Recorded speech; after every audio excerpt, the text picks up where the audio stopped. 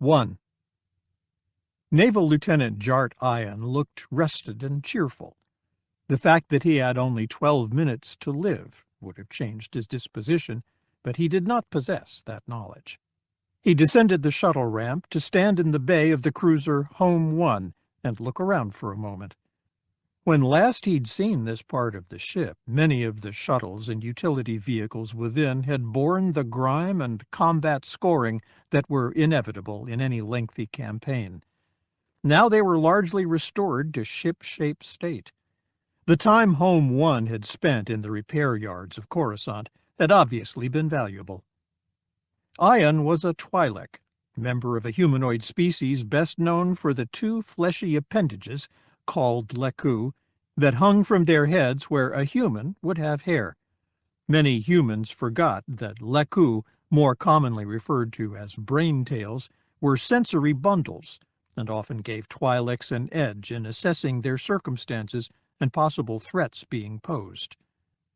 Ion shivered. Ryloth, the Twi'lek home, was a hot world. On Home 1, a ship engineered for a bridge crew of Mon calamari, an aquatic species, the ambient temperature tended to be low enough to inconvenience him. The New Republic officer's uniform he wore was never quite sufficient to overcome this discomfort. Still, he smiled, revealing a broad stretch of carnivore's teeth. It was good to be back. An aide, the human female, approached him and saluted. "Welcome back, sir. I hope you enjoyed your leave."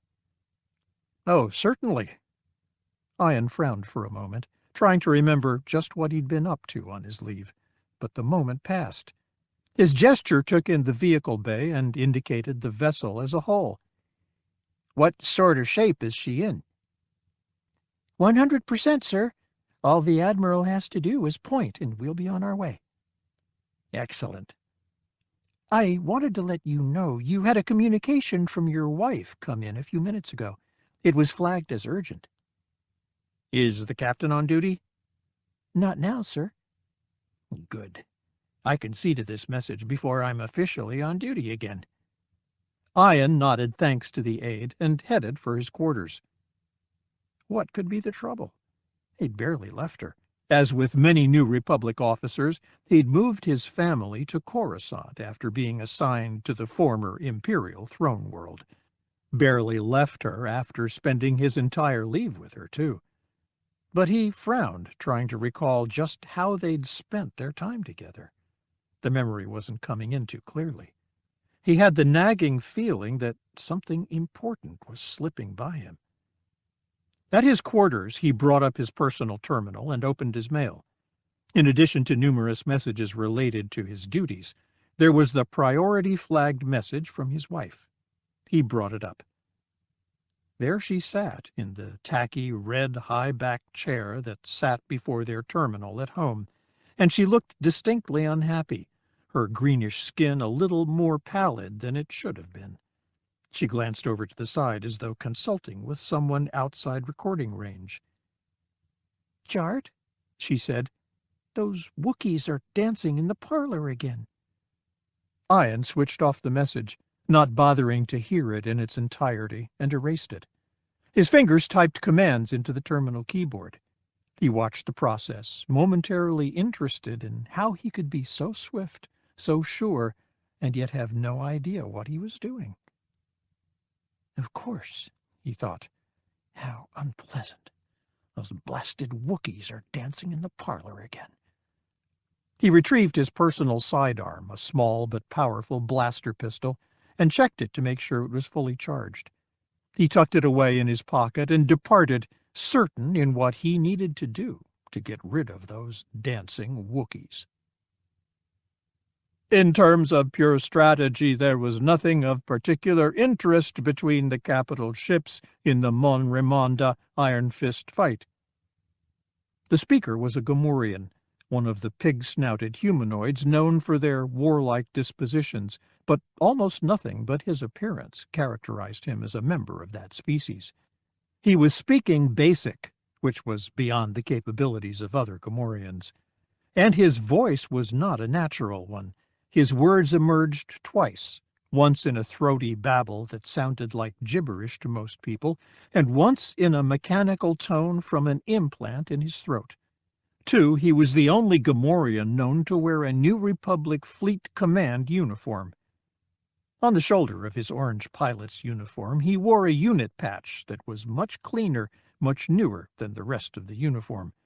The main element of the design was a white circle, over which, in light gray, appeared the central symbol of the New Republic, a design like a stylized bird with upswept wings. Over that were 12 X-wing silhouettes, as if viewed from above, in black. One in the lower left portion of the circle was large, and the 11 arrayed around it were a third its size. All were oriented the same direction, from lower left to upper right, as though flying in tight, precise formation. Around the white circle was a broad blue ring bordered by 2 narrow gold rings. It was a brand-new unit patch for a nearly brand-new force, Wraith Squadron.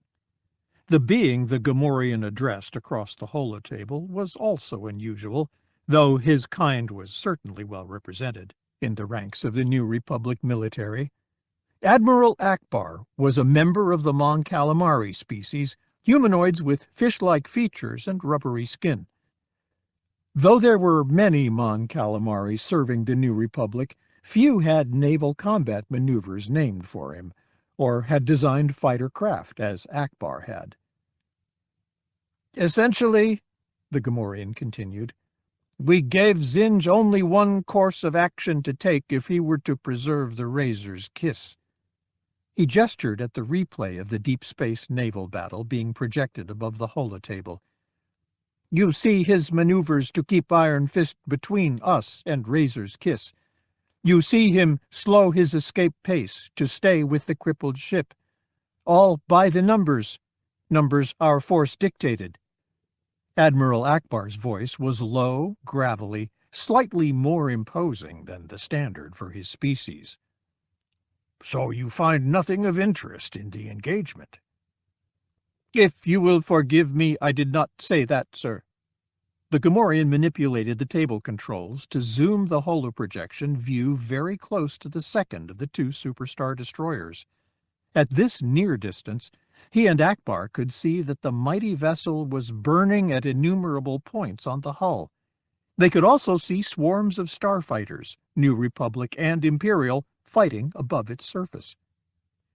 "Mathematically speaking," the Gamorrean continued, "there is much of interest in the behavior of the 181st, in addition to the fact that a demonstrably loyal Imperial elite squadron should not be working hand-in-hand with a rogue warlord like Zinj. There is something odd in the way they fight." Ackbar's face suggested curiosity. "We detected no oddity in our analysis of the recordings, but of course you were there." "If I may correct you, I actually was not. I was trapped on the hull of the Iron Fist for most of that fight, trying to persuade my starfighter to start up. No, it was after you showed me these recordings that I noticed it. Individual fighter pairs tend to respond with an interesting sameness to specific attack patterns. See here." The Gamorrean pointed to a pair of TIE interceptors, characterized by horizontal red stripes on their solar wing arrays. As a pair of X-wings approached from their rear, the TIEs broke off in a tight sweep to port and relative down, moving at an angle the X-wings couldn't match. The Gamorrean stopped the holoprojection, scrolled the viewpoint over to the Iron Fist, and settled it on another pair of 181st interceptors. He advanced the recording as the interceptors cruised toward a pocket of combat, then set it to play at a normal rate. "Here 2 A-wings from Polearm Squadron approach from the rear on the same vector.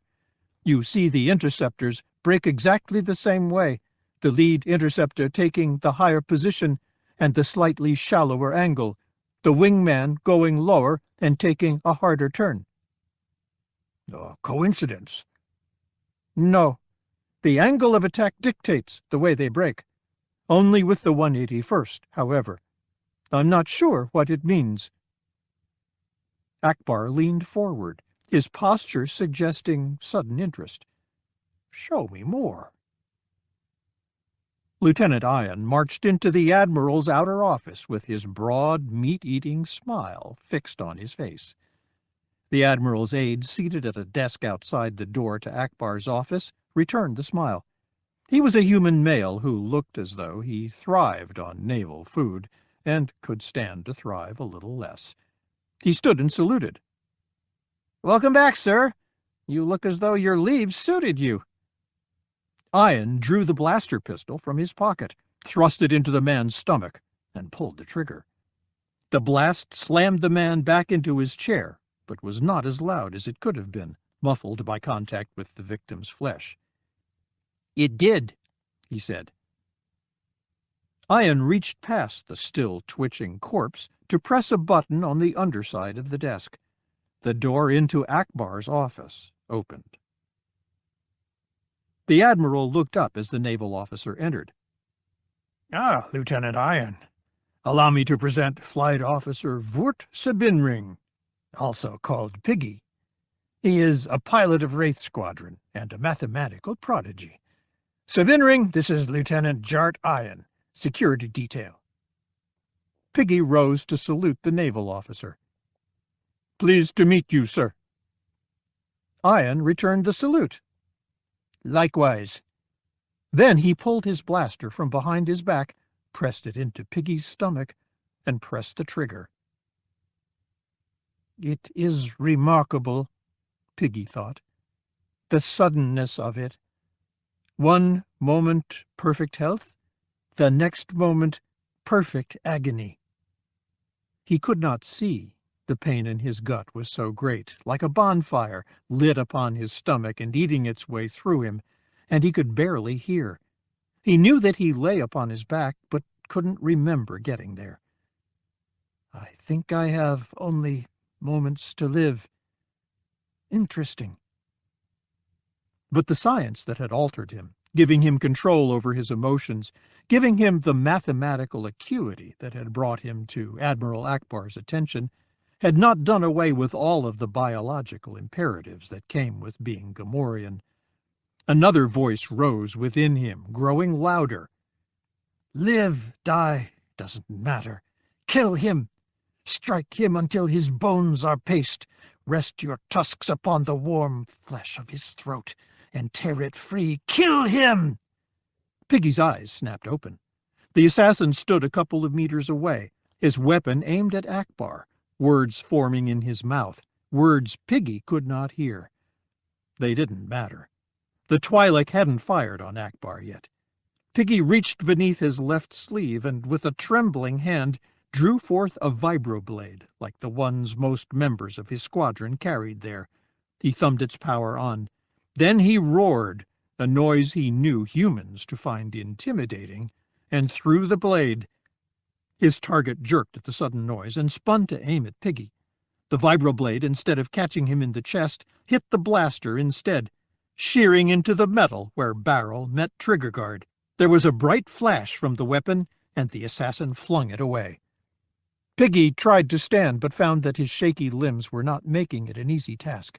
He saw Akbar slam into the assassin from the side, the webbed hands of the Mon Calamari closing around the Twi'lek's throat.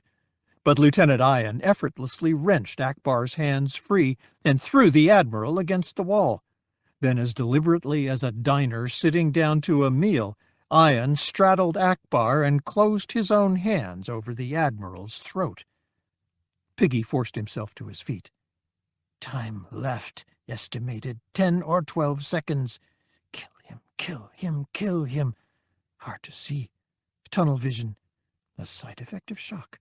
Tear one arm free and beat him until he shrieks for death. He's strong, unnaturally strong. He walked, his feet unsteady, to Akbar's desk and got his shoulder under the center portion. He heaved, and it came up off the floor, though it nearly unbalanced him. "Good. I still have my strength. Hit him so hard members of his family light years away cry out in pain and dread." He lurched into motion toward the assassin, lowering the edge of the desk as he built up speed, and was rewarded with his victim's sudden perception of him, a look of surprise on the Twi'lek's face. Then he hit. On the other side of the joining wall, the ensign, leaning against the wall of the lounge, a human female, was suddenly flung forward. She slammed onto the floor, her cup of calf splashing as far as the boots of the ensign halfway across the lounge, and she lay there unmoving. The others in the lounge looked at the bowed-in portion of metal plate that had once been smooth wall. One knelt beside the injured woman. The rest scrambled for the door. Piggy dropped the desk so that it would not fall upon Admiral Akbar. The motion was more languid than he liked. He didn't seem to have any energy left. He regarded his handiwork. The Twi'lek's head was a quarter the width it should have been, a smashed mess that pleased one of the voices in Piggy's head even as it appalled the other. Admiral Akbar was struggling to rise. He was speaking, but suddenly Piggy couldn't understand the words. The Gamorrean fell over backwards as the heat and pain in his gut spread out to overwhelm him. The two TIE interceptors banked, maneuvering in a wide circle as they scanned for enemies, and the lunar surface sped by beneath them. To someone seeing them for the first time, these starfighters might have seemed comical. Their cockpits were unaerodynamic-looking spheres taller than a human. Projecting from either side of the cockpits were thick posts, the wing pylons, each about the length of the cockpit's circumference. At the end of either pylon was a solar wing array, a curved, roughly oval wing with a deep notch cut out at the leading edge. Where normal TIE fighters were nicknamed eyeballs for their spherical cockpits, in New Republic fighter slang, interceptors, with their narrower sight profiles, were called squints. But no one seeing them maneuver or fight would continue to think them amusing. Agile and fast, armed with 4 lasers each capable of punching through starfighter armor, they were among the deadliest tools in the arsenal of the Empire. Not that Imperial pilots flew these two. Rogue 2, this is Leader. Comm check. I read you. 2 unknowns now showing on my sensor screen at 285. Follow me in. I'm your wing. The lead interceptor veered toward the distant blip, the second following hard, their maneuvers tight and sure. Within moments, the enemy, 2 tiny bright spots near the horizon, came into view. 2, the computer gives tentative ID as 1 interceptor, 1 X-wing. I read it that way. The X-wing is leading. Shall we get some separation, make them split up to cover us both? Not yet. Stay with standard Imperial protocols at first to make this a proper test. Right. As the range meter numbers scrolled down to firing range, the oncoming starfighters opened fire. Curiously, the enemy TIE interceptor held in close behind the X-wing, dropping just beneath to fire, rising above to fire again. The 2 interceptors bobbed and juked, ducking fire as they returned laser blasts. Their return shots slammed into the X-wing's forward shields, dissipating meters short of the X-wing fuselage. Hey, I get it, 2 said. You use the... Red laser fire from the X-wing hit him low on the circular transparasteel viewport. 2 exploded in a bright flash, and Leader's interceptor rocked, hit by gases swelling from the detonation. The enemy interceptor and X-wing sped by. Despite his demise, 2 kept talking, his voice floating into his leader's comm unit like transmissions from a land of the dead. Whoops, sorry, Wedge. No problem, Tycho. Wedge Antilles heeled hard to port, coming up behind the 2 attackers. Instead of splitting up, with the faster interceptor trying to come up behind Wedge, the attackers had remained together, though they'd changed their formation. The X-wing was now in the rear, with the interceptor bobbing around just in front of it. It was tight, economical flying, and Wedge nodded. On their approach, the enemy interceptor had used the X-wing as a barricade, staying behind its shields, except for the bare seconds necessary to line up a shot. The X-Wing must have had most or all of its shield energy forward on the approach. Now, as they retreated, the interceptor was still enjoying the X-Wing's protection, and that starfighter's shield energy would be all concentrated to the rear. Wedge accelerated toward the pair, rising until he was slightly above their plane of flight. They knew he wouldn't overfly them. He'd tuck in behind and fire at their comparatively unprotected rears until they were destroyed. So their tactic had to be to break at some point. The X-Wing wouldn't be able to outmaneuver him, so it would be the interceptor trying to get in behind him. That meant they'd wait until he was engaged with the X-Wing before breaking. The computer graphic representing the X-Wing jittered within his sensor screen, announcing a laser lock. He ignored it and began a shallow dive, dipping down beneath the X-Wing's flight plane as if to try a snapshot at the interceptor. But halfway into the maneuver, he drew back on the yoke, sending him into a sudden climb. And the enemy interceptor, rising past the X-Wing's nose in an effort to keep the X-Wing between itself and Wedge, suddenly jittered in the same sensor screen. Wedge fired and saw the green flashes of 3 of his lasers connect with the interceptor's engines. The squint blew out of the sky, and Wedge jerked hard to port to avoid flying through the thickest part of the debris cloud. The X-Wing took advantage of his sudden dodge by peeling off to starboard, a hard turn, an obvious attempt to set up for another head-to-head pass. But Wedge switched his comm unit over to a general broadcast frequency and said, "Exercise terminated." The voice of Garrick Face Lauren, one-time boy actor for the Empire and now New Republic flyer, came back. "But I'm not dead yet." "You're protesting?"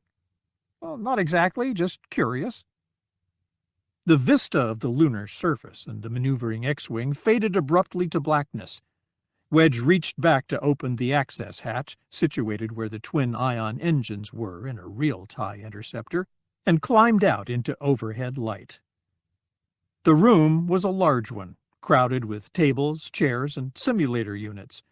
Most were narrower units, the better to conform to the cockpit interiors of the X-Wing, Y-Wing, and A-Wing starfighters used by the New Republic, but a few were spherical, such as the one Wedge had just vacated. The room was heavily trafficked by pilots, many of them in the New Republic's orange pilots' jumpsuits, and technicians in more somber colors. Most of the pilots were clustered around the various simulator units, monitoring the practicing pilots' efforts on overhead holodisplays. Across an aisle busy with human traffic, Face Lauren dropped nimbly to the floor and looked curiously toward Wedge. Wedge saw a female pilot trainee glance at him, do a double take, then flutter her hand over her heart as she whispered into the ear of a confidant.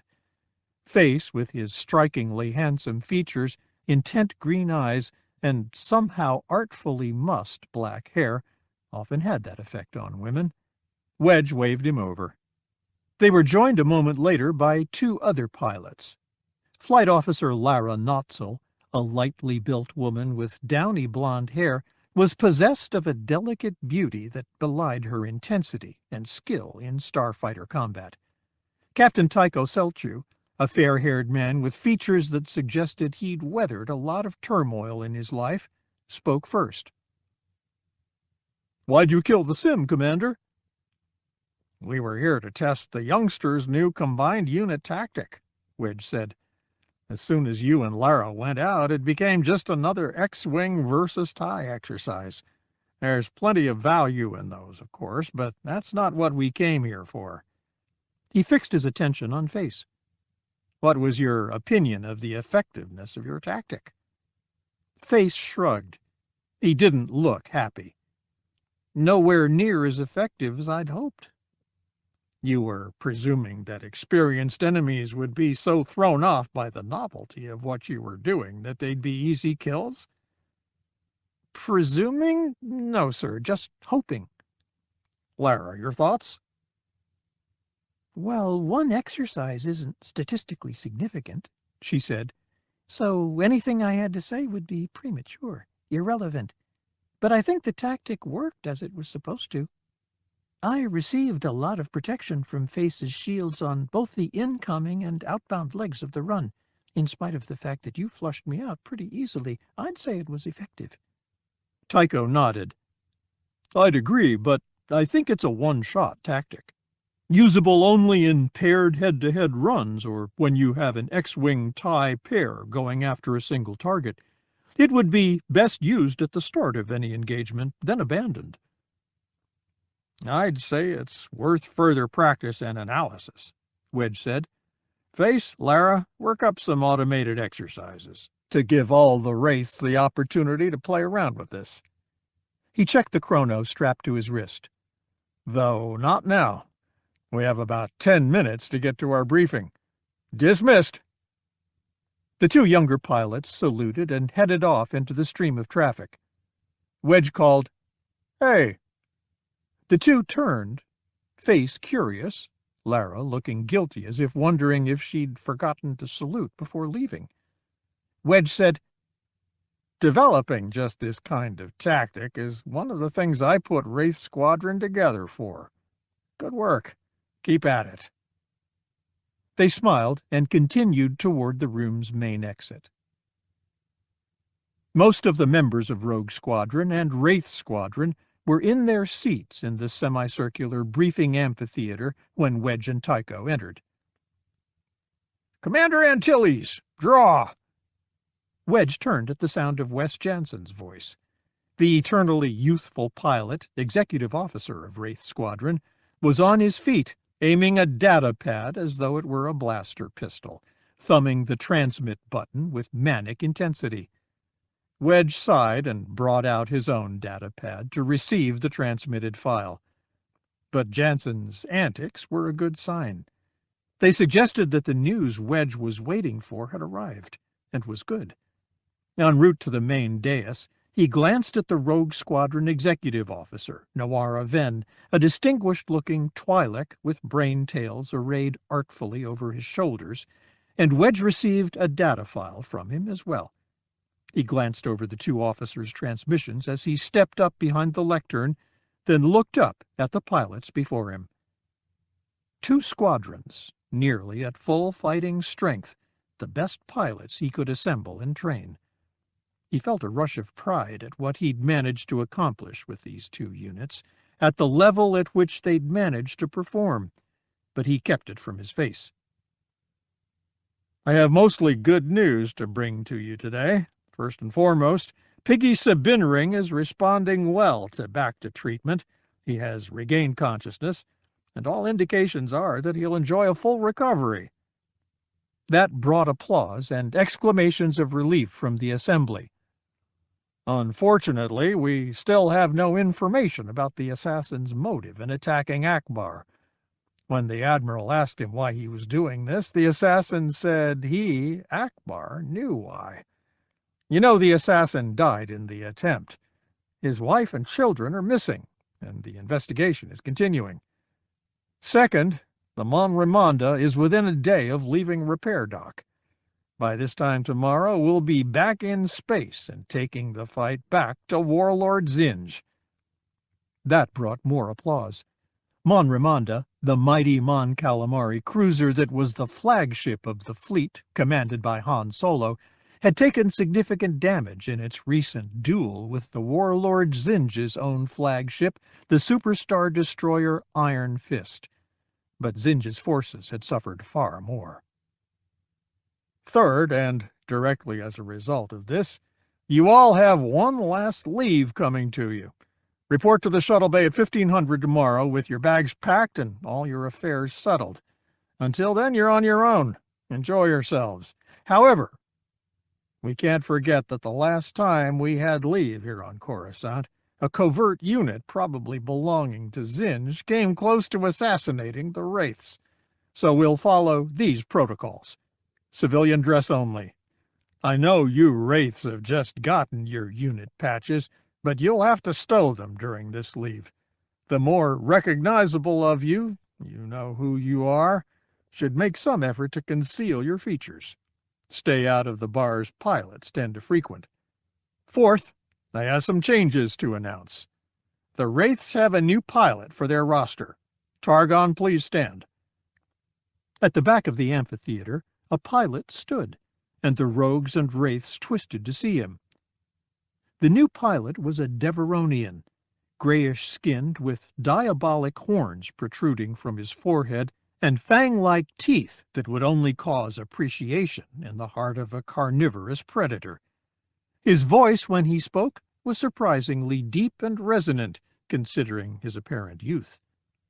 "Flight Officer Elisar Targon reporting for duty, sir." Targon comes to us fresh from Fleet Command Academy. In addition to being a competent pilot, he's a medical corpsman. Once again, we'll have a unit medic who can do more than put on pressure patches and make squealy noises. And unlike the rest of you, he hasn't yet had time to ruin his career or his mind. "Then he won't do." That was Jansen. "Send him home. Get us another lunatic." "Excuse me." The Deveronian pilot hopped up to stand in his seat, took a wide stance with one foot in the adjacent chair. He threw his arms back and chest out, posing like some superhuman hero from the most ridiculous of Face Lauren's holodramas. "Elisar Targon, Master of the Universe, reporting for duty." Wedge cocked an eyebrow at him. Interesting that a very junior officer would be willing to perform that sort of display in his first few moments with his new unit. Either the reputation of Wraith Squadron had convinced him that it was appropriate, or he was another complete maniac, and Fleet Command had found another mental case for his command. Despite the laughter erupting from the assembled pilots, Wedge clearly heard Jansen speak again. "I withdraw my objection." Wedge returned his attention to the pilots. "Targon, sit. Pipe down, everyone. Fifth and last, there's going to be a little reorganizing to do within my squadrons. Until and unless we persuade Starfighter Command that we need to participate in another prolonged field mission, we'll be with Mon Ramonda on active duty. I've been put in command of the ship's 4 fighter squadrons. I'm also transferring back to and assuming direct command of Rogue Squadron, effective immediately. I'll still fly with the Wraiths, as well as Nova and Polearm, when circumstances and opportunities warrant, but I'm relinquishing day-to-day command." He saw the rogues' good cheer continue, but the Wraiths sobered with the realization that their very best pilot was leaving them. Wedge continued. "Lieutenant Lauren, attention!" Face stood. Wedge saw a flicker of suspicion cross his face, but it disappeared quickly as the actor regained control of himself. Wedge said, "This isn't a permanent promotion yet, so we're not going to do anything to you that will leave permanent marks. However, it is my pleasure to confer upon you the rank of Brevet Captain, which entitles you to command a unit such as Wraith Squadron. Congratulations, Face." From a pocket he dug a semi-transparent envelope, and this he tossed to the pilot. "Your new rank insignia." As the other pilots applauded, Wedge glanced among the other ranking pilots of Wraith Squadron, gauging reactions. Wes Jansen, who was the senior lieutenant in the squadron, was applauding and smiling easily. No surprise, as he had no real interest in command, or ultimately in remaining with the Wraiths.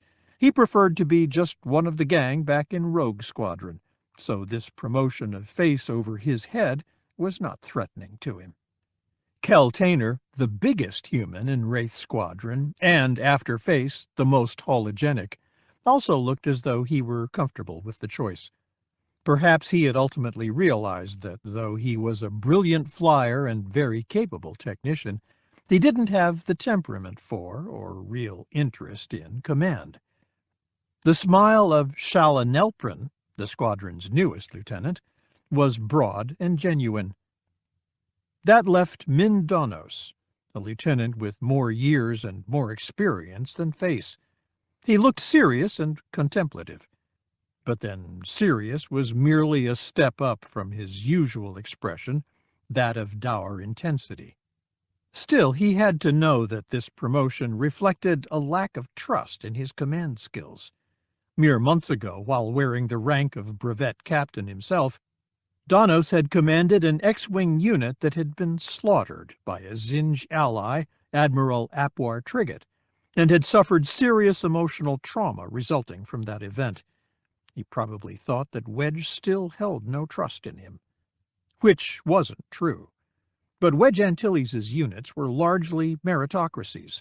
The most meritorious pilots were promoted fastest, and Face had demonstrated more tactical savvy and more command skills than Danos, even though Wedge felt Danos was probably reliable. As the applause died, Wedge said, "That's it for now. Any questions?" Face was first with a hand up. "If we're launching tomorrow, sir, when do we get Piggy back?" "We never lose him. He has requested that he be transferred to the back-to-treatment facility aboard Mon Ramonda. General Solo has approved the request. We'll haul him around until he's ready to emerge, then put him back to work. Wes." The Wraith's executive officer lowered his hand. "The usual." "The usual answer, too. We were lucky to get Face's X-Wing fully repaired. Wraith Squadron isn't getting any replacement X-Wings anytime soon. The Wraiths will continue flying mixed X-Wings and TIE interceptors. Anything else? No? Dismissed." 30 minutes later, Wedge opened the door to leave his quarters. He took an involuntary step back. There, shoulder to shoulder, blocking the door, were Wes Jansen and Rogue Squadron pilot Derek Hobby Clivian. Hobby was struggling to keep his face straight. Jansen's expression was merry. Jansen asked, "Going somewhere, Commander?" Wedge shouldered his way between them. "We have leave, remember? That's what you two should do. Leave." They fell in beside him, one on either side. This corridor, deep in the residential decks of Coruscant's Savantly base, led toward the turbolifts. "Would you look at him?" Jansen said. "Hair combed, evening clothes immaculate." Hobby, his face as long and mournful as ever, said, "And he smells like a fresh spring morning." "I think our commander's going on a date." "I think you're right." "Meaning he really needs our help. How long has it been since you've been on a date, Wedge? I don't think some of the Wraiths were born then." "We're your escort," Hobby said. "We'll protect you from yourself." "So, who are you seeing?" Jansen asked. "What I'm seeing is kitchen duty in your immediate future," Wedge said. They reached the bank of turbo lifts and waited for the lift to reach them. Jansen continued, "It's Ayala, isn't it?" Wedge scowled. "What makes you think that?" "Oh, nothing. Just the way you look whenever her name is mentioned. Have you noticed that, Hobby?" "Oh, I've noticed. What do you think?" "I haven't decided yet if she's right for our commander. And the rest of the squad hasn't voted yet." The turbolift doors opened, and they entered the shallow car, turning to face the hall. Wedge held his hand against the side of the entryway, preventing the doors from closing. "Roof," Wedge said. Jansen looked confused. "Roof? Not the personal vehicles hangar?" "Roof." Then Wedge took a deep breath and bellowed, "About face! Forward march!" By reflex, the two pilots spun. Wedge stepped back out into the hall and heard Jansen and Hobby thud into the wall at the rear of the turbolift. Then the turbolift doors closed and the car carried his pilots up and far away. He smiled and summoned another turbolift. 2 floors down, a quartet of wraiths approached a door as anonymous as Wedge's. Danos said, "He just received a promotion of sorts. We shouldn't present him with a mutiny first thing." He kept from his face the discomfort he was feeling. Dia Pasic, the female Twi'lek, said, "He insisted that he wasn't feeling well." Lara Notzel smiled over her shoulder at them. He lied. He lies all the time, you know. I know, but he seemed so genuine. He does that all the time, too. This is the right thing to do. Min, Elisar, back me up. The two men exchanged glances. Absolutely, Donos said. The Deveronian looked confused. You change sides pretty fast, don't you, Lieutenant? I've barely met Captain Lauren. I shouldn't have an opinion. Lara scowled at him. Wait a moment. A fellow Wraith says back me up, and you say I don't know? The Deveronian straightened. His voice deepened. My apologies. Absolutely. You're right. In fact, we shouldn't knock. We should just blast the door lock and kick the door in. We'll knock, Lara said. She rapped on the door. There was no answer. She knocked again more insistently. From within came Face's voice. Yes? May we come in? I'm not decent. When are you ever? Lara opened the door and looked in. Donos could see over her shoulder. Face was lying on his bed, still in uniform, staring at the ceiling. Lara pushed her way in and heard the others crowd in behind her. What are you doing? I'm learning to play a variety of musical instruments using only the power of my mind. That's what I thought. Now it's time to go out and enjoy yourself. Maybe you didn't hear the commander's orders about the more recognizable members of the squads. She snorted. That was for Runt's sake most of all. When you're 2 meters tall, covered in fur, and the only member of your species in Starfighter Command, you have to lie low sometimes. But you can put on a disguise. I've often suspected that you sometimes put on disguises just to go to the refresher. Now that's an idea. Face looked at her for the first time, gave her a smile that was meant to communicate cheer. You go ahead. I'll be fine. Hey, I'm your wingman now. It's my job to keep you from making big mistakes. And it would be a big mistake not to enjoy the last leave you're likely to have for a while. Do I have to pull rank on you? You only get to do that when it's appropriate. That's the unwritten law. Where'd you hear that? I read it somewhere. Face snorted. All right, give me 5 minutes to transform myself into something inconspicuous. Where are we going? Lara jerked a thumb back at her companions. Since Elisar hasn't run up against Zinj, or anyone but his instructors, before now, we're going to take him to the Galactic Museum's new display on Imperial intelligence, give him an idea of what he's up against. Then we get a drink. Then you and Min and Elisar give in to male biology and insult a bar full of soldiers, and Dia and I haul your battered bodies back to base. Face looked helplessly at Donos and Elisar. You see what happens when we don't get involved in the mission's planning stage.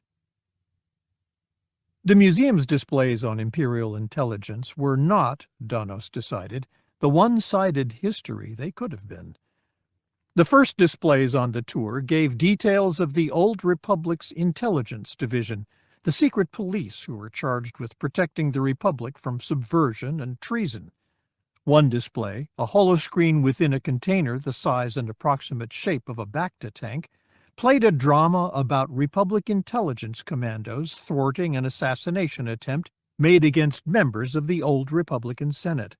Another display was a transparasteel case holding a score of weapons and gadgets used by field agents. Donos recognized the technological ancestors of gear the Wraiths had carried in the field. Another holoprojection showed a man in dark commando garments. He was dark-skinned, graying at the temples, intense interest in his eyes, his features just a little too diabolical to be beautiful. I was Vin Narcassin, he said. In my 20-year career with Republic intelligence, I successfully completed over 100 covert missions. I couldn't prevent Senator Palpatine's rise to power or his subsequent reign as Emperor, but I could and did engineer my disappearance. And despite Imperial Intelligence's burning need to silence me and extinguish all the secrets I learned, the projection leaned forward as if to impart a confidence. They never found me. He drew back, his smile creating deep dimples beside his mouth, his expression one of a satisfaction so immense that it bordered on arrogance. Something about the projection jogged Donos's memory, but he couldn't figure out what it was. He filed it away for future reference. Someday, when he was trying to remember something else entirely, the answer would bubble up to the surface of his mind and annoy him intensely. Farther along the series of black, ill-lit museum display halls, the decor an attempt, Donos thought, to edge visitors into the sort of paranoid mindset appropriate to subjects such as Imperial Intelligence, the displays became more unsettling. As Palpatine took power, the Intelligence Division became a tool of terror and retaliation. Displays chronicled assassinations, kidnappings of old Republic loyalists, tortures, subversions. An interrogation chamber was shown in great detail, actual holographic footage of a subject being questioned about a rumored insurrection. The replay showed the subject, a man of Chandrila, dying during questioning. The narrator, finishing up commentary on the event, pointed out that the insurrection was entirely imaginary. One display showed the longtime intelligence head, Armand Isard, an aging man with an inhumanity to his eyes and features that were unsettlingly real even in holographic replay. Farther down the exhibition, another showed his daughter, Isan Isard, nicknamed Iceheart, a tall and elegant woman of formidable bearing, and told of her swift rise to power through two simple tactics: turning in her own father for treasonous thoughts and attracting the eye of the Emperor. After Palpatine's death, she had even managed secretly to gain control of the Empire itself for a time. Face, his features buried under a woolly brown beard, lingered before the projection of Isan Isard for a long time, and Donos saw him shudder, a motion too slight for any but those who knew him best to notice. The Wraiths were aware that when Face was a boy star in holodramas, he'd actually met Iceheart, had even been invited to sit in her lap. Now Iceheart was dead, killed by Rogue Squadron's own Tycho Selchu, and Donos knew the universe was better off without her. To some extent, Imperial Intelligence had died with her. To be sure, an organization with that name survived under the coalition that had replaced Iceheart, but it was not managed with the same inventive ruthlessness that had characterized Isard and her father. The organization was still a danger, but to fewer and fewer people as the years went by. Instead of going out the exit at the end of the exhibition, the Wraiths turned about and went back the way they came, the better to give Targon a chance to view the displays again. As they passed the holo of Iceheart, Donos saw the Deveronian pilot pull up something held by a chain around his neck and press it to his forehead. Lucky charm?" Donos asked. Targon nodded. "A coin of the old Republic that holds a lot of luck." "How do you know?" "My brother was never shot down while wearing it. It's better than anything else I have. He sent it to me when I joined the Academy. Better than my lucky carved bantha bone, better than my lucky belt buckle, or my lucky gilding set, or my—" Face interrupted. "What's a gilding set?" "Well, you know, for my horns." "I don't know. What about your horns?" Targon shrugged. "For special occasions, important festivals, we sometimes, Deveronians I mean, put gold leaf on our horns, for decoration." "And this is just a device to help you do that?" "That's right." "What makes it lucky?" Well, the first time I used it, shortly before I entered the academy, I attracted the eye of a certain young lady. Never mind. Danos and Face exchanged glances. The wraiths and rogues were light on pilots who put much stock in good luck charms, but such pilots were common throughout the New Republic and the Empire. Danos saw Face's eyes light up, probably because of an idea for a prank. I was Vin Narcassin.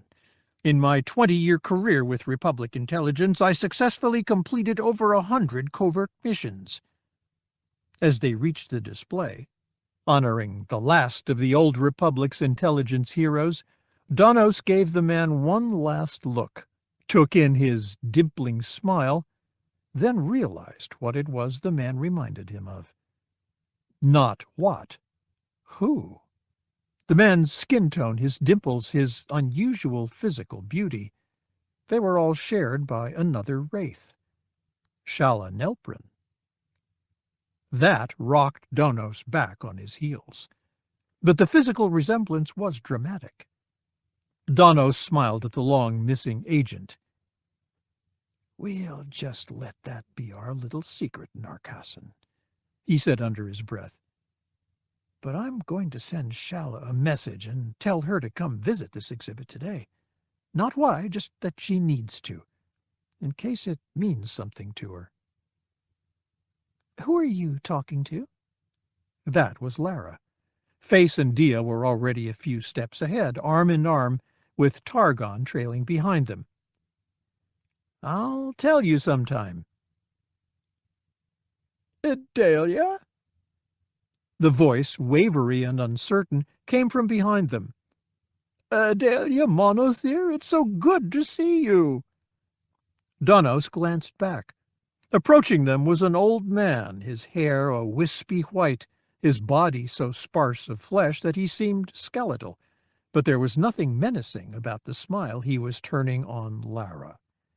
Behind him a dozen meters, but coming at a trot, was a middle-aged woman, overweight and matronly, her expression anxious. "Father!" she called, and she sounded out of breath. "Not again!" The old man reached Lara, seized her hand, pumped it vigorously. "Dahlia, it's been so long. Did you ever marry that boy? Did you graduate? What have you been doing?" Lara tried unsuccessfully to extricate her thoroughly shaken hand. "Sir, I'm not... I'm so sorry." That was the daughter. Reaching her father, she took his hand, forcing him to give up his grip on Lara's. "He's confused. He doesn't always remember where he is or when." "It's all right," Lara said, but she looked a little shaken. The old man said, "Child, I must introduce Dahlia Monothere, one of my best pupils." His daughter asked, "When?" He looked confused. "What?" "When was she one of your best pupils?" The old man looked back at Lara, his eyes wavery, uncertain. "Why, it's been 35 years." "Look at her, father. She's not 30 years old." The old man leaned in close to Lara's face and peered. "Dahlia?" Lara shook her head, and though she maintained a cheerful smile, Danos decided that it was forced. "I'm sorry," she said. "I'm Lara." "Oh." The old man drew back and looked around. "Where is she, then?" "Maybe farther up the exhibition, father. You go look. I'll be along." With a courteous, if distracted, nod to the wraiths, the old man began to walk back the way he'd come. "I'm so sorry," the woman said. "He was once with old Republic intelligence, so he likes to come here day after day. He was shot on a mission shortly after the Emperor came to power." She indicated a place just in front of her temple. "He hasn't been the same since." "It's not a problem," Lara said. "He was very nice. Thank you for understanding." The woman turned and trotted along in her father's wake. Lara turned and bumped into Face and Dia, who had returned during the conversation. "Oops." Face looked at her intently. "Gurwa Patunkan?" "No." "Tatovia Lamprey?" "No." She smiled. "Stop it." "Dipligonai Freet?" "Shut up." She pushed past him, laughing, and headed for the exit.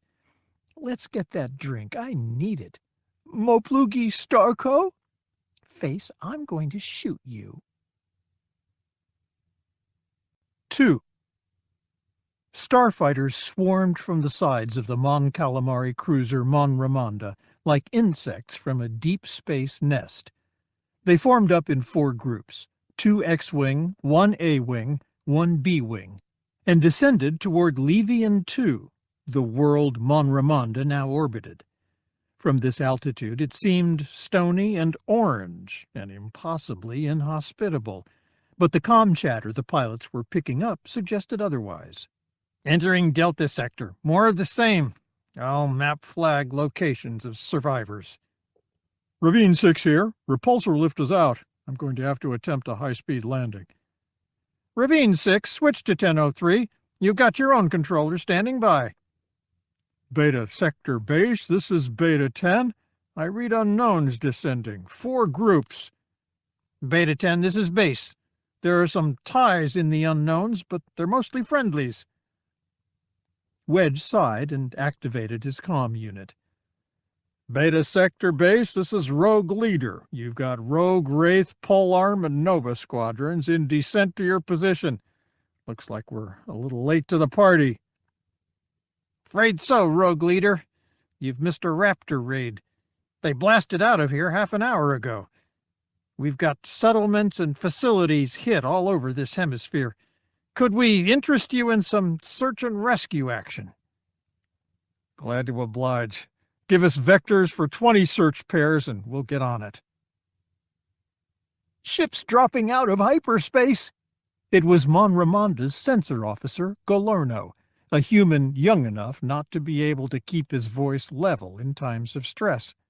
"I count 4, 5, 6 capital ships." Han Solo abandoned his armature-mounted chair and moved to stand behind Golorno. He turned to his communications officer. "Recall the starfighters now." Then he leaned over Golorno's shoulder. "Details. I need details," he said. 2 Star Destroyers, 1 Imperial class, 1 Victory class, 1 heavy cruiser, a dreadnought, I think, 2 light cruisers, telemetry says probably Carrack class. At the back of the formation," the young officer's voice dropped, "1 super-class Star Destroyer." Iron Fist. Solo straightened and slapped his hands together. He finally decided to come in for a scrap. He calculated unit strengths. His flagship was Mon Ramonda, one of the most powerful of the Mon Calamari cruisers, and its pilot complement, led by Wedge Antilles, couldn't be better. Also in this portion of his fleet were Mon Caran, a Mon Cal cruiser of more normal strength, Tedivium, a frigate recently converted from a training ship back to a combat vessel, and Etherhawk, a Marauder-class corvette that was just 1 restoration job ahead of being dilapidated. Not nearly enough strength to handle the fleet Zinj had assembled against him. But Zinj didn't know that Solo's Group 2 was standing by outside the Levian system. 1 holocom call and Solo's strength would be doubled, making this more of a fair slugging match. "Call in Group 2, he ordered. "How long before Zinj's force reaches us?" 3 minutes, sir." "How long before the starfighters return?" "They're grouping 4 or 5 minutes, sir." Solo sighed. Slugging match was to be the correct phrase for it. An impulse caused him to turn back to the door out of the bridge. As he'd suspected, Chewbacca was there, just outside, standing by. The Wookiee, who chose to have no official role in the anti-Zinj group, but preferred to stay near the bridge and Solo, had come up as soon as the tenor of voices from the bridge sounded different. Solo gave him a confident grin. "A second group is dropping out of hyperspace, sir." Solo whipped around to stare at the sensor screen again. It was broadening, updating. The data stream at the bottom indicated that the sensor screen was being supplemented by information from Tedivium. It showed another force of capital ships appearing on the far side of Levian 2. Telemetry indicated that the new force included 2 Star Destroyers, 2 Dreadnoughts, a light cruiser, and a Lancer-class frigate, a vessel designed especially to assault swarms of starfighters. "We're in trouble," Solo said. Galorno turned to look up at Solo. He wasn't able to mask his fear. Solo gave him a reassuring half-grin. "Don't worry. I know when to dump my cargo and run." He turned to the navigator. "Set us a course out of here. What's the closest path to get us out of Levian 2's gravity well?" The Mon Calamari navigator consulted his board. "Directly through the Superstar Destroyer's force, sir." "Figures. Make that our primary course. Pass it on to our group." "Done, sir." "Communications, revise my order to Group 2. Tell them to be on course and ready for a jump at any second, but to stand by." "Yes, sir." He turned to Captain Onoma, a Mon Calamari male with salmon-colored skin. "Captain, take us out." "Yes, sir." "Third hostile group dropping out of hyperspace." Solo turned to look, disbelieving at Galorno. "You have got to be kidding." Wedge Antilles stood his X-Wing on its tail and blasted toward the sky. He'd sent Polearm Squadron, the A-Wing unit commanded by Captain Todra Main, on ahead. There was little tactical sense in keeping the faster craft back with the X-Wings and B-Wings. Now Wedge led Rogue Squadron and Wraith Squadron in escorting Nova Squadron, the B-Wing unit. Sensor data arriving from Mon Ramonda showed Solo's group closing slowly on a unit of 6 capital ships. The Mon Cal cruiser was already swarming with enemy starfighters and defenders from Mon Caran and Tedivium. Wedge added up the numbers on that. Those 2 ships could field 5 squadrons of starfighters between them. The enemy force ahead could field nearly 22 squadrons. And then there were enemies coming up from behind. As Wedge's squadrons cleared the atmosphere, his sensors picked up 2 additional groups of capital ships chasing Solo's force. This was not going to be good. Wedge wondered if Baron Fell was among the starfighter pilots assaulting Mon Ramonda. Sunter Fell was one of the greatest pilots ever to emerge from the Imperial Academy, one of the greatest to have flown with Rogue Squadron, and a man who shared a secret with Wedge Antilles. They were brothers-in-law. Only they and a very few others knew that famous Imperial actress Winsa Starflare was also Wedge's sister, Sial Antilles. Since the disappearance of Fell and Sial several years ago, Wedge had had no news whatsoever of his sister. Now Fell was back, but flying for the wrong side, and there was still no word of Sial. It was a secret Wedge kept very close. One of his own pilots, Face Lauren, had even starred in a holodrama with Winsa Starflare, but Wedge had never confided the secret to him, even to obtain Face's reminiscences about his sister. And now, once again, Wedge was rushing into battle with a force that might include Fell, leading to the grim possibility that he might have to shoot down his own brother-in-law, and perhaps lose any clue Fell might offer to Sial's fate. Sensors showed that the Iron Fist force had, since the last communication from Mon Ramonda, turned about and was now retreating before Han Solo's force. Wedge nodded. If Zinj maintained a course toward the planet, His force and Solo's would blast past one another in a matter of split seconds, engaging one low-accuracy barrage, and then Zinj would have to turn his force around to pursue. By retreating before Solo on the shortest course to an area of space where the New Republic fleet could engage their hyperdrives, he prolonged the engagement. Wedge's squadrons caught up to Mon Ramonda, but circled around several kilometers from the Mon Cal cruiser. At this distance, the swarming dogfight between starfighters near the cruiser looked like twinkling stars. A grim simile. Wedge reminded himself that some of those twinkles were explosions that had once been friends and allies. S-foils to attack position, he ordered, and suited action to words by toggling the appropriate switch above his line of sight. His S-foils split and locked into the familiar profile that gave the X-wing its name. B-wings, you may arm your weapons. His sensors showed Zinj's force spread out before the approaching Mon Ramonda. Straightforward tactics. It meant Mon Ramonda couldn't expect to make a minor course change to elude a tight group of ships, even temporarily. Any minor course change would still send Mon Ramonda into the umbrella of enemy ships. Any major course change would allow the pursuit ships to catch up.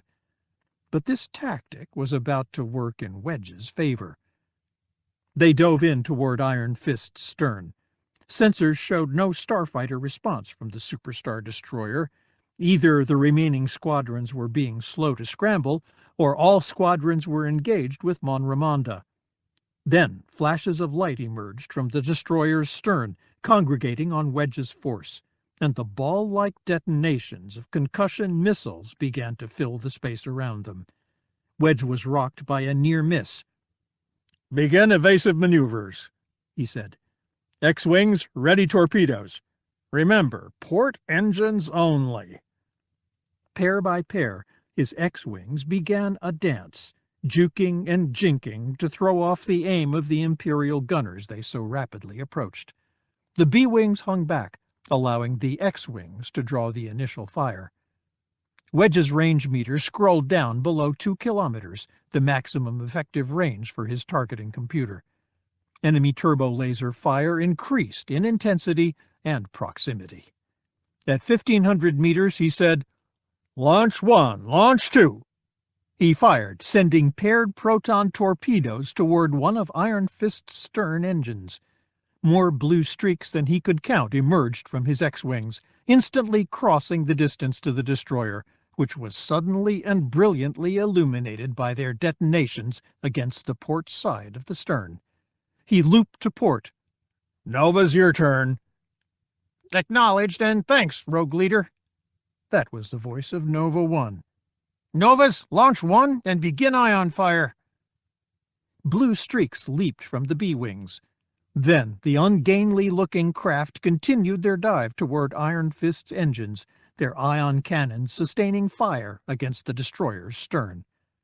Wedge wished them success. They were designed to hurt capital ships. Their pilots knew what they were doing.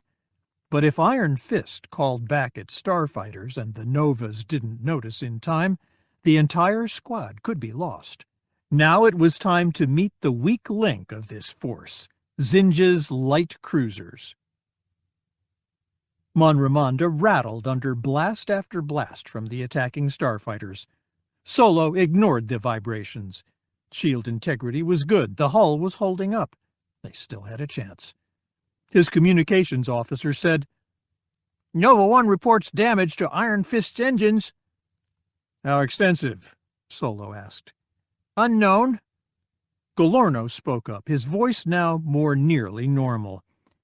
"A lot of the starfighters on us are in retreat. They just broke off to head for Iron Fist." "How many?" "About half." "Ah, good. Now they outnumber ours only 2 to 1. Solo absently hammered the arm of his captain's chair. If only he were out there, in the Millennium Falcon, making a direct assault on the enemy. Here, all he could do was issue orders and hope they were so good that not many of his people died. They were never so good that none of his people died. Never. Message for General Solo, the comm officer announced. From Warlord Zinj. Ignore it, Solo said. I'll bet you 100 Corellian credits he hates that. No, wait. He stood. Chewie, get in here. The Wookiee squeezed in through the bridge door, looking quizzical. Here, take my chair. Han helped his friend into the seat, which was far too small for him. All right, put that message through. The comm unit on the command chair lit up. Even from his angle off to the side, Solo could make out Zinj's florid features, bald head, and exaggerated handlebar mustache. General Solo, Zinj said, I'm calling to offer you an honorable... What is this?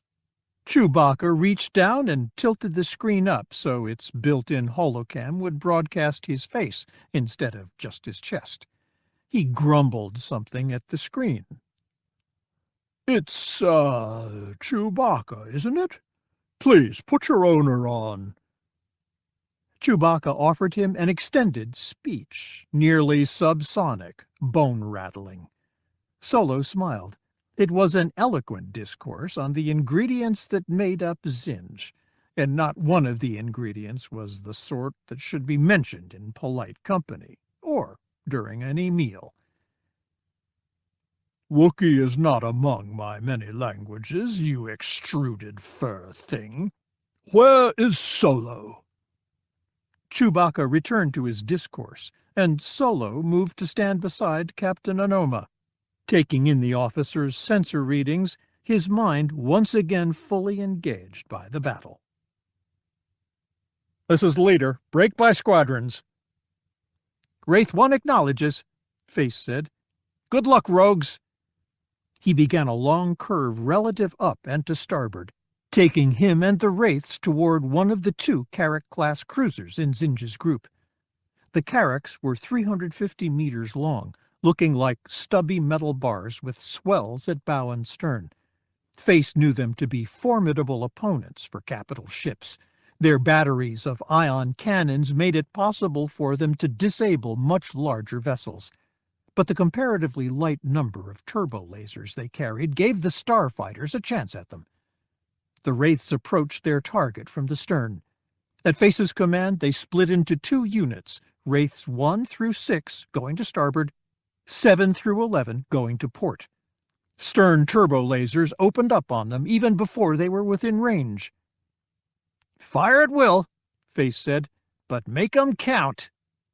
Runt and Donos were the first of his half-squad to fire, the blue streaks of proton torpedoes drawing an instantaneous line from the X-wings to the flanks of the cruiser.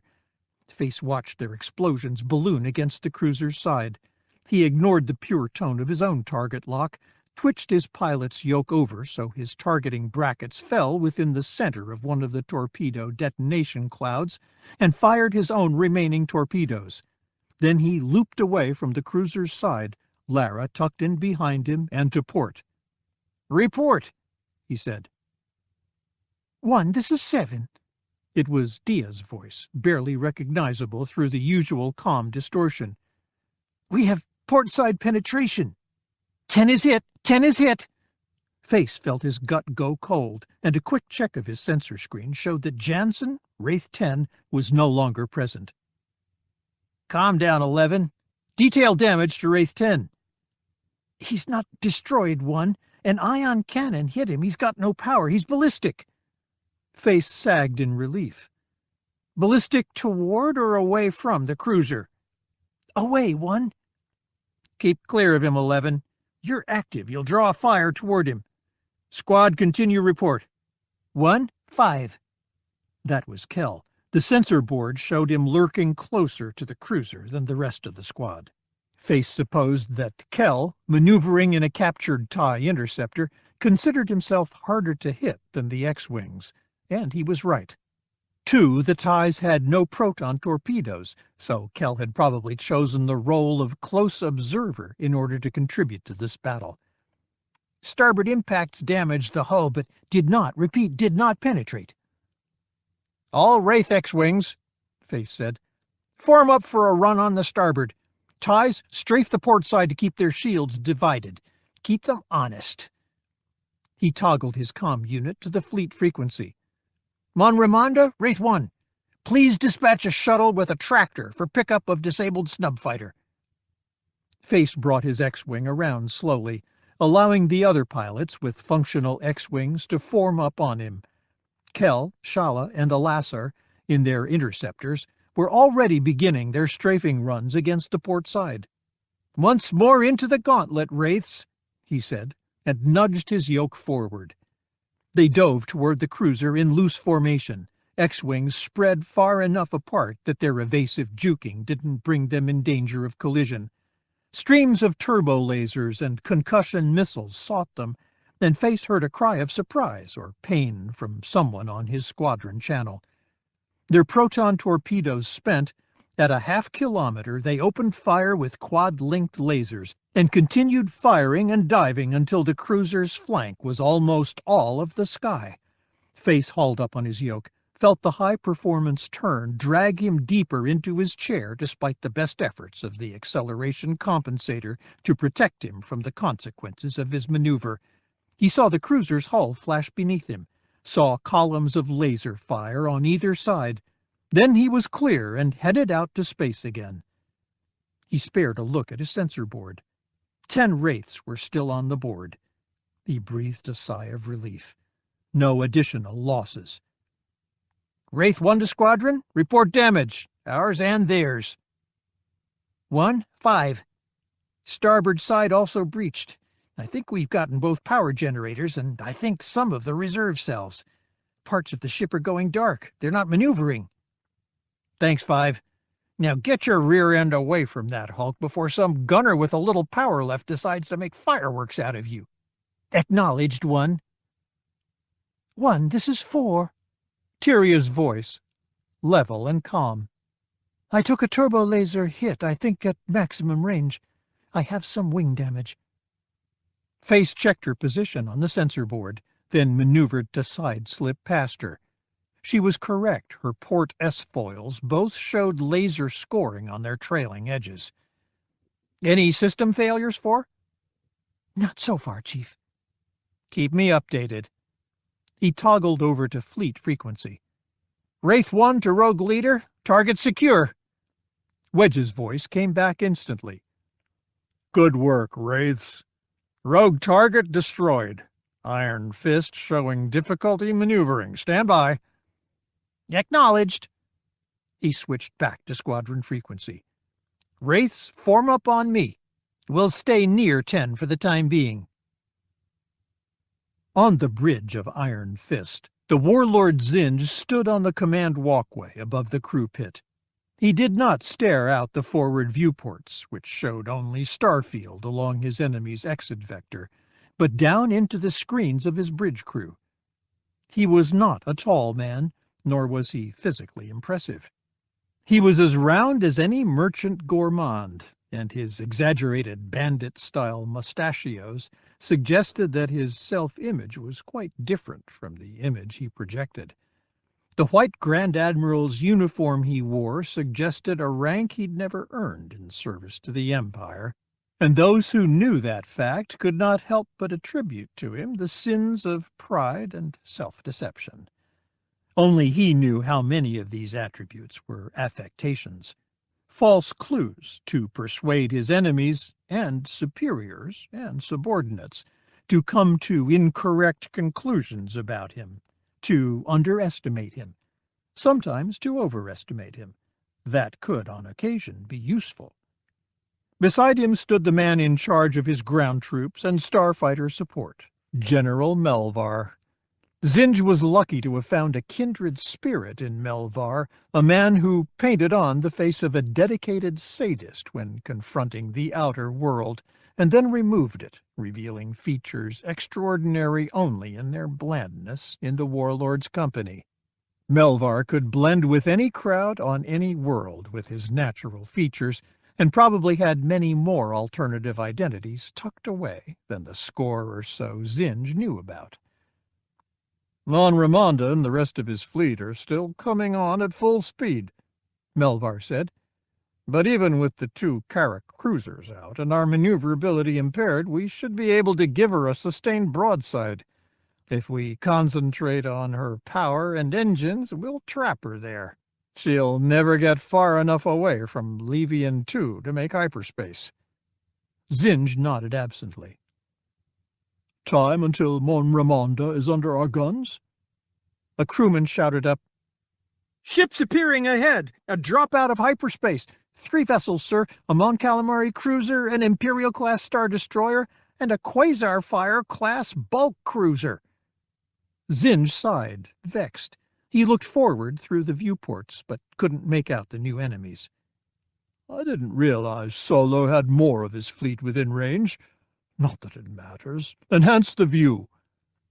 A hologram appeared before a portion of the main viewport. On it were 3 vessels his crewmen had described.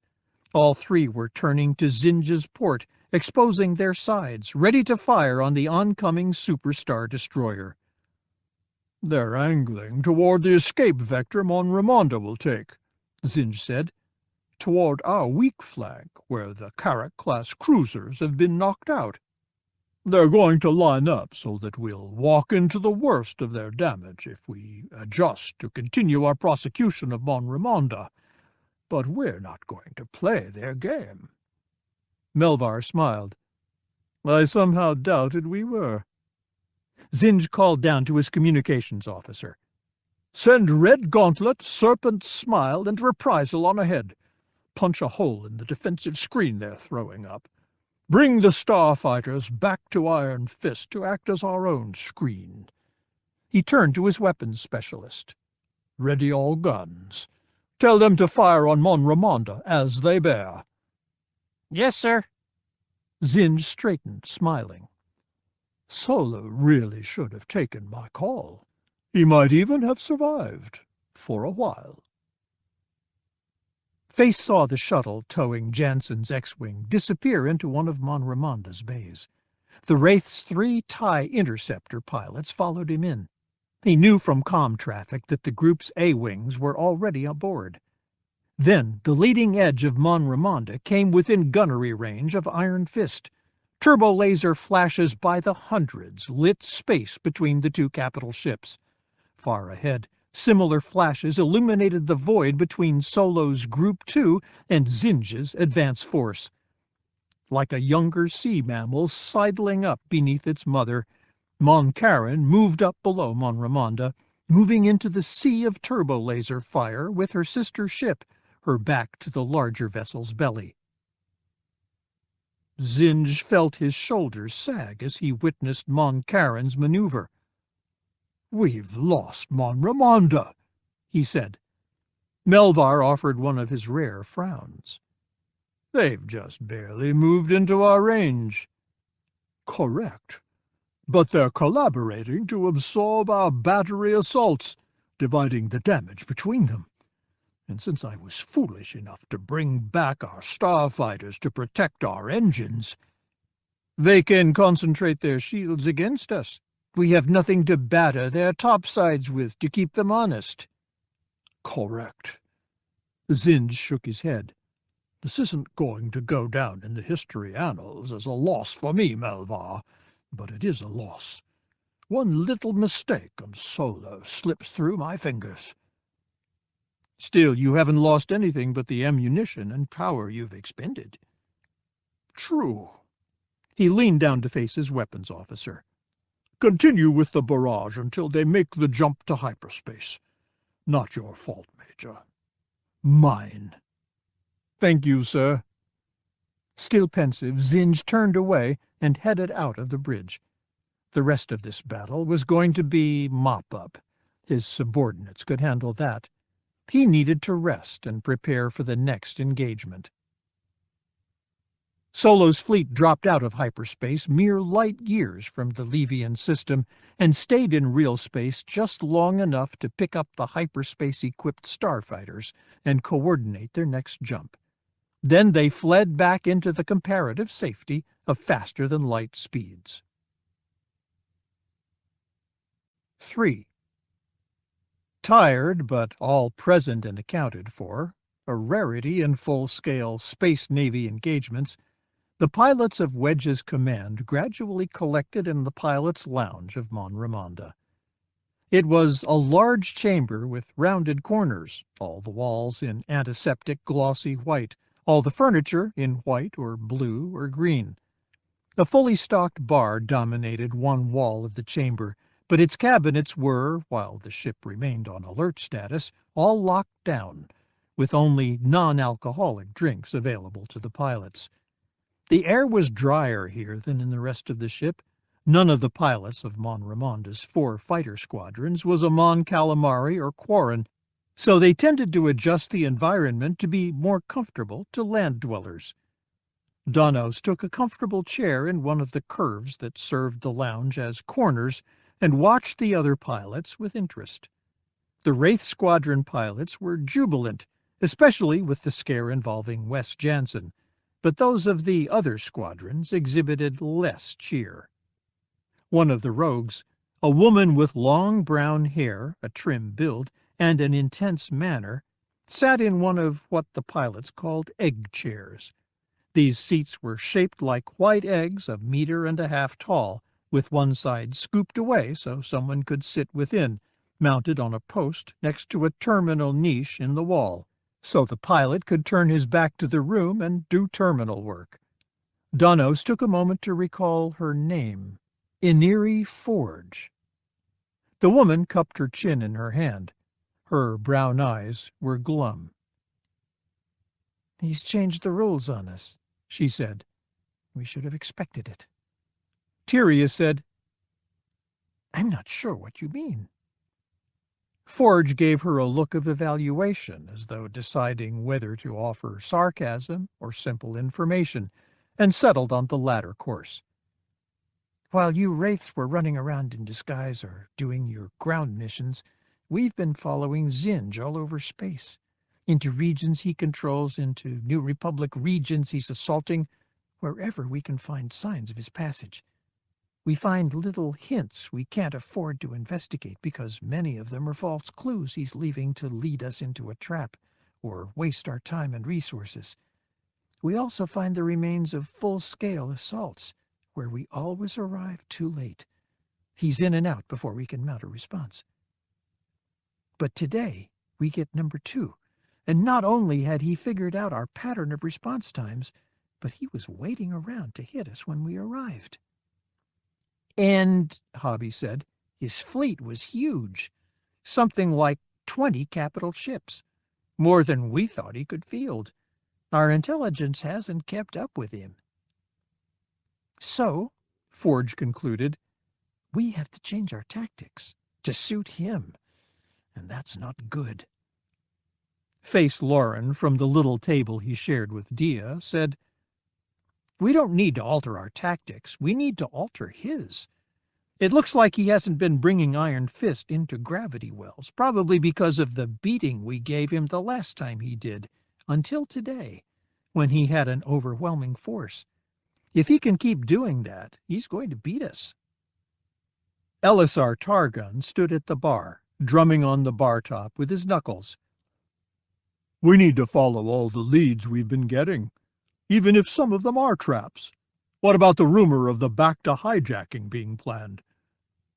Shala reached an oversized couch and twirled as she fell onto it, so she lay face up. "Too obvious," she said. "Odds are 100 to 1 that it was one of Zinj's planted leads. We follow that, and we get ambushed again." Elisar gave her a scornful look. "You've been doing all that analysis of leads even before the Wraiths were back with Mon Ramonda? Is that what you told the mission planning staff?" "It is." "So you're the one who's keeping General Solo running scared." Conversations subsided all over the pilot's lounge as flyers turned to follow this exchange. Shala pulled herself back and upright so that she leaned back against one of the couch arms. She did not look happy. "You know, you're wrong in so many ways it may take me a couple of days to straighten you out. First, I'm not the only one providing intelligence analysis to General Solo. I'm one of about 30, and I'm a very distant link in that chain. Second, he's not running scared. He just has responsibilities to keep his subordinates alive long enough for them to get the job done. A concept that may be a little lofty for a school-aged thrill-seeker like you. Elisar's face set. Are we still no decor? Pilot's parlance. By custom, only pilots were admitted to this lounge, and once inside, designations of rank, sometimes disparagingly referred to as decor, were largely ignored. Even so, it was sometimes a strain to maintain this custom when the most senior officers were present, which is why their visits to this lounge were infrequent and short. Shala nodded. Elisar took a deep breath, apparently considering his words. When they emerged, they were more reasoned than the wraiths and rogues were used to hearing from him. I'm not going to pretend I know more about Zinj or about intelligence operations than you. I don't. What I do know is that a pilot's job is to fly and to vape the enemy. The advice you and the others are giving to our superiors is keeping us from doing that. You're right, Shala said, but pilots have other jobs, such as not flying straight into the ground, straight into a star, or straight into a battle situation chosen and lovingly set up by an enemy. I don't question that you're brave, Elisar, but are you so brave that you're happy to die pointlessly? So what do we do?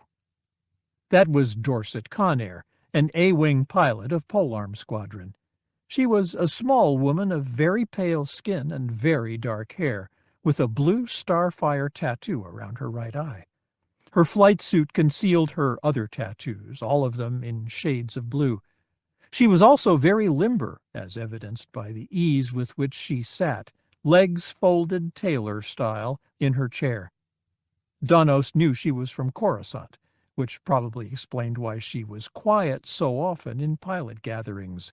Danos knew the kind of suspicion with which some New Republic veterans viewed Coruscant natives. Either we keep running around gathering Zinj's crumbs and getting nowhere, or we bite on the bait he's deliberately leaving and let him draw us in.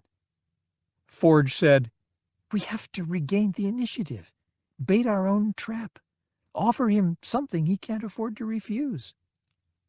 Danos snorted. Such as what, Mon Ramonda? Have her limp through Zinj-controlled space like a wounded avian and hope he comes swooping in to finish her off? No, Elisar said. He struck another swashbuckling pose. Offer him Elisar Targon, master of the unit. Sith spit, you're obnoxious. Forge fixed Elisar with an amused glance. But you're on the right track. I was thinking we ought to offer him General Han Solo. Don't do that, said Hoppy from his stool at the bar. His voice was more mournful than ever. If Zinj kills Solo, Wedge might be appointed to fill the vacancy. Good point, Forge said, but bear with me a minute. Cal, didn't you say that General Solo had gone gallivanting around in the Millennium Falcon 2-3 months ago, delivering some high-security messages for the Inner Council? Cal, sharing a couch with Tyria, nodded. That's right.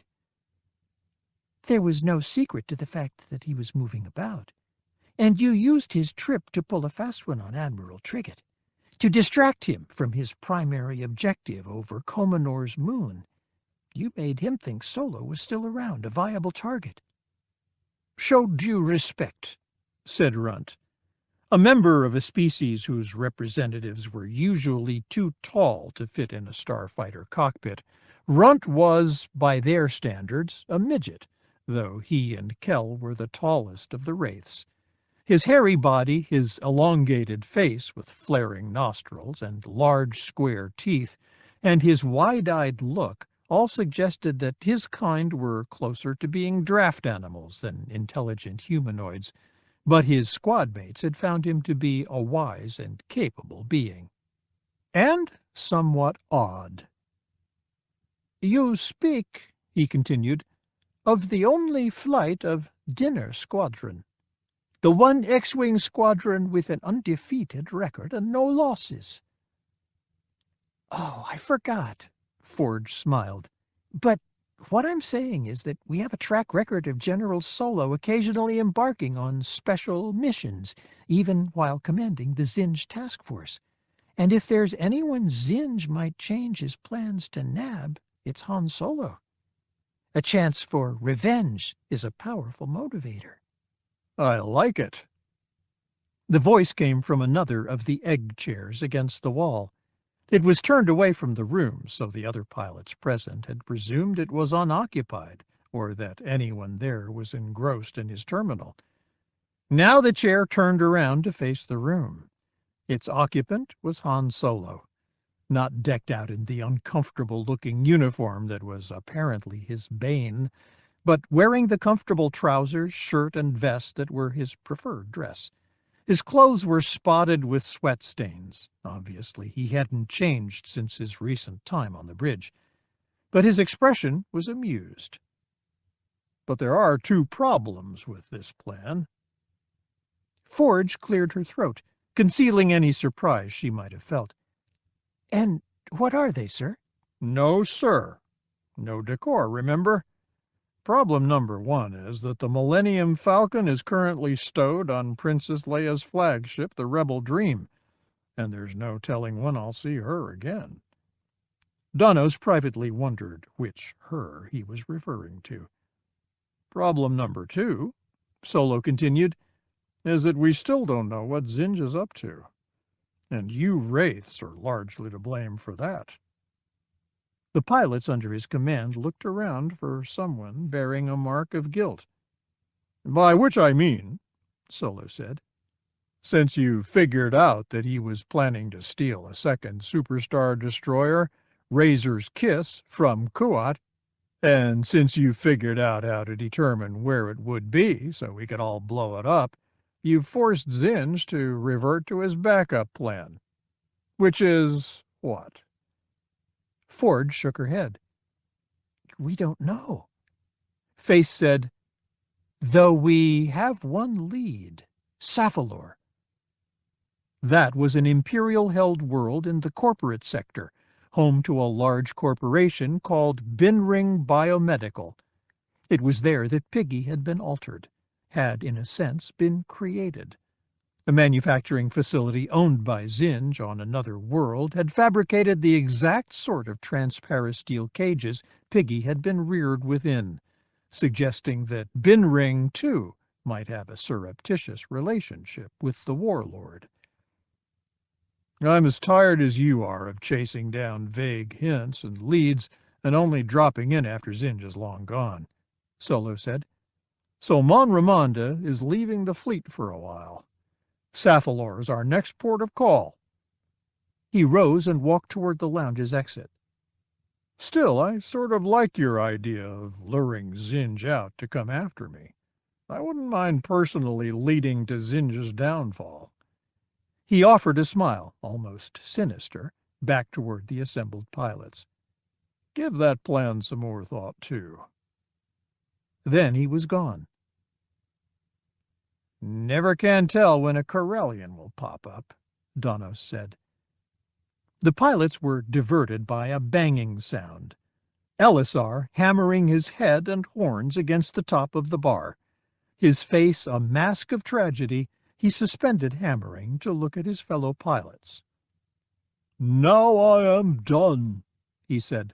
I have performed the unluckiest deed possible. I've suggested that my commanding officer runs away from combat, and I've done so within his hearing. True, Shala said.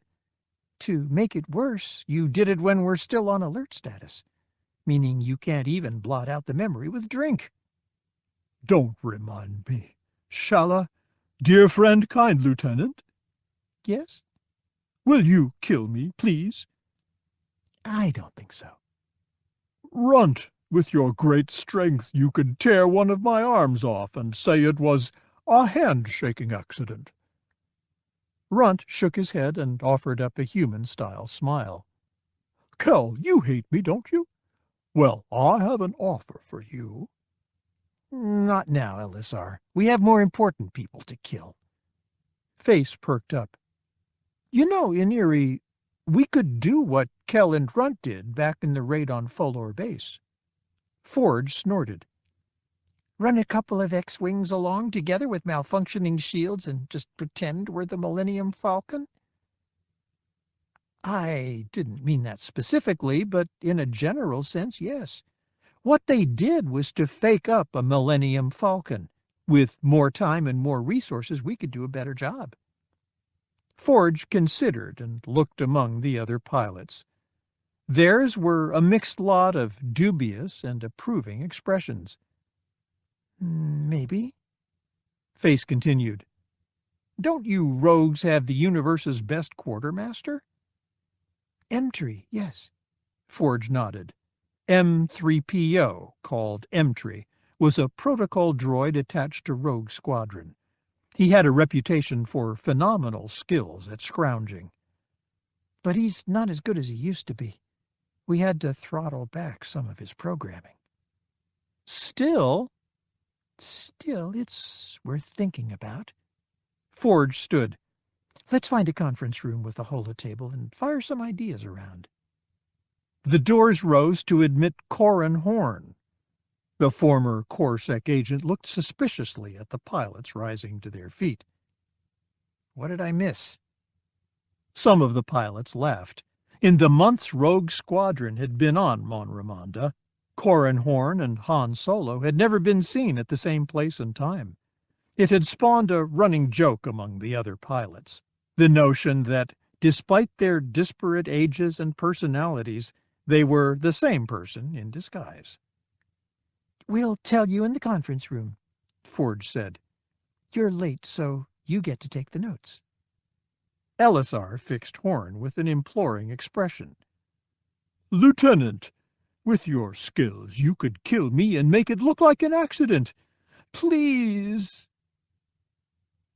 Han Solo poked his head into Wedge's office. Got a minute? Wedge turned from his terminal and the report he was composing on the day's aborted mission. Come on in. Distract me, please. The general seated himself with characteristic casualness and grimaced at the work Wedge was doing. I thought you ought to be aware of some scuttlebutt. I tried to catch you at the pilot's lounge, but you were hiding. Wedge snorted. I had to have some words in private with the squadron's executive officers about pilot morale. What is it? Solo's face lost its usual cocky expression. Suddenly, alarmingly, he looked older and more tired. It has nothing to do with Levian. This was relayed to me by some friends on Coruscant.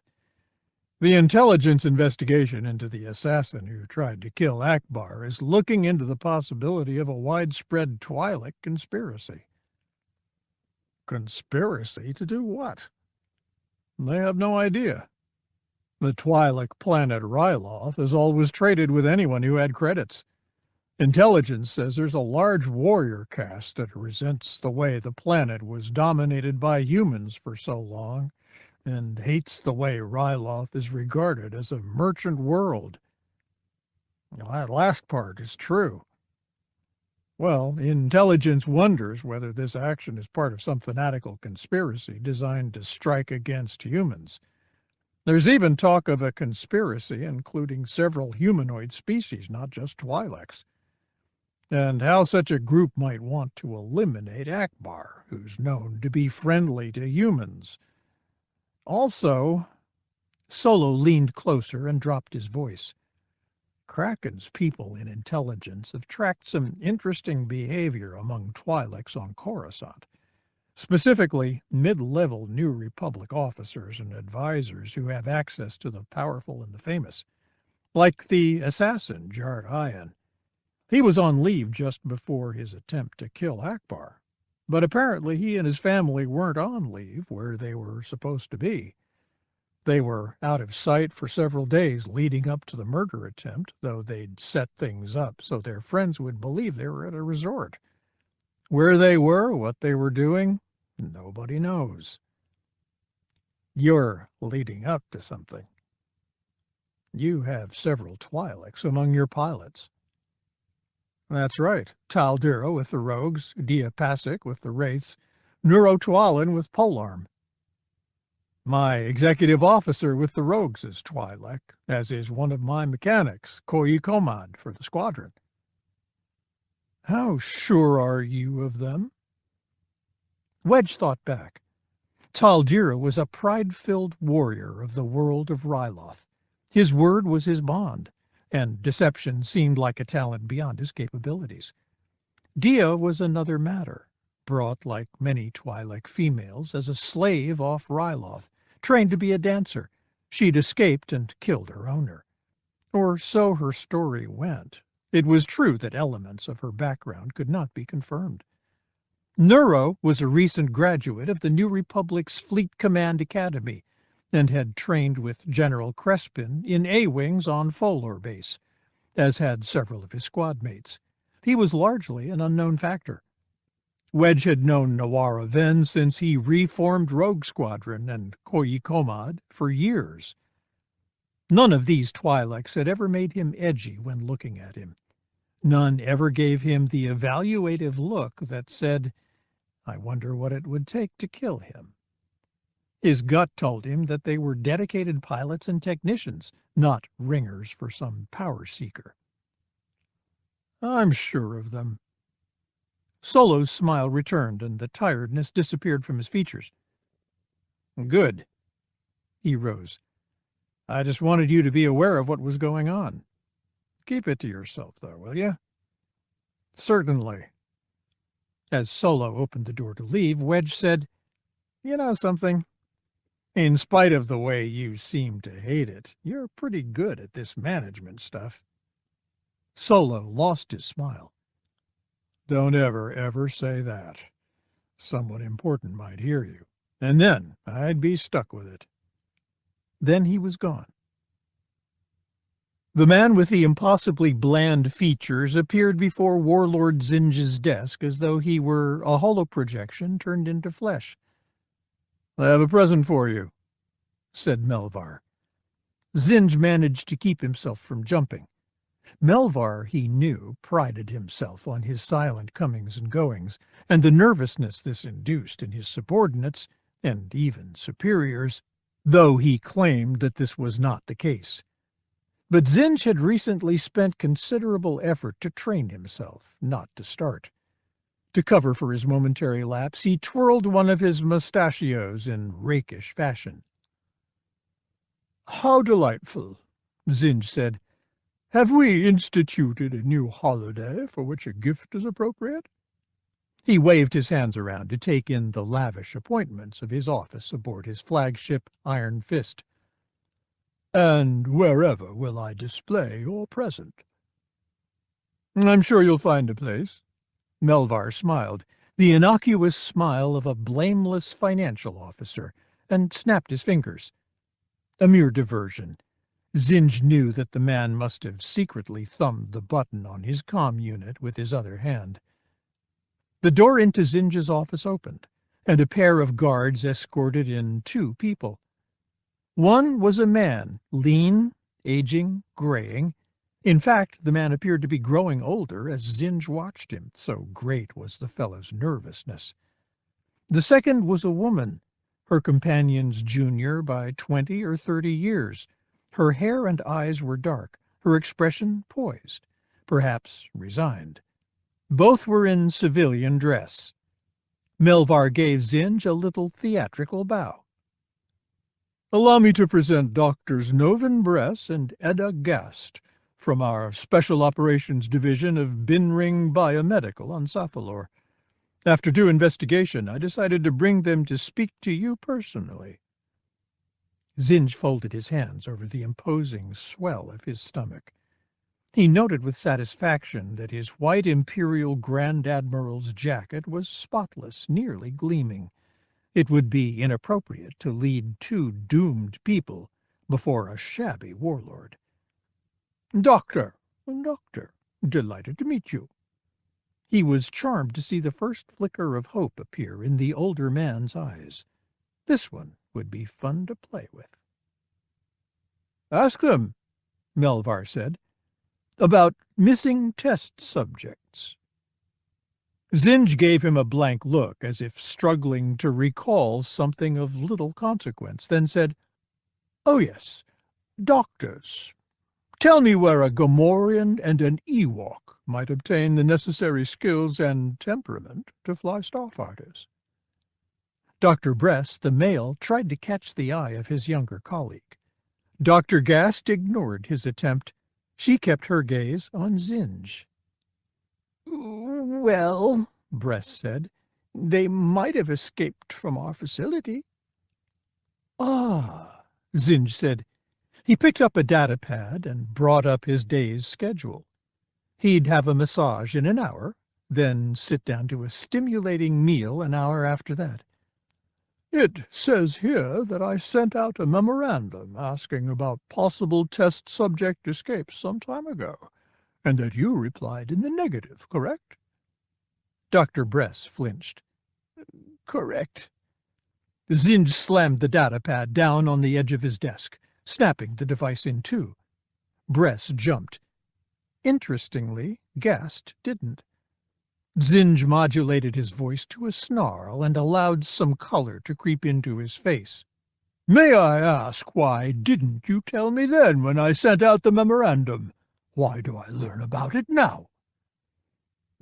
"Because we weren't sure," Bress said. "We're not sure now." Zinj stared at him a long moment, then turned his attention to Gast. "I'm not sure I understand this man. Perhaps you could explain a little more clearly." "I believe I can," she said. "Might I have a chair? We walked some considerable distance to get to your office." Zinj forced himself to mask the genuine surprise he felt. It took a lot of nerve to make such a request when she should have been wondering how best to preserve her life. He took his first really good look at her. Adult human female in the prime of life, not beautiful, but with cheekbones that made her striking and would do so throughout her life. And her eyes, dark, calm, unapologetic, were unsettling. He forced a smile. "Of course. General Melvar, where are your manners? Give the doctor a chair." Bress spoke up, his voice wavering. "I, too, could use—" "Do be quiet, Dr. Bress." Zinj waited until Melvar situated a chair behind Gast. He gave her a moment to compose herself. "Now, you were saying—" "My uncle, Dr. Tuzan Gast, was also on this project," she said. "He was the real pioneer on the cognitive stimulation side of things. But he wasn't really suited to the project emotionally. He became rather too close to his test subjects. He developed real affection for them. Not a good idea, considering their intended use." Zinj nodded and gestured for her to continue. "One day, a couple of years ago, there was a tremendous explosion in Epsilon Wing. My uncle and several test subjects were killed. Some were so close that their bodies were incinerated." "I remember," Zinj said. "It promised to be a tremendous loss until Dr. Bress told me that the dead doctor's assistant and niece was at the very least his intellectual peer and would be able to continue his work without much loss of time. And he turned out to be right." Gast nodded, acknowledging the compliment without smiling. "We reported the losses and continued as scheduled," she said, "although we discovered some interesting things about the accident." "Such as?" She began counting items off on her fingers. "First, it was suicide. My uncle mixed some volatile chemicals in a purification tank and set them off. His guilt apparently had eaten away at him until he could not stand to live any longer. Second, most of the test subjects that had died were those who were exhibiting the greatest aggressive reactions under our trigger treatments. In other words, They were the subjects who were most changed by our treatments, the most violent. The most promising, Zinj said. Yes, the most promising. He deliberately brought them together so they would die with him. You said most of the test subjects. There was one exception, a Gamorrean. It had been through the intelligence series, but not the aggression series. Its name? She shrugged. I never met it. It was officially logged in as Subject Gamma 9104. And this subject was supposed to have died in the explosion?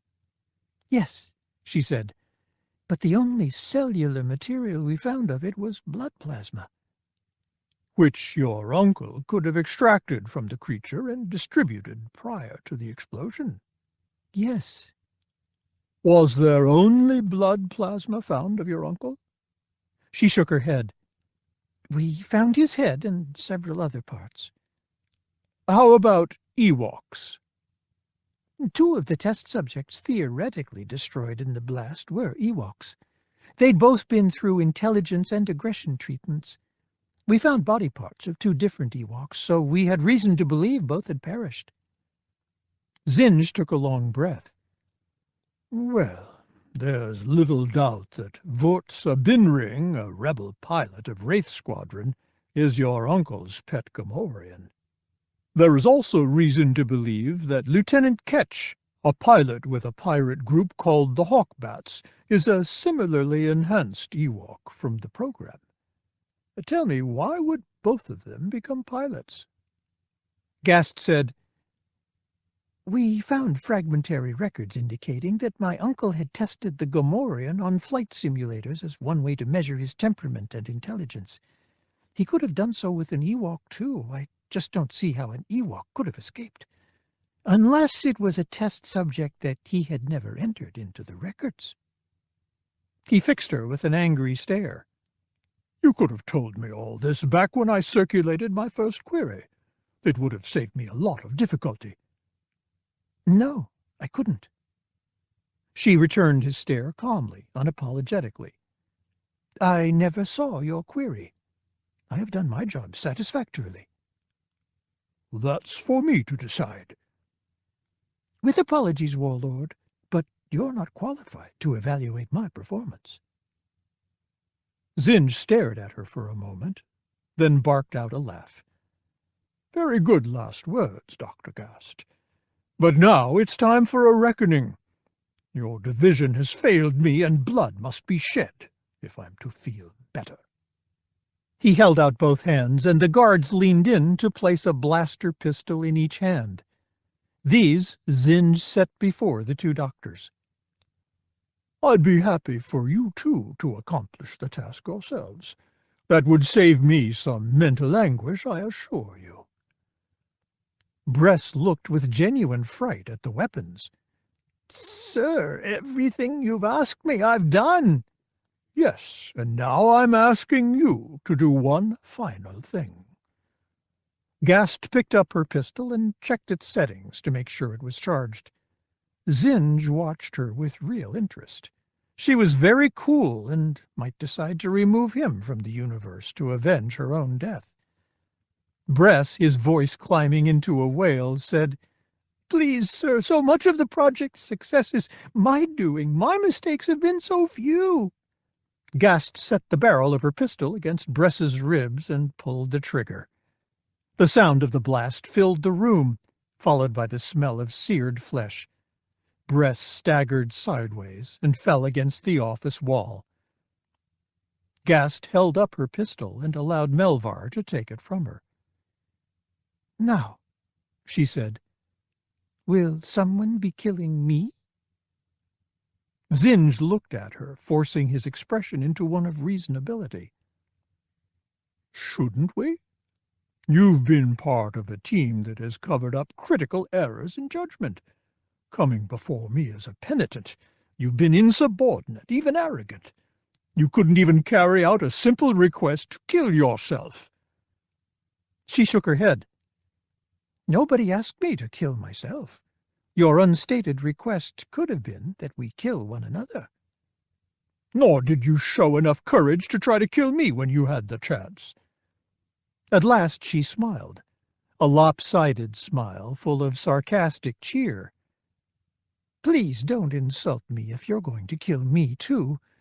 I'd bet every credit I own, every one I've hidden away, that if I'd pointed that blaster at you and pulled the trigger, it would not have gone off. She leaned forward, and her smile evened out, became more genuine. Well? He regarded her steadily. Well, you're correct in assuming that I didn't ask you to kill yourself. Why would I? You're blameless. Had you killed yourself, or allowed Dr. Bress to kill you, you would have proven yourself to be stupid and blameless. But fortunately that's not the case. How would you like to do me a favor? I'd like that. Return to Sapphire. Dismantle the operation without letting anyone, and that means anyone at Binring, know you've done so. Send everything to Iron Fist. We'll consolidate the two laboratories. Set up the Binring facilities to detect and then annihilate anyone breaking in. Because at some point, Wurtz, Binring's squadron mates, are going to get permission to return to the land of his birth, and that will be a good time to eliminate them. Setting all this up guarantees your continued employment within my organization. Each dead wraith brings you a sizable bonus. Deal? Deal. With her characteristic insolence, she extended him her hand to shake.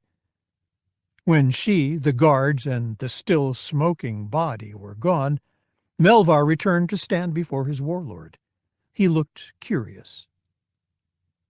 "What?" Zinj asked. "You've instructed her to kill all the wraiths. One of the wraiths is an unknown quantity, Gara Petithel." "I know.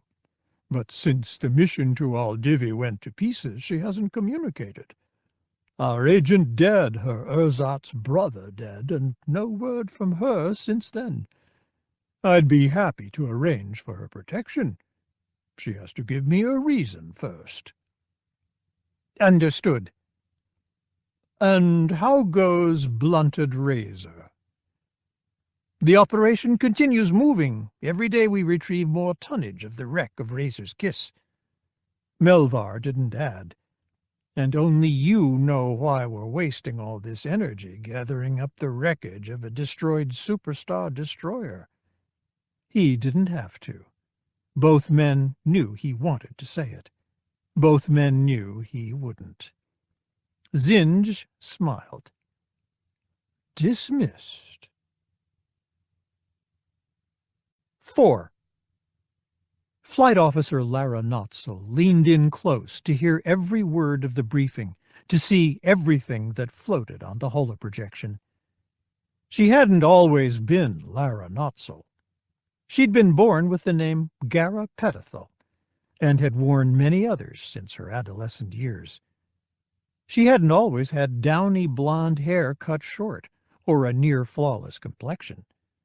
Nature had provided her with dark hair and a beauty mark on her cheek. Makeup and trivial surgery performed when she'd created the Lara Notzel identity had rid her of them. The delicacy of her features and build remained from her true identity, but little else did. She hadn't always been a pilot with the New Republic's Fleet Command. Since her earliest years, child of two of the Empire's loyal intelligence officers, she'd been groomed to be an officer of Imperial intelligence. In that role, she'd infiltrated the lower ranks of New Republic Fleet Command, had transmitted vital data back to her Imperial controllers, and then to Admiral Apwar Trigget. She'd provided Trigget with information he'd later used to destroy Talon Squadron, an X-Wing unit led by Min Donos. And now she fought beside the rebel pilots who'd once been her enemies. It had originally been a deception, another infiltration, but was so no longer. It was where she wanted to be, what she wanted to do. But she also fought against the growing certainty that someday her fellows would learn of her true identity, learn what she'd done before she'd come to accept their outlook on the way the galaxy's sapient species should determine their destinies. When they learned who she was, they would reject her, and they would probably kill her. Until then, she'd do whatever she could to keep them alive, to help them win.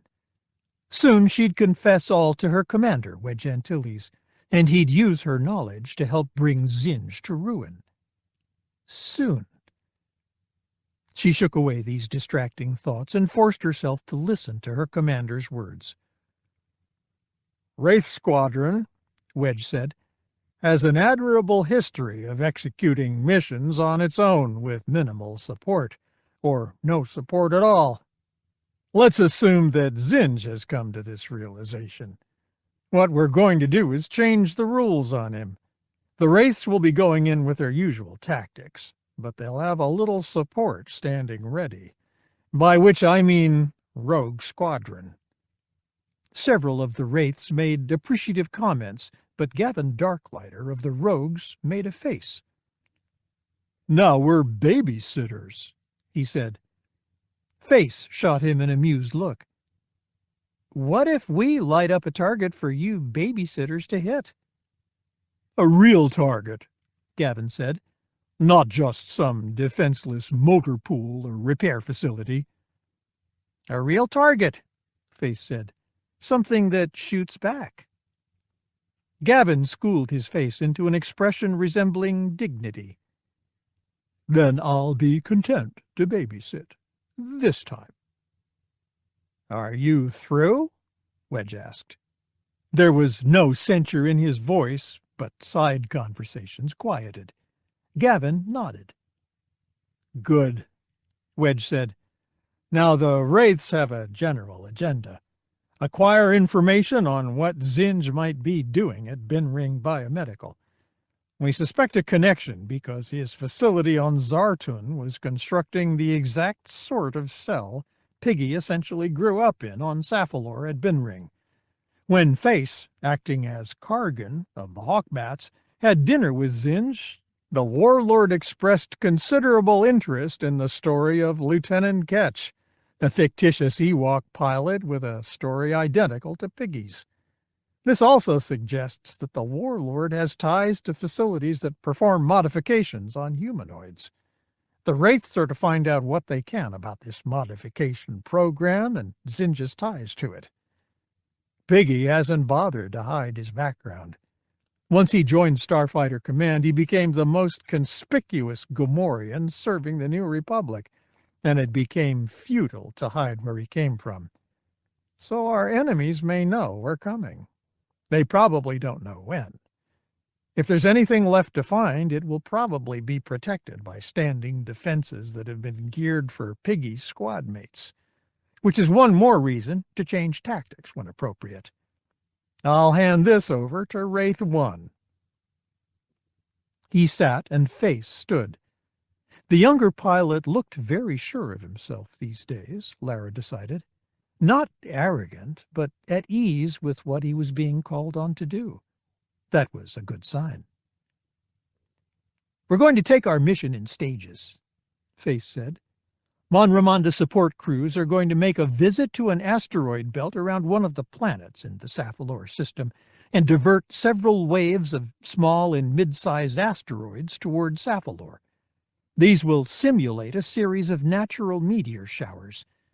The Rogues and Wraiths in our respective starfighters will be accompanying the third largest shower into the planet's atmosphere, which will hit, if our mathematicians get their numbers right, in their polar ice cap, where their sensors are less substantial. We'll fly in ground-following mode from our arrival point to a site near Lurark, the center of their planetary government. There the Rogues will set up base camp, and the Wraiths will head on into Lurark. Our initial goal is to find out where on Sapphilor is the facility where Piggy was altered. The way Piggy explained it, the circumstances under which he was smuggled out prevented him from knowing where he'd been held, though he suspected that it was within a few hundred kilometers of Lurark, if not in the city itself. A good guess would be the main Binring biomedical facility in the city.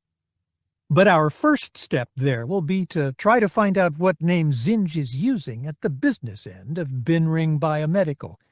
A simple check on their planetary net or a visit to whatever they use for a central business registry office ought to do it. "No," Lara said. Face looked at her expectantly. "I mean, no, sir," she said, and was annoyed to feel herself blush. Genuine embarrassment. How long had it been since she'd felt that? "Don't worry about it. Why no?" She said, "You've suggested that we need to operate on principles of maximum paranoia. Well, you don't just march into their records center or access it via a terminal and say, 'Who owns this company?' Let's assume they're as paranoid as we are. They might have set things up to flag queries like that." "Well, I was thinking more about an anonymous check or something using an intermediary. Are you recommending that we slice the network and try to steal the information?" Lara shook her head. "No, save that tactic for critical information. What I'm suggesting is that we find out whether the information you're talking about is flagged. That fact itself would be valuable to know. We just lead with a safe question from a different questioner, so we have a standard of comparison for behavior. For instance, let's say you, Face, decide to make the Binring query. Before you do, I go in, find out the name of a corporation we think is completely straight and above board, and ask the same question about it. I note what they do and how long it takes them to answer that question, and report that back to you. Then, when you go in, I have a standard of comparison." Face nodded. "I get what you're saying.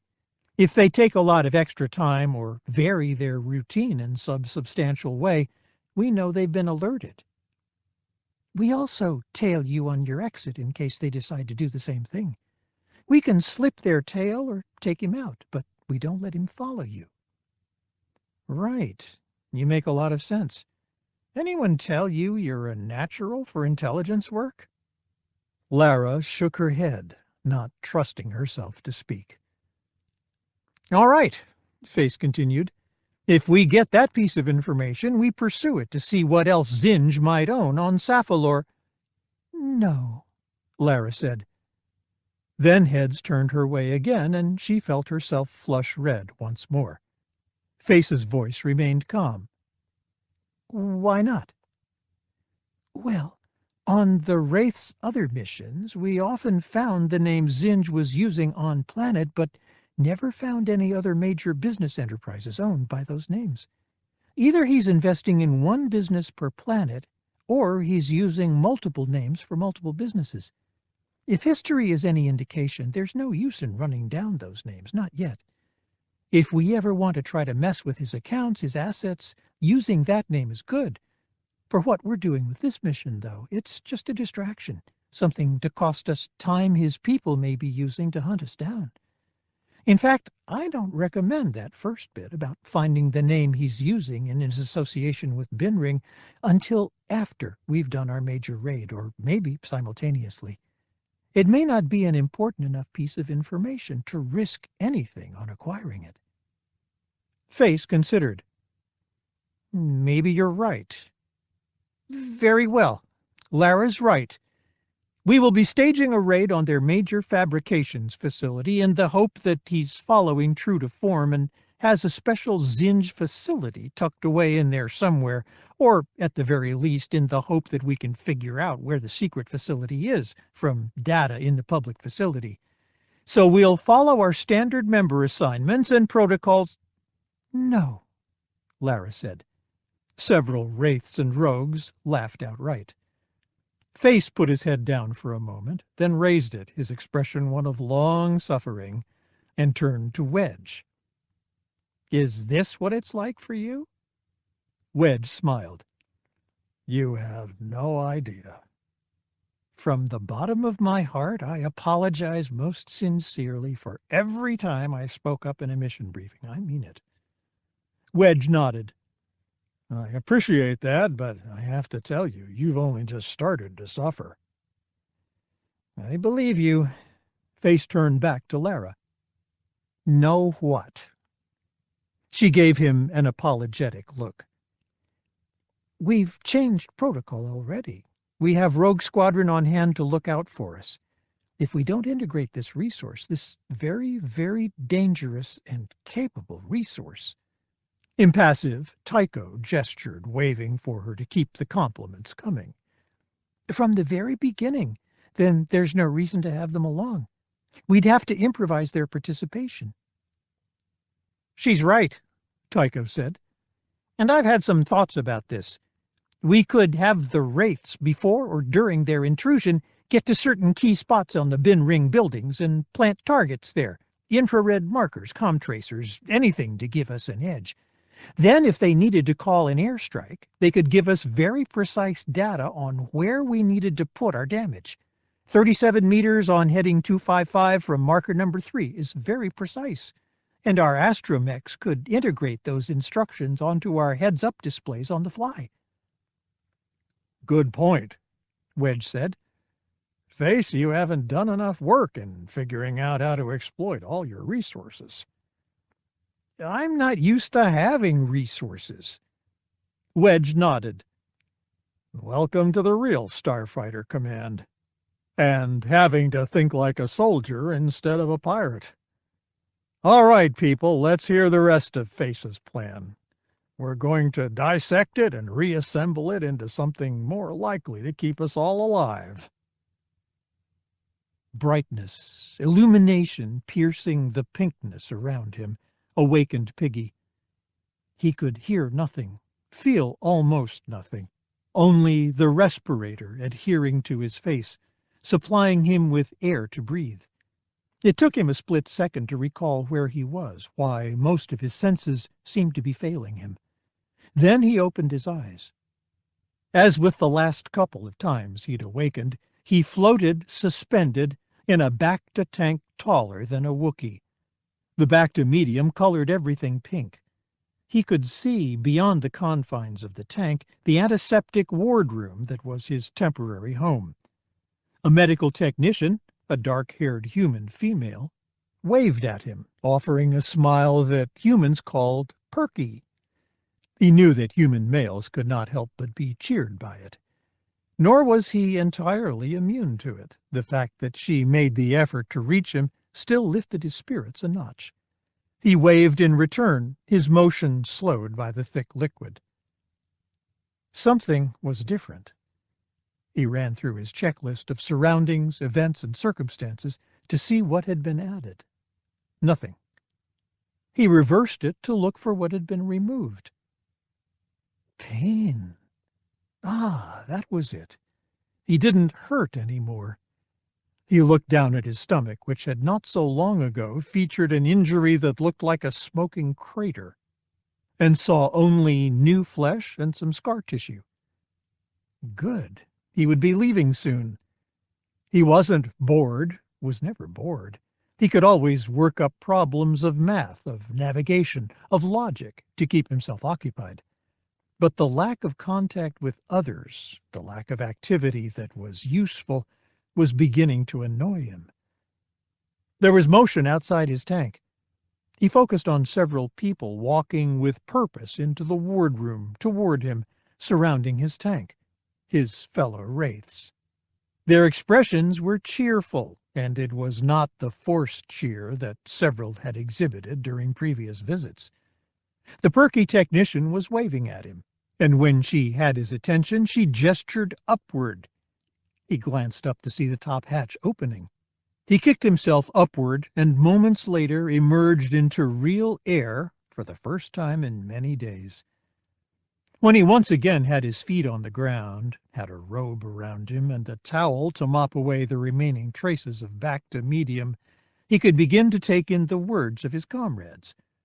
Face said, "Forgive the intrusion, but we heard that the new vintage of Piggy was being decanted."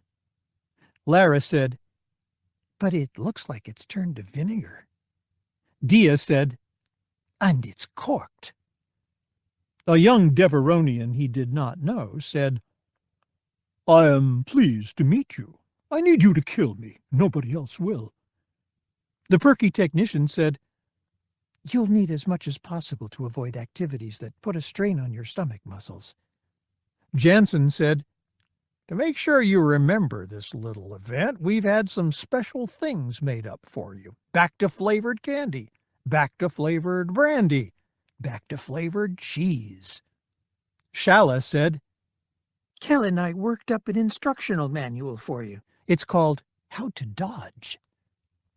Piggy mopped away at his damp skin and allowed himself a slight smile.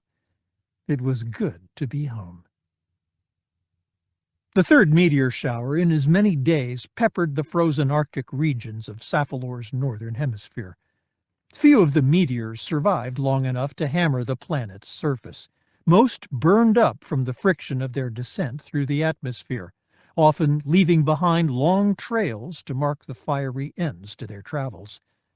A few had enough mass left to strike the ground as meteorites, often leaving deep craters in the hard, uncultivated ground.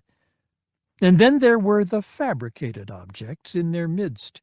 Starfighters, almost 24, maneuvered away from the true meteorites and pulled up sharply from their descent, missing collisions with the ground sometimes by only a few dozen meters. There were no rebukes for too chancy flying over the comm waves. These pilots were keeping calm silence, staying in visual range of one another. 3 of the vehicles were TIE interceptors, the most lethal starfighters of the Empire. The remainder were X-Wings, heavily laden with extra fuel pods under their S-foils. The danger with an intrusion like this, Donos decided, is that it's boring enough that you become distracted and still dangerous enough to leave you dead. Terrain-following flying was a tricky skill. Most of what they would be crossing tonight was tundra, hard frozen ground and an ice sheet over it, offering little to endanger them. But there were occasional hilly regions and one mountain range to cross before they reached their objective. Under a calm blackout, each pilot had to keep a close eye on the sensors. He couldn't rely on the sharp sight of his fellows. Donos kept his focus on the sensors. Focus was no problem for him. As a sniper for the Corellian armed forces, he'd learned to keep his attention unwavering on his target. Lives had depended on his ability to do so. He'd been good at it. Of course, at a certain point, the suspicion that there was something wrong, something unfair with what he was doing had begun to eat away at him. Yes, every target he had taken down as a sniper had been on the verge of killing an innocent, or many innocents. But the fact that he could never afford to give them a chance still nagged at him. Enlistment in Starfighter Command had seemed the answer. He'd proven that he had the reflexes, the technical grounding necessary to become a pilot. There was never any moral quandary. Everyone he'd brought down as a pilot had a chance to shoot back. He'd risen quickly and surely through the ranks, earning his lieutenancy within a year, being granted the temporary rank of brevet captain soon afterward. His own command, Talon Squadron. Every member except Donos, killed in the ambush on an uninhabited world no one wanted, leaving him with a blot on his career he might never be able to erase, a blot on his mind he might not ever be able to heal. He raised the visor on his helmet and pressed his hands to his eyes. His inclination was to steer away from these thoughts. He couldn't afford to do that.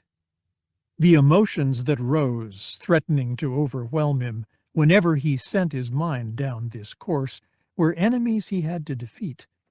He had to hammer away at them until they left him alone forever. And he had to keep control of himself while doing it, so others would not see his weakness. He'd lost 11 subordinates, fellow pilots, some of them friends. He'd lost his command. Talon Squadron had been decommissioned. He'd even lost his mind, or at least misplaced it, turning into an emotional wreck sometime later, when the loss of his astromech plunged him back into vivid memories of the destruction of Talon Squadron. His new squad mates had lured him back to reality, had forced him to look once again at his life, to begin thinking again about his present, about his future. He returned his attention to his sensors. There would be no future if he plowed into a hillside. All right, then. There were two paths open to him, assuming he didn't get killed before he could begin to follow them. First was the one that had dominated his thinking ever since Talon Squadron had died. For months he'd considered putting in for a transfer to intelligence, or resigning his commission altogether so he could devote his life to tracking down the individuals who had destroyed Talon Squadron. Uniri Forge had been right. Revenge was a powerful motivator. The desire for revenge, for justice, was always with Danos. It welcomed him to each new day when he awoke, lurked at the back of his mind as he did his work, made soothing promises to him every night when he drifted off to sleep. And sometimes it occupied his dreams. He knew deep down that if he were able to find the responsible parties under his snub fighter guns, or in the sight of his laser rifle, he'd pull the trigger without hesitation, without qualm, regardless of what it cost him. Of course, two of the most important conspirators behind the destruction of his squadron were already dead. Admiral Apwar Trigget had planned the ambush. Lieutenant Gara Petithel had provided Trigget with the data he needed for that operation. Petithel had died on Trigget's star destroyer Implacable, and Trigget had died soon after, trying to escape in a TIE interceptor brought down by Danos himself. But others had to have been involved.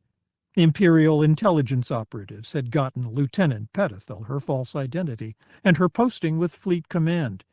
They'd smuggled her from New Republic-controlled space to Implacable. Elements of the 181st Imperial Fighter Group, now inexplicably helping Warlord Zinj, had participated in the ambush. There were plenty more conspirators who needed to die.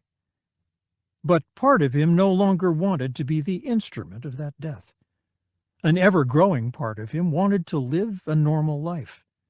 And that had led to his second choice, the one he'd been toying with ever since he had recovered from his collapse. Stay in Starfighter Command and try to rebuild his career, regain his respectability, renew his life. A woman named Phelan Sandskimmer had loved him. He didn't know whether he'd loved her in return, whether he'd even been able to at the time. But he'd had affection for her, and what she'd felt for him had reminded him of what it was like to be a normal human. She, too, had died aboard Implacable, before he'd ever had the chance to sort out his feelings for her. And now... He checked his sensor board for Wraith 2. There she was, toward the head of their formation, tucked in neatly behind Wraith 1, Lara Notzel. He'd exchanged so little with Notzel, some advice, one ground mission in which he'd saved her from kidnapping at the hands of Zinj agents, conversation in pilots' lounges and during leave time. But for the little amount of time they'd shared, she did occupy a lot of his thinking. Her intelligence and her beauty drew him, and her secrecy. She seemed to have no affection for the life she'd lost, the life of a farm girl from the world of Aldivi, and yet so much of her was private, locked behind doors that obviously led to her childhood. And one other thing seemed so familiar to him, the way she seemed to drift, cut off from her past, yet having no apparent idea how to navigate toward her future. He'd understood that part of her, felt tremendous sympathy for her. They were so alike. Yet that would mean nothing if neither one of them did anything about it. She might not even be aware of how he felt, of what he was thinking. She isn't aware, an inner voice told him, and she's not going to be.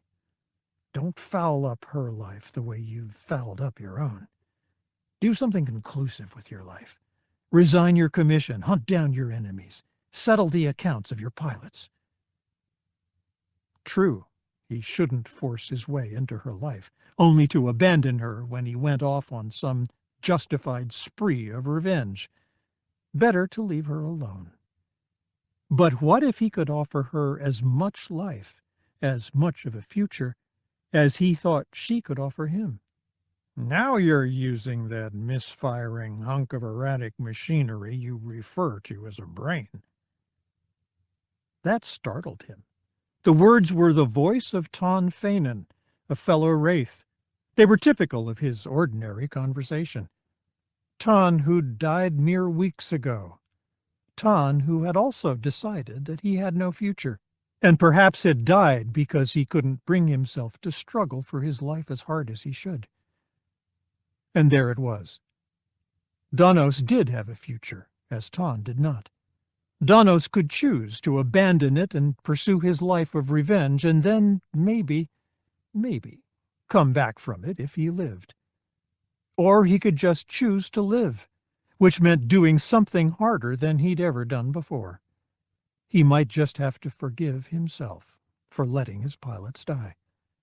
He might just have to initiate a conversation with the young woman who was suddenly important to him. It was a spot where the hillside leveled out in a treeless glade some 70 meters in diameter. Without repulsor lifts, they could never have all landed upon it, but Rogue Squadron and Wraith Squadron arrayed themselves precisely in neat rows and columns. As the pilots scrambled out of their cockpits under the sliver of a moon, Wedge said, "Get those camouflage covers out. Transfer any fuel remaining from the auxiliary tanks into the interceptors. Snap it up. I want us blanketed down and out of sight in 10 minutes.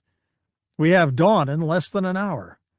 Hobby, Corin, Asser, Taldira, I want you out on first watch. Everyone else, 4 hours sleep. Face?" He crooked a finger. He and Face took a few steps aside to be out of the bustle of pilot preparations. The ground underneath was covered by shin-high grasses that were too pale a green to be healthy-looking in Wedge's eyes. "We had a pretty good look at the northeast approaches to Lurark. Did you see anything to give us new problems?" Face shook his head. "I don't think so. The big question is how to acquire transport. The city doesn't seem to be set up for pedestrian traffic." "Well, that's up to you. Sleep on it." Face managed a rueful grin Wedge could barely see in the moonlight. "Oh, sure. As though I could sleep." Once he had the camo covers tied down over his X-wing and had made sure that his astromech clink was settled in, Donos sought out Lara. He found her under her own camouflage cover, kneeling on the starboard S-foils of her snub fighter, whispering to her own R2, Tonin. He waited patiently until she emerged and extended a hand to help her down. "Could I have a word with you?" he asked, and was immediately annoyed with himself at the formality of his voice. "Of course." He led her into the deeper shadow between her X-wing and Kel's TIE interceptor. "There's something I wanted you to think about." There, that was better. A more normal tone to his voice, in spite of the way his chest suddenly felt compressed. He was in full control again. "What's that?" "Me." She looked at him, and one eyebrow went up, a mocking look. "Rebel pilots have the biggest egos in all the known universe."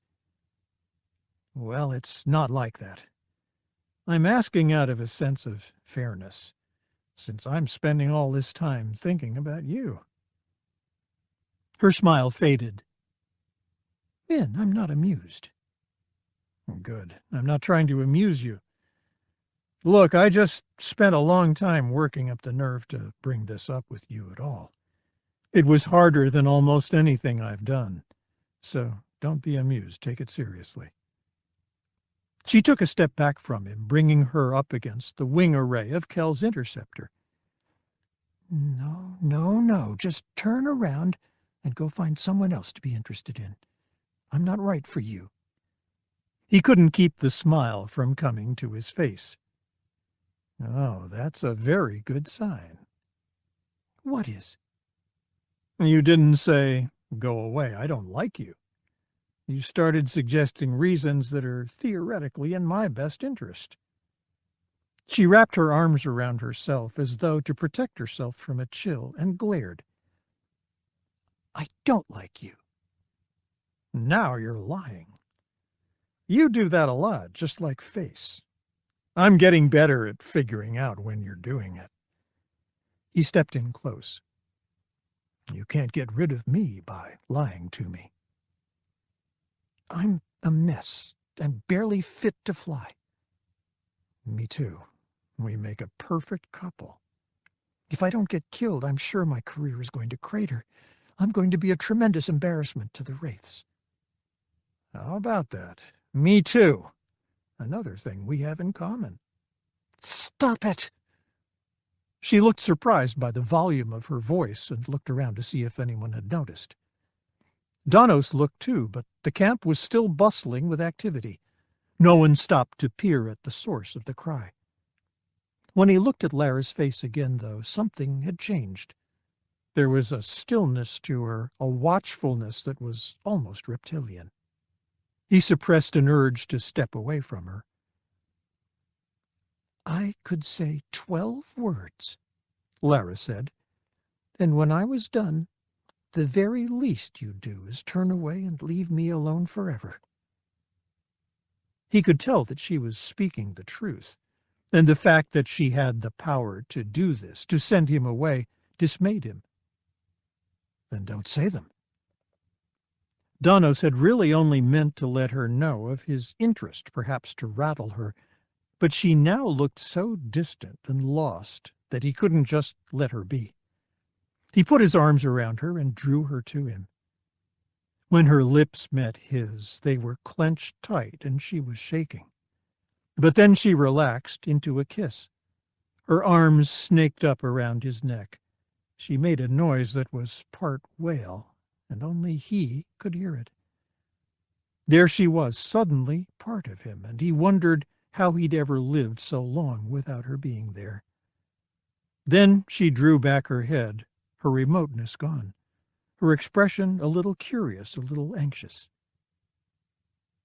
"That's more like it," he said, and realized immediately that it was the wrong thing to say. She gave him a look he could only imagine her normally offering to someone pouring paint into her X-Wing's engines. "Thanks," she said, "for reminding me of what a gas bag of ego you are."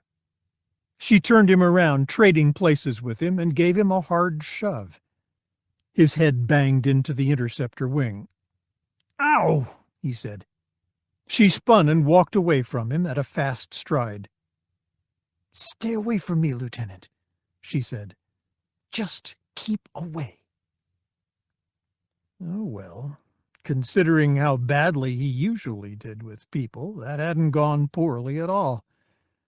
Danos sighed and headed back to his snub fighter, resisting the urge to whistle. 5. The land speeder Setim Ervik drove along the old country road was old and slow, but it was still powerful enough to haul a several-ton load of grain cakes from his family business to his customers in Lurark. He ran a hand through what was left of his hair. He could buy a newer, sportier speeder, of course, but he hadn't inherited the family's failing concern and then built it into a flourishing business by throwing money away on non-essentials. He was almost rich. He'd never be rich if he loaded up on luxuries. True, it had taken him years. Cost him his first wife, who said he was boring, that they never had anything to talk about. Cost him his hair, which had fallen away as the seasons had passed. At least his hair was something to talk about. And true, nothing ever really happened to him, but he was almost rich, and that was what counted. If his brightest daughter turned out the way he expected her to, she'd take his solid business and make a worldwide concern out of it. And she'd be rich for real. He rounded a bend in the dusty road, and something happened to him. There, 100 meters up, something lay in the road. As he got closer, in spite of the glare from the sun, he could see it was a body, a human body. He slowed, and when he was a mere handful of meters away, locked the land speeder down in hover mode and hopped out to take a look. Human female, dark-skinned, eyes closed, lying in the dust as though she'd been thrown. From what? A speeder? There was no recent sign of repulsor traffic on this road. A riding animal? No hoof marks. In fact, there were no footprints around her. She was wearing a black jumpsuit like a TIE fighter pilot's, and her pose, lying on her back, one arm behind her head, suggested she was sleeping rather than injured. There was no sign of gross injury. She wasn't even dusty. He leaned closer. Maybe she wasn't hurt. Maybe he wouldn't have to interrupt his trip to the city. "Young lady?" Her eyes popped open. She smiled, showing deep dimples, becoming insufferably cute. "Yes." "Are you hurt?" "Oh, no. Just resting." He straightened. Well, good. Can I offer you a ride?" She brought her hand from behind her head. In it was a snub-nosed blaster pistol. "Sure. In fact, you can offer me your whole land speeder." He turned to look back at his vehicle. A half-dozen people were clustered around it, looking at the control board, peering under the reflective sheets tied down over the cargo bay. He hadn't heard them arrive. They might have materialized out of thin air. He turned back to the young woman who was on her feet. He offered her a weak smile and raised his hands. Well, at least this would be something to talk about. By mid-afternoon, the human members of the Wraiths had been around Bin Ring Biomedical several times and had spent long hours surveying the facility. It was huge, easily 2 kilometers wide by 1 deep, most of that area taken up by fabrication plants. There were staging and loading areas for land speeders and other transports. The place had its own light rail depot. Face, Lara, Donos, Tyria, Kel, Shala, and Wes sat around a large circular table at an open-air cafe separated from the main Bin Ring Biomedical entrance by a broad traffic thoroughfare. Speeder traffic was constant. Everyone on this world seemed to own a personal speeder, and the city was huge and sprawling, though not densely built up or occupied. Face estimated that he hadn't seen more than a half-dozen buildings more than 3 stories in height. "All right, people," he said. "We have too much factory over there to search in one night. We need to have a good idea where Zinj's special facilities are, or where we can find out that information before we go in tonight. If the special facilities aren't at this site, we'll definitely need to get into their computer center. Any ideas?" Lara said, "I see 6 likely places for a special facility, all connected to exterior docking areas. West 16, Northwest 7, Northwest 2, Northeast 1, East 30, or East 31. Her designations referred to loading and unloading areas. West 16, for instance, meant Western Quadrant, loading area 16. West said, "Just Northwest 2 or East 31. We can eliminate the others." Shala said, "Just Northwest 2. Tyria looked unhappy, but nodded. "Northwest 2. Face sighed. He hadn't seen anything to suggest likely prospects, and their assessment baffled him. "Let's take that again in the same order. Lara?" "The places I noted lack power meters on the roof. Everywhere else in that complex, you get external power meters under lockdown cases. Backup meters for the city power managers to get their data, probably if the standard meter transmitters fail. I bet they're analog rather than digital and retain data even if their own power fails. Anyway, they're at regular intervals except in those 6 places. This suggests that those zones have separate generators and don't depend on the city grid. Face gave her a close look. Lara, are you all right? You don't look too good. He was right. She seemed paler than usual, with dark half-circles under her eyes. She gave him a wan smile. You always know the right thing to say. No, I just didn't sleep well. I'll be fit to go tonight. All right. Wes? The baby-faced lieutenant took a final sip of his caf and grimaced. Cold. It has to do with privacy and defensibility. Northwest 2 and East 31 have advantages that way. The loading dock areas are down recessed alley accesses that can be closed remotely or directly by gates. Both have roof access for flying vehicles, but mesh screens can be dragged across them as well to limit access. The alleys don't have doors or viewports, so the traffic down them can be private. Right.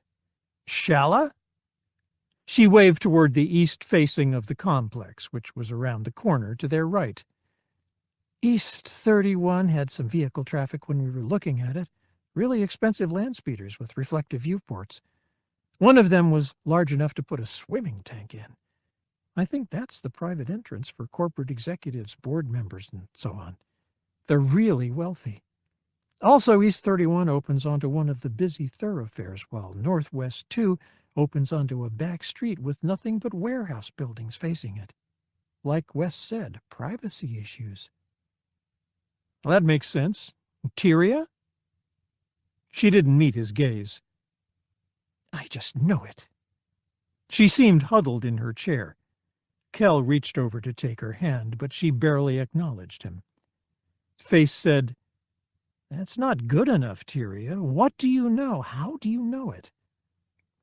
She shook her head hard, sending her blonde ponytail flipping across the features of Danos beside her, and finally looked at Face directly.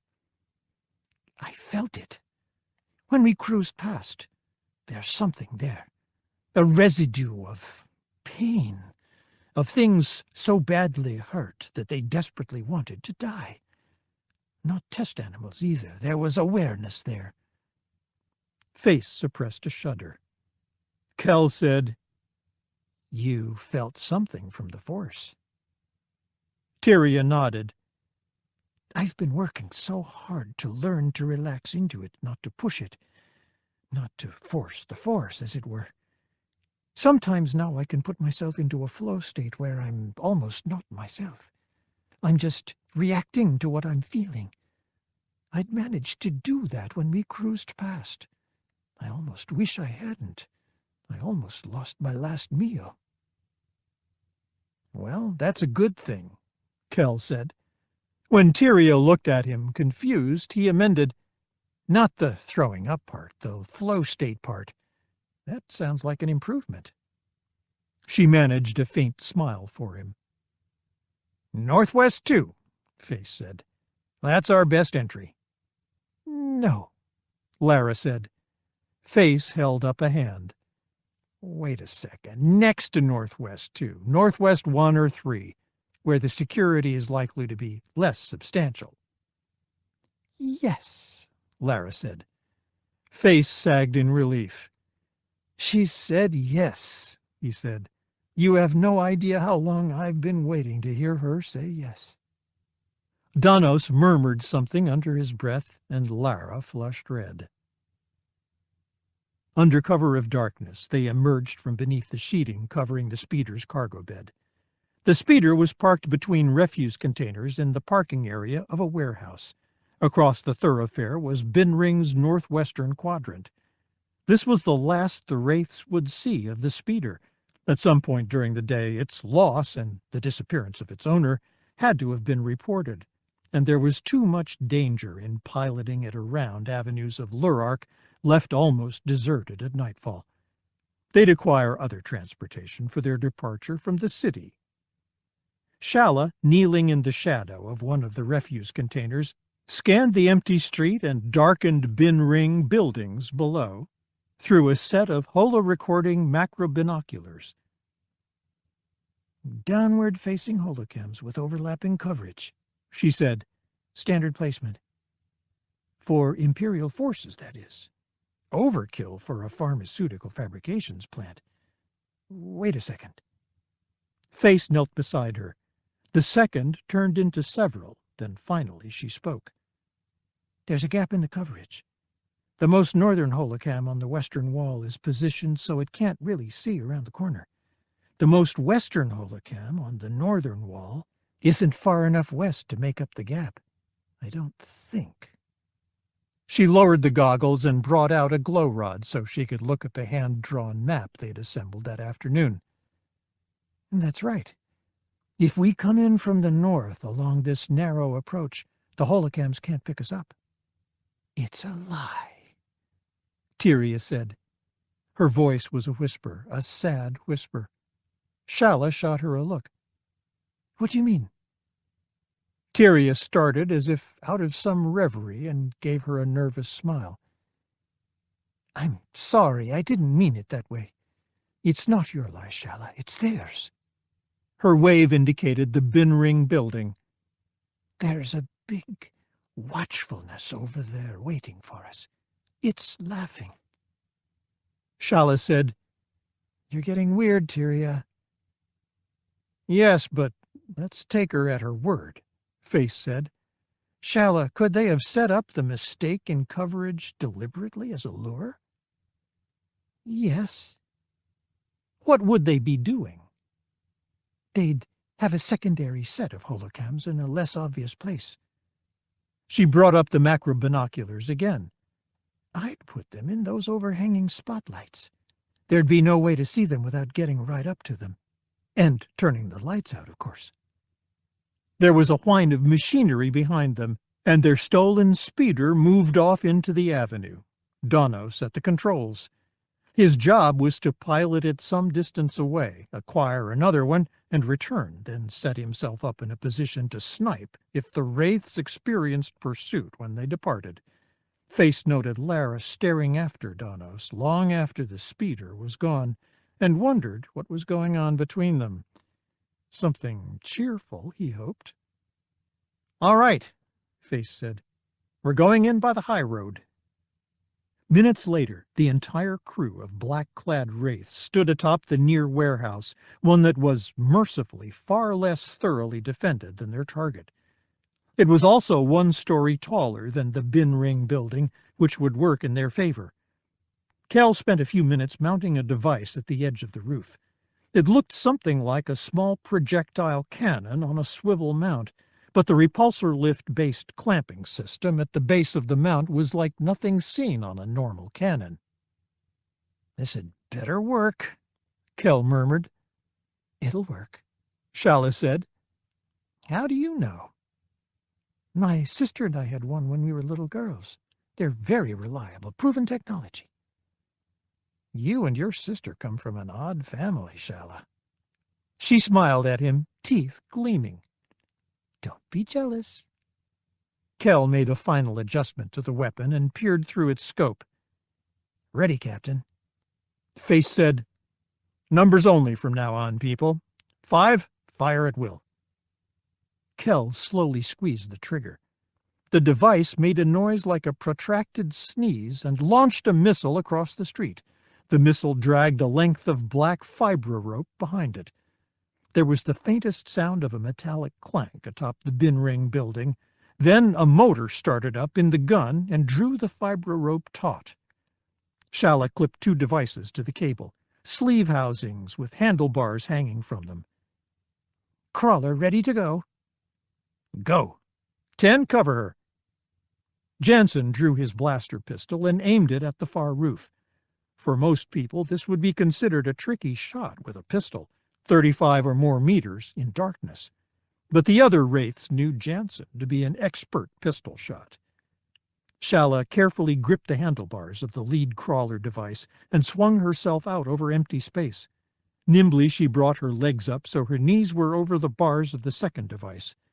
Then she thumbed a control on the handles she gripped, and the crawler sped out along the fibra rope, carrying her to the roof of the far building.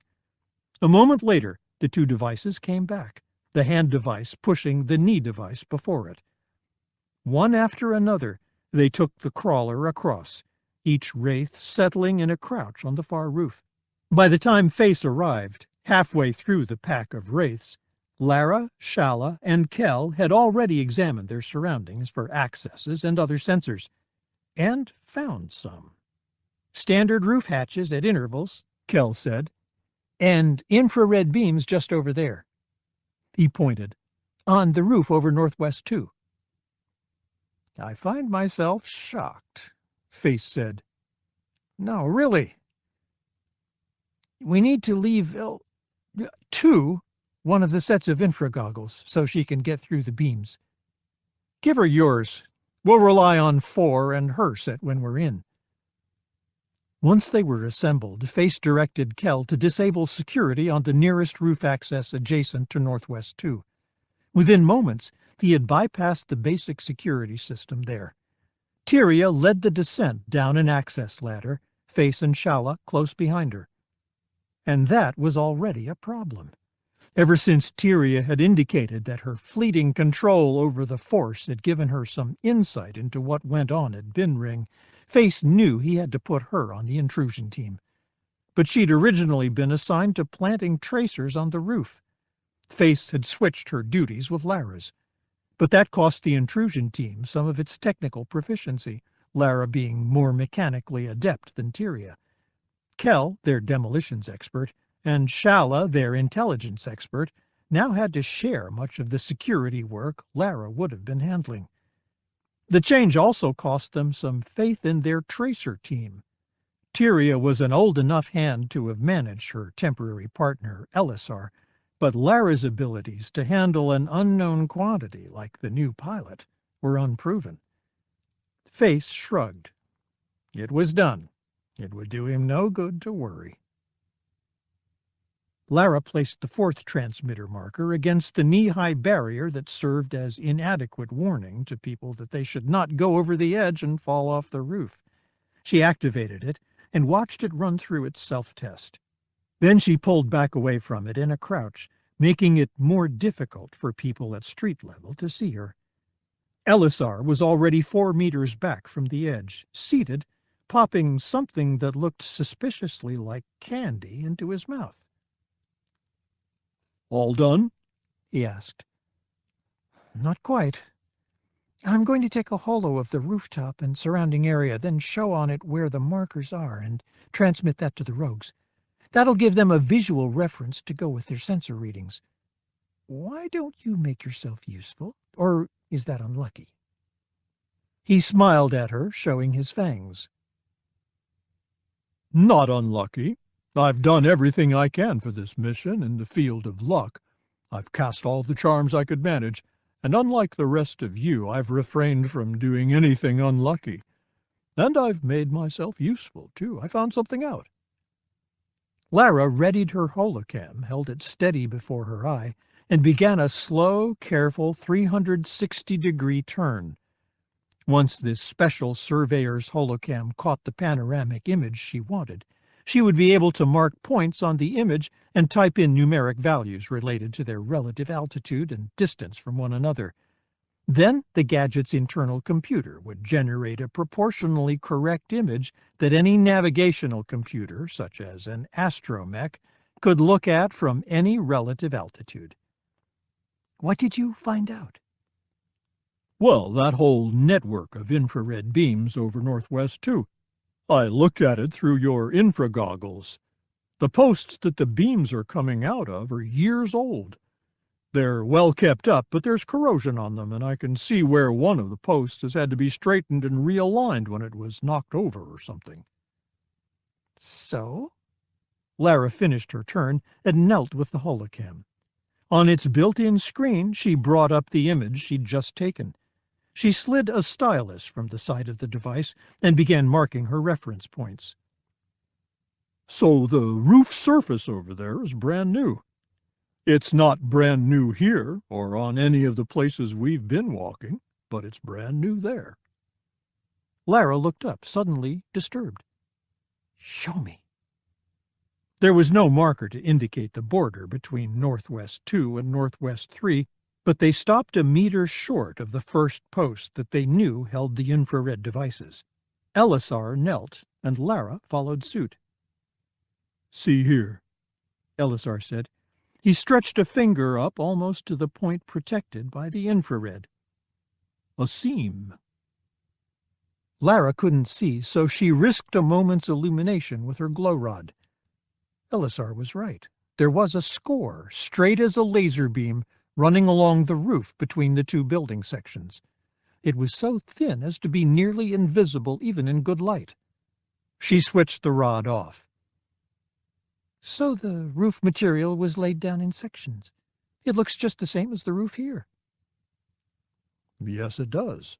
It has been walked on and scuffed a lot, just like the roofing here. But it smells different. Much sharper. It's new." Lara sighed. This had to be some new pilot prank. But obligingly, she leaned back and sniffed at the roofing they'd been walking on. It smelled faintly of industrial chemicals. Then she leaned forward and sniffed again at the other section. The smell was stronger, crisper. From her wrist sheath she pulled her vibroblade. She did not power it on. She dug at the seam between the two roof sections, prying the new section up. It was a gummy mass, perhaps 2 centimeters deep, and resisted her efforts, but finally she was able to turn up a flap of the material. Elisar obligingly pulled at the edge until half a square meter or so was revealed. The underside of the material was thick with tiny circular devices made of shiny metal. They were spaced at about 8-centimeter intervals and connected by thin silvery wires. "Pressure sensors," she said. "Not a problem," said Elisar. "None of us walked on them, and we didn't apply pressure to pull them up." "And that's not the point. They've added a layer of security under the substantial security already in place, and it's a different type. If they've done that throughout the complex, the Wraiths might be dismantling one layer but not the new stuff." "So give them a call." "Which will probably give our presence away." She sighed and looked over the boulevard at the rooftop where Donos was. She couldn't see him, but she'd heard his return with a new speeder a few minutes before. It was so hard working with people. On her missions for Imperial intelligence, she'd always been alone, no one else to be responsible for. She brought up her comlink and thumbed on its scrambler mode. 2 to 6. Do not acknowledge. Additional security on roof suggests this site is prepared for your arrival. Check for new modifications to your surroundings. 2 out. She grabbed up her holocam and rose. "Let's move out." "Com signal," the technician said. His voice was unnaturally shrill. Dr. Gast blinked and looked around. She'd actually fallen asleep. Boredom and lack of any decent occupation will do that to you, she thought, her voice cranky even when expressed only in her own mind. The control room was antiseptically white except where the floor and walls were marked by black marks and scores resulting from the haste with which some of this equipment had been assembled. The 4 walls were occupied by banks of terminals, each dedicated to a different area of coverage or function. 6 per wall, 24 in all, occupied every hour of the day, and never anything to report except the occasional repairman working on an adjacent roof section or an avian landing on the roof of the protected zone. Until now, maybe. Gast's own console was a nearly complete circle of terminals and controls, her chair in the center. She lazily swiveled until she could look at the back of the technician who'd spoken. "Let's hear it," she said. "It's encrypted, Doctor." "Decrypted? Where's it coming from?" "I have that." Another technician's voice. He didn't bother to wait for permission. He patched through his holocam view to one of Gast's terminals. She liked that. Initiative. Which one was this? It was Droofy's. the lean one with the lazy eye. The holocam was an infrared unit. It was a static view of the roof and showed two blurry red figures, one male and one female, creeping along the roof, away from the protected zone. Gast frowned. That was disappointing. Had they recognized the first line of security and decided to run away? She turned to the console where her new intelligence specialist, a man on loan from Warlord Zinj, sat. "Captain Netbers, what are they doing?" Netbers rose and approached her. He was a huge man, easily 2 meters tall, with a musculature that suggested he spent more time improving it than he did sleeping. A pity he was so ugly. Obviously a fighter, he looked as though he had fallen asleep in an automatic door and it had slammed shut on his face for an afternoon. But the eyes underneath his shaggy brown hair were dark and intelligent. When he spoke, his voice was deep and raspy. "They've seen the security perimeter." "And it scared them off?" He smiled. His teeth were regular. She somehow doubted they were original equipment. "No," he said. "That comm transmission was them informing the other members of their team. They're getting clear in case we caught the signal." "We haven't seen any sign of other intruders." "We will." She turned back to Drufys. "Monitor their progress. When they've settled in, have a squad of stormtroopers stand by within striking distance of them." "Yes, Doctor." She quelled an excitement rising within her and turned back to Netbers. "I have a feeling this is going to be fun, Captain. Is it usually fun?" He nodded. Kell swore and pushed his head deeper into the access hatch. He was hanging from sturdy metal rungs in the turbo-lift shaft, 1 floor below street level, illuminated only by the glow rod held by Shala, who stood on the same rung he did and helped brace him as he worked. The panel Kell investigated opened into a maze of wires and circuitry, and his head was missing in that forest of equipment. "Give me more light." Shala leaned in closer to oblige, poking her hand and glow rod through the curtain of wiring. She could see his neck flex as he looked around. Finally Kell withdrew, slowly so as to knock Shala free of her perch. He twisted to look over his shoulder at the other wraiths clustered in the open turbo-lift door behind him. "Till was right. There's new wiring throughout. If we'd gone down and disabled the monitors on the panel between lift shafts, we would have set off another alarm." Face asked, "Can you disable that alarm?" Kell considered. Shala knew this really wasn't his speciality. He'd said he was lucky to have done as well as he had on this mission. "Maybe," he said, "but I can't be sure I've identified all the security at that entry point. I think instead we need to go through a non-entry point." "Like where?" "Like here." He gestured at the curtain of wires. "Beyond this monkey lizard nest, we have a riveted panel of metal between us and the Northwest 2 lift shaft, but it's not armor quality. I vote we just cut through and descend." "Do it." Kell brought out his vibroblade and powered it on. They were within 3 meters of the bottom of the shaft when Kell spotted the access hatch they would have used had they not changed plans. "9, the gauge again?" He felt Shala rummage around in the top pocket of his demolitions pack. Then she handed him the sensor device he'd had to use so many times tonight. It read electrical currents and was of vital use to mechanics and demolitions experts, 2 categories into which Kell fit. He aimed the device at the panel and swept it all around the bottom of the shaft. It registered a considerable amount of electrical current flow beyond the panel, no surprise, and along the recessed slot used by turbo-lift cars of this sort to acquire their power.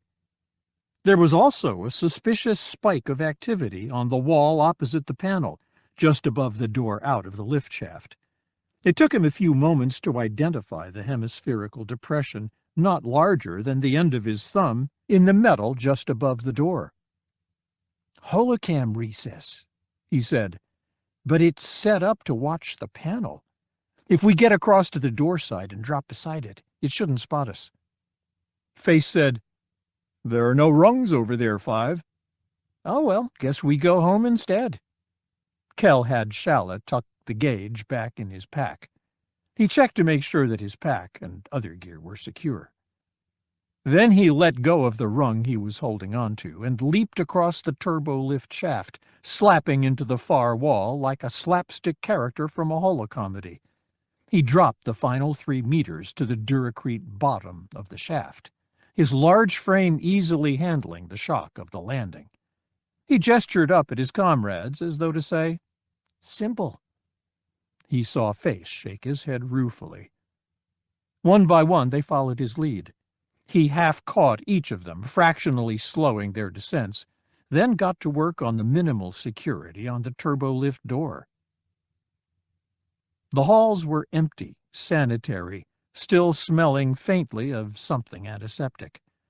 The lights were on at half intensity, making even the whiteness of the walls and floor seem dim.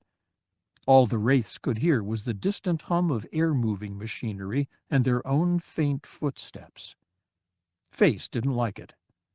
It felt abandoned, and an empty facility would not yield them any secrets. It also felt somehow wrong. He glanced at Tyria to gauge her response. Perhaps her abilities with the Force, however faint or erratic, would tell her something.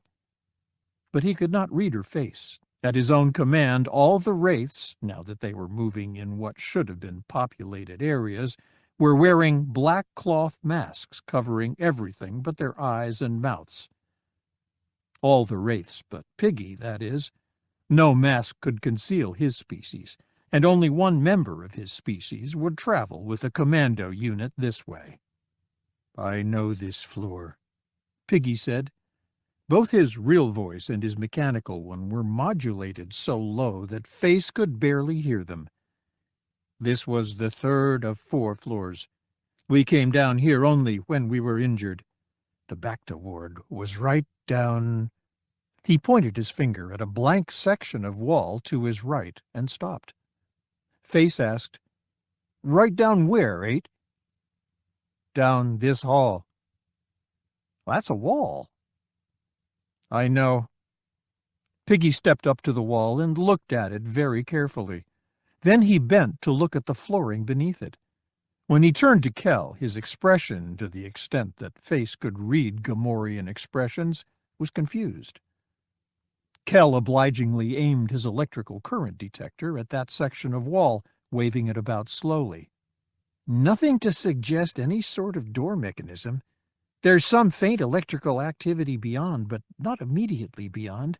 Several meters, I think, and no heavy electrical currents."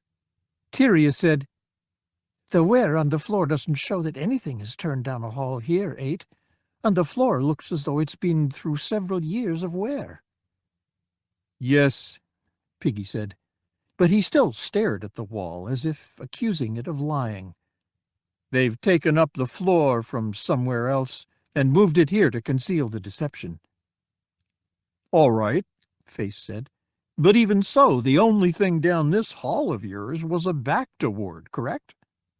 "Correct." "We'll check it out if we don't find anything elsewhere. Let's look at what you never got to see before, all right?" Piggy nodded. They continued up the main hall, the only hall, to its end. On the left was a large double door leading into a circular chamber filled with equipment, panels, consoles, and terminals arrayed in a circle around some sort of large chair. The chair was obviously intended for medical usage. It featured brackets to fit around wrist and ankle, and was festooned with equipment on armatures, injectors, view screens, racks filled with bottles. "I know that chair," Piggy said. "You got your shots there, and performed tests, but it was 1 floor up." "Door's clear," Kel said. No undue security. Do I open it up? Face said, "You said 3 or 4. This was the 3rd floor of 4. You meant 2 above this one and 1 below?" Piggy nodded. "How did you get to the 4th floor?" "By the turbo lift." Then Piggy frowned and looked back down the hallway toward the distant turbo lift door. "But the turbo lift ended at this floor," Face said. "There was Duracrete below." Shala said, "It was very clean Duracrete. No oil stains. I thought that was odd. But everything here has been so clean it seemed in keeping with the rest." "Obviously it was new," Face said. "They've blocked off the 4th floor. I wonder why." The others shrugged.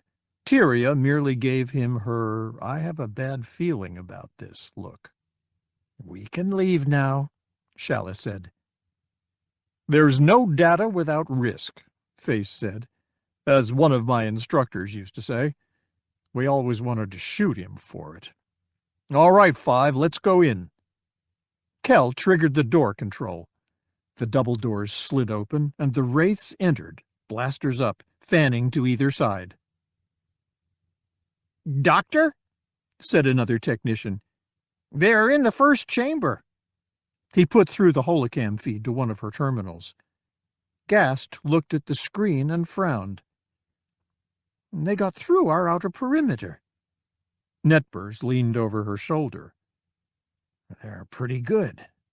But they're here, so they're dead." "Alert your stormtroopers," Gast said, then issued commands to the others. "Prepare the 2nd chamber. Activate comm jamming as soon as the door to the 2nd chamber is opened. No, wait. Alert the other team of stormtroopers to take the intruders on the rooftop. Then activate comm jamming as soon as the 2nd chamber is opened." She frowned, angry with herself for her mistake. "You're getting the hang of it," Netbers said. Cal waved an all-clear signal to the others. The walls and ceiling offered no circuitry, suggesting additional security. Dia and Shala covered the door with their blasters. The others looked at the equipment in the room. "I was never in here," Piggy said. "I don't know what the chamber was for. The chair wasn't here. The chair was 1 floor up, where they did a lot of testing. I solved math problems in that chair while drugged or while being electrocuted." "Charming," Face said. "There's something awful about this room," Tyria said. "Not in the room itself. Nearby." "This is a game table unit," Kel said. He was on one knee, looking intently at one of the pieces of equipment around the chair. "The table itself has been taken off and the unit repainted." "So it broadcasts to the screen on the chair?" Face asked. "Maybe." Kel looked over the unit, puzzled. "It doesn't seem to be fastened down, but it's powered." "This machine washes clothes." Runt was staring with equal concentration at a silver-gray metal cube 2/3 the height of a human. "They had one like it on the ship Sungrass." Kel waved his current detector at Runt's device, then at the floor around it. "It's self-powered, like the game table. It's battery-powered or something." "Why?" Face asked. He looked at Piggy, but the Gamorrean looked blankly back at him. "Transfer control to my terminal," Gast said. Then she caught the hurt look on the face of Droofy's, and she relented. "Oh, very well, you do it." Droofy's brightened and pressed a button on his console. Face felt the floor give way beneath him. All around him, wraiths and equipment dropped. There was blackness and heat beneath him. When his feet hit, he tried to roll and absorb some of the shock of impact, but he did a bad job of it and landed on his chest, the wind knocked out of him. He felt something heavy and sharp slam into his back, and he grunted from the blow. There were cries and sounds of crashing all around him. Awkwardly, he rolled to his back. The floor of the room above had split down the middle. Hinges to either side had allowed it to open like a door, dropping them what looked like a fall of 6 or 7 meters. And now stormtroopers were lining up at the edges of the room above. They aimed their blasters down at the wraiths. One called out, "Throw up your demolitions gear or we open fire." Face looked around. The wraiths were in no position to resist. Only Kel and Shala were already on their feet. Beyond Kel, Runt was unmoving, apparently unconscious. Beside him, a piece of machinery on her back, was another fallen wraith. "Dia!" Face was suddenly on his feet despite the pain. He knelt beside Dia, saw at once that she was unconscious, that her left arm lay at an angle that was not right. She was still breathing. "Demolitions bag," the stormtrooper repeated, "or you're all dead." Face caught Kel's attention and nodded. But Kel turned to Shala and said, "Do what they say, demolitions." Shala didn't hesitate. She shucked off her own pack, which contained her infra-goggles, spare glow rods, and preserved food. She swung it around at the end of its straps and hurled it up to the stormtroopers above. The speaker caught the bag. He and the others retreated. The ceiling began to close. "What are you doing?" Face asked. "In 30 seconds, they'll know we've lied. They'll open it up and start shooting." "In 30 seconds, we're supposed to be dead," Kel said. He pulled off his own pack and rummaged around in its contents. "Take a look around, one. You know what this place is?" Face forced himself to look away from Dia. The floor was some sort of grating. It seemed to be continuous, not made up in sections, and was sturdy enough not to flex beneath the weight of the wraiths and all the equipment from the chamber above. The walls were heavy, dark metal, with a tight grid of nozzles protruding from them. As he looked, the floor grating beside the walls began glowing red. The redness spread toward the center of the room at a quick rate. Heat from the glowing portions of the grate swept across Face and the other wraiths. "They burn organic material here," Piggy said. He struggled to his feet, holding his side. "It's an incinerator." Lara knelt and fretted. Still no communications of any sort from the team. Of course, they were supposed to keep comm transmissions to a minimum, but she wanted to know what was happening down below. It didn't help that Elisar was so calm. The Deveronian junior pilot lay on his back, admiring the stars. "A shooting star," he whispered. "That's good luck." "Is it still lucky if it's one of the asteroids we shot into the atmosphere as cover?" Lara asked. He frowned, considering. "I don't know." 60 meters away, there was a terrific metal crash, and 2 hinged pieces of roof slammed open. An open-sided turbolift rose into view. The dozen stormtroopers within it jumped out, turning toward Lara and Elisar. "I guess not," Elisar amended. Face lifted Dia, as mindful as he could be of her broken arm. "Sorry I said anything, Five. Blow us out of here." Kel slipped his bag over one shoulder. He held 2 charges, one in each hand. He tucked one charge into a pocket and tapped something into the keypad of the other. Tyria hopped up on a boxy piece of metal equipment as the redness of the floor neared her feet. She peeled off her face mask. The other wraiths began following suit. Face could see that they were already sweating heavily. So was he, but burdened as he was, he couldn't do anything about it. Tyria said, "What if the chamber is magnetically sealed?" "It's not," Face said. "If it were, they wouldn't have bothered to demand our demolitions." Kel said, "One? "What?" Where do I place this?" "Your best guess. You're the demolitions expert. But this deep down, we may have stone and dirt on all sides." Imperial architecture is kind of conservative, Kel said. One floor is often like another, meaning that the main hall above may have a parallel on this floor, which was where? He looked around blankly. In the fall and the Wraith's subsequent disorientations, he'd lost track of directions. Piggy pointed at one wall, then yanked Runt up before the heat in the floor grid reached him. The Thackwash pilot looked groggy but mobile. Flames erupted from every nozzle along the chamber walls. The flames were no more than half a meter in length, but the temperature in the room rose instantly. Several Wraiths swore, and all flinched away from the new heat.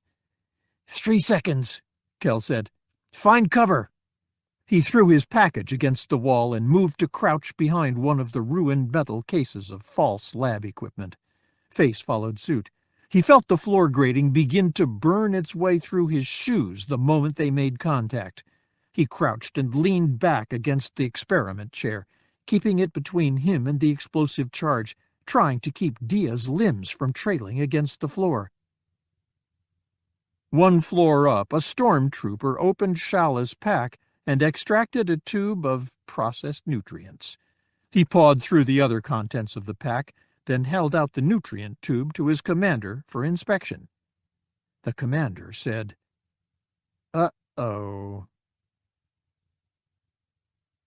6. I wasn't too sure about this crematorium idea, Netbers said, but I must admit it seems to have come off rather well. Though the Warlord might have preferred a better souvenir than several kilograms of ashes. Dr. Gast nodded. But I think he'll be pleased that they didn't just die, that they died very, very painfully. True. The building rocked, and the sound of a muffled detonation reached them. Technicians jumped up and looked around as though deciding whether to situate themselves in doorways. Netbers sighed. Not good, he said. I'm going to lead the stormtroopers down to the crematorium level. Gast stood. I'm going with you. You'll need me for access to all levels. Come along. The explosion hit before Face heard it, before he comprehended it. All he knew is that something hard, the frame of the experiment chair, hit his back and propelled him forward, launching Dia toward the burning floor, the burning wall. He rolled with the impact, tumbling, trying to keep Dia from contacting the glowing floor grid. He succeeded. His shoulder hit the grid, and he felt the flooring burn through his light tunic, branding him. He continued the roll, and the burning sensation tore down his back across his buttocks.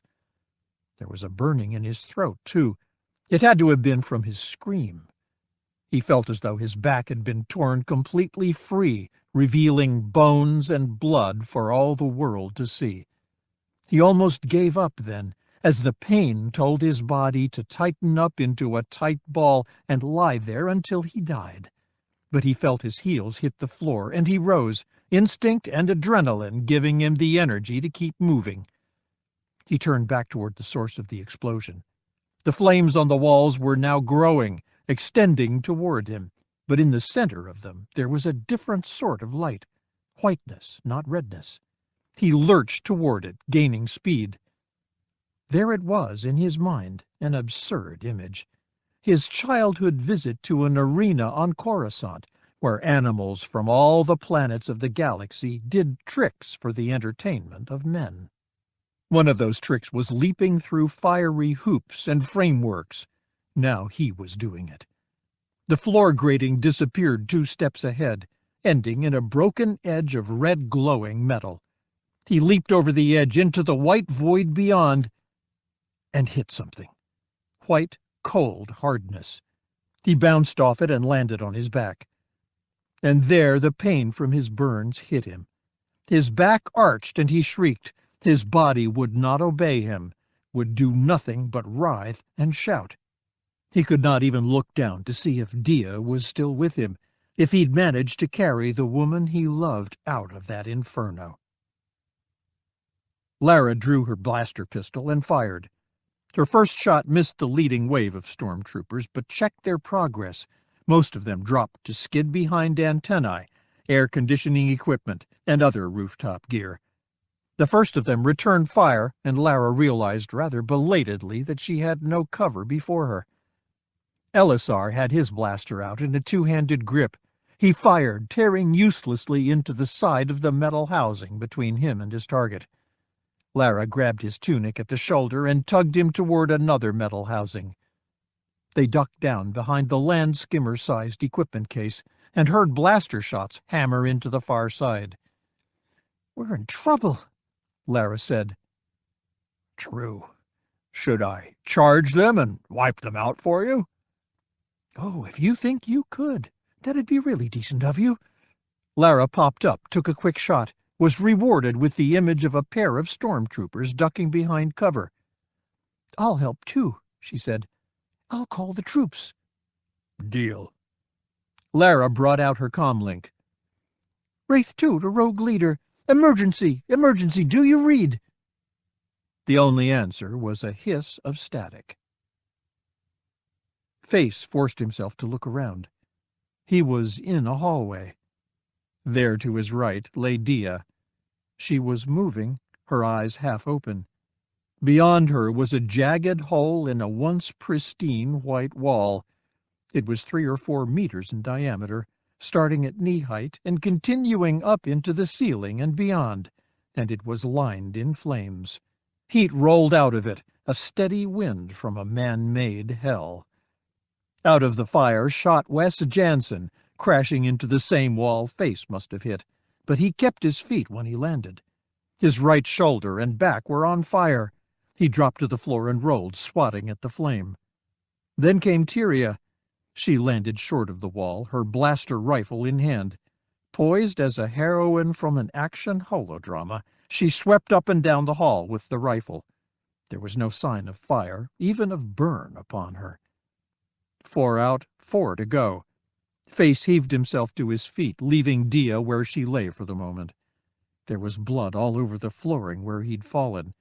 He decided not to think about that for the moment. Or about the pain. He swore and brought out his blaster pistol, then reached down and began dragging Dia out of the path of oncoming wraiths. Seconds later, Kel landed where she had just been. His hair was charred and his eyebrows were gone, singed away. There were burn stripes on his chest, stripes identical to the flooring in the crematorium, and not only on his chest. His palms and fingers were also black and red with the marks, and shook uncontrollably. Piggy came flying out of the inferno and crashed into the wall. He bounced off and slammed to the floor atop Face's blood slick. A fraction of a second later, Shala landed atop him.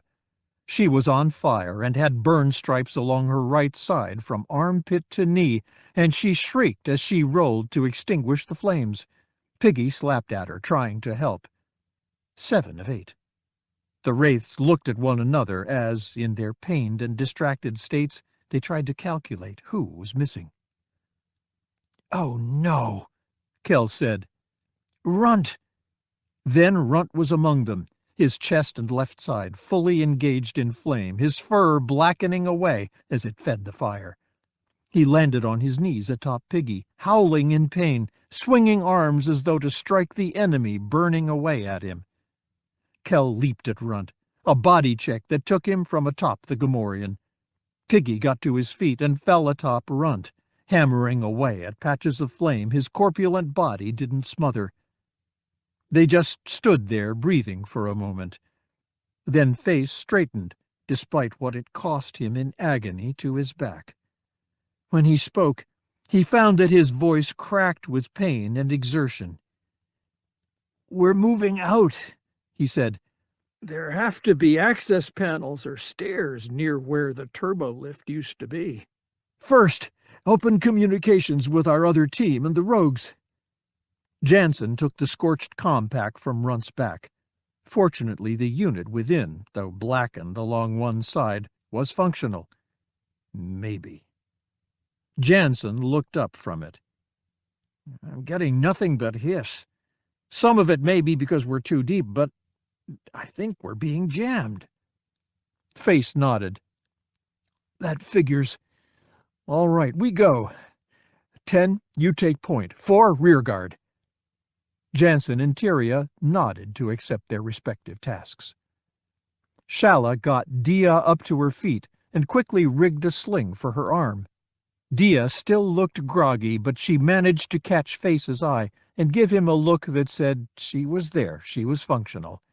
There was no time for them to exchange anything else. Piggy tried to haul Runt up to his feet, but the Thakwash pilot shook off his hand and stood. He was a mess, much of his upper body marked by flame-blackened fur, and his eyes were wide, vibrating. Face knew how he felt. It wasn't just pain.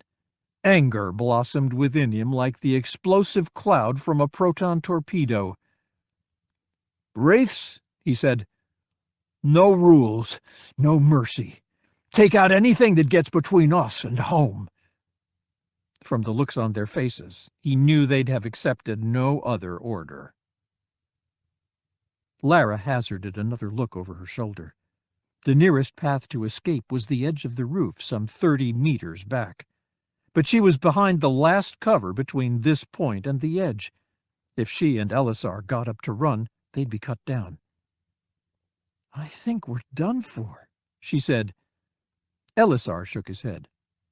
"No, today is a lucky day. I calculated it before we started on this mission." "Ah, did you remember to invite your luck? Or is it in its bunk on Monramonda?" Lara popped up to try another shot.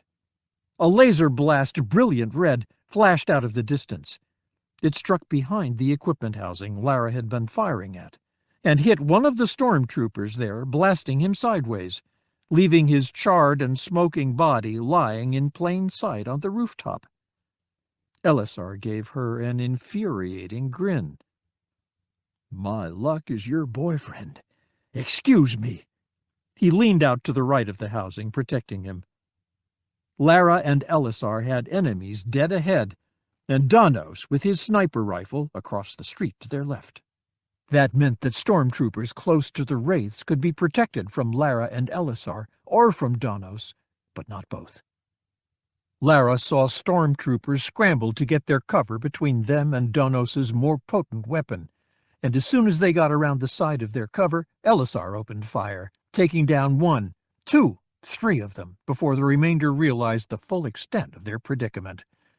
Lara prepared to pop up for another exchange of shots. The stormtroopers, she knew, had only a couple of options. They could retreat until they could get cover between them and both sets of Wraiths, or they could take out one of the directions of enemy fire, which probably meant charging her and Elisar. They rose and charged, roaring as they came. Lara half rose and opened fire. The technician Drufys, now in the command chair of the control room, watched events unfold on the rooftop. Of the 8 stormtroopers who'd risen to charge the 2 visible Wraiths, 4 were now down, 2 felled by blaster pistols, 2 more by the laser sniper. The other 4 were in fast retreat. "This isn't going well," he said. "Call Argenholt Base and ask them to scramble a couple of TIE fighters. Give them the approximate position of the sniper." The technician he had addressed, the communications specialist, said, "We're still jamming." "Use a landline, stupid." "You don't have to call me stupid." "Yes, I actually do have to. Get to it." Drufys settled back into the chair. He liked the feel of it. Too bad this facility was being shut down. But perhaps, if he displayed enough competence, he'd find some task with Warlord Zinj. He smiled. He liked that idea. The Wraiths were within sight of the old turbolift doors, were within 30 meters, and could see how the doors had been laser-welded shut, when a side door slammed open and stormtroopers began pouring into the hall. Stormtroopers, an unarmored officer, a civilian woman. "Get back!" Face shouted. "We have to—" He was going to say retreat. They had to get back and away from a numerically superior and uninjured enemy force.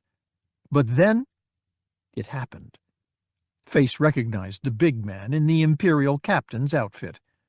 Weeks before, disguised as General Kargan of the Hawk Bats, Face had watched Shala, in her own disguise of Katya Nassin, bruise the big man in a test of martial arts skills. And now he saw recognition in the captain's eyes. The captain couldn't have recognized him. Face had been wearing burn victim makeup designed to make stomachs turn. He must instead have seen Katya Nassin in Shala, recognizing her in spite of the makeup she'd worn at the time. Shala charged the big man and the dozen and more stormtroopers now crowding into the hall. Her intention was all too obvious. Kill the big captain so he couldn't report that a member of Wraith Squadron was also with the Hawk Bats. She's going to get herself killed, Face thought. And us too. He finished his command. Charge! Wes Jansen lurched into motion, charging in Shala's wake, taking the left side of the hall where she ran along the right. He had no wisecracks to offer now. He could only offer one of his other skills, one that might make him unfit for a normal life when this war was finally done. The skill that made him proficient at killing people.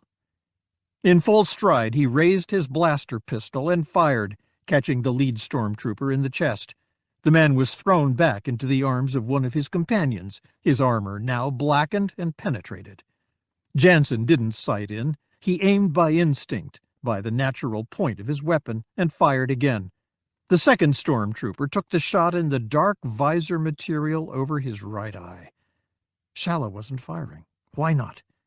Jansen traversed right and shot at the lead stormtrooper on that side of the hall, catching him in the gut. Behind him was the big captain, now raising his own blaster. Jansen fired again. His shot caught the man in the elbow, spinning him back into the wall, causing him to drop his weapon. Jansen traversed leftward again, targeting a stormtrooper with a blaster rifle, his shot catching the man in the throat. 5 steps, 5 shots, 5 hits. But the hallway was a natural channel for blaster bolts. Its straight lines would angle stray shots back into play. He'd never reach them. He didn't. He felt fire again, and suddenly the world was spinning, slamming into his head. Dark.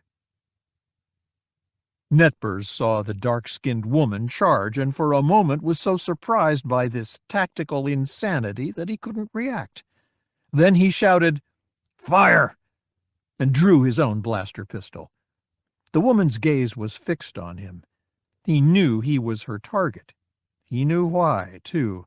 And he couldn't get his blaster in line before she had hers aimed, before she pulled her trigger, and the charred blaster in her hand failed to go off.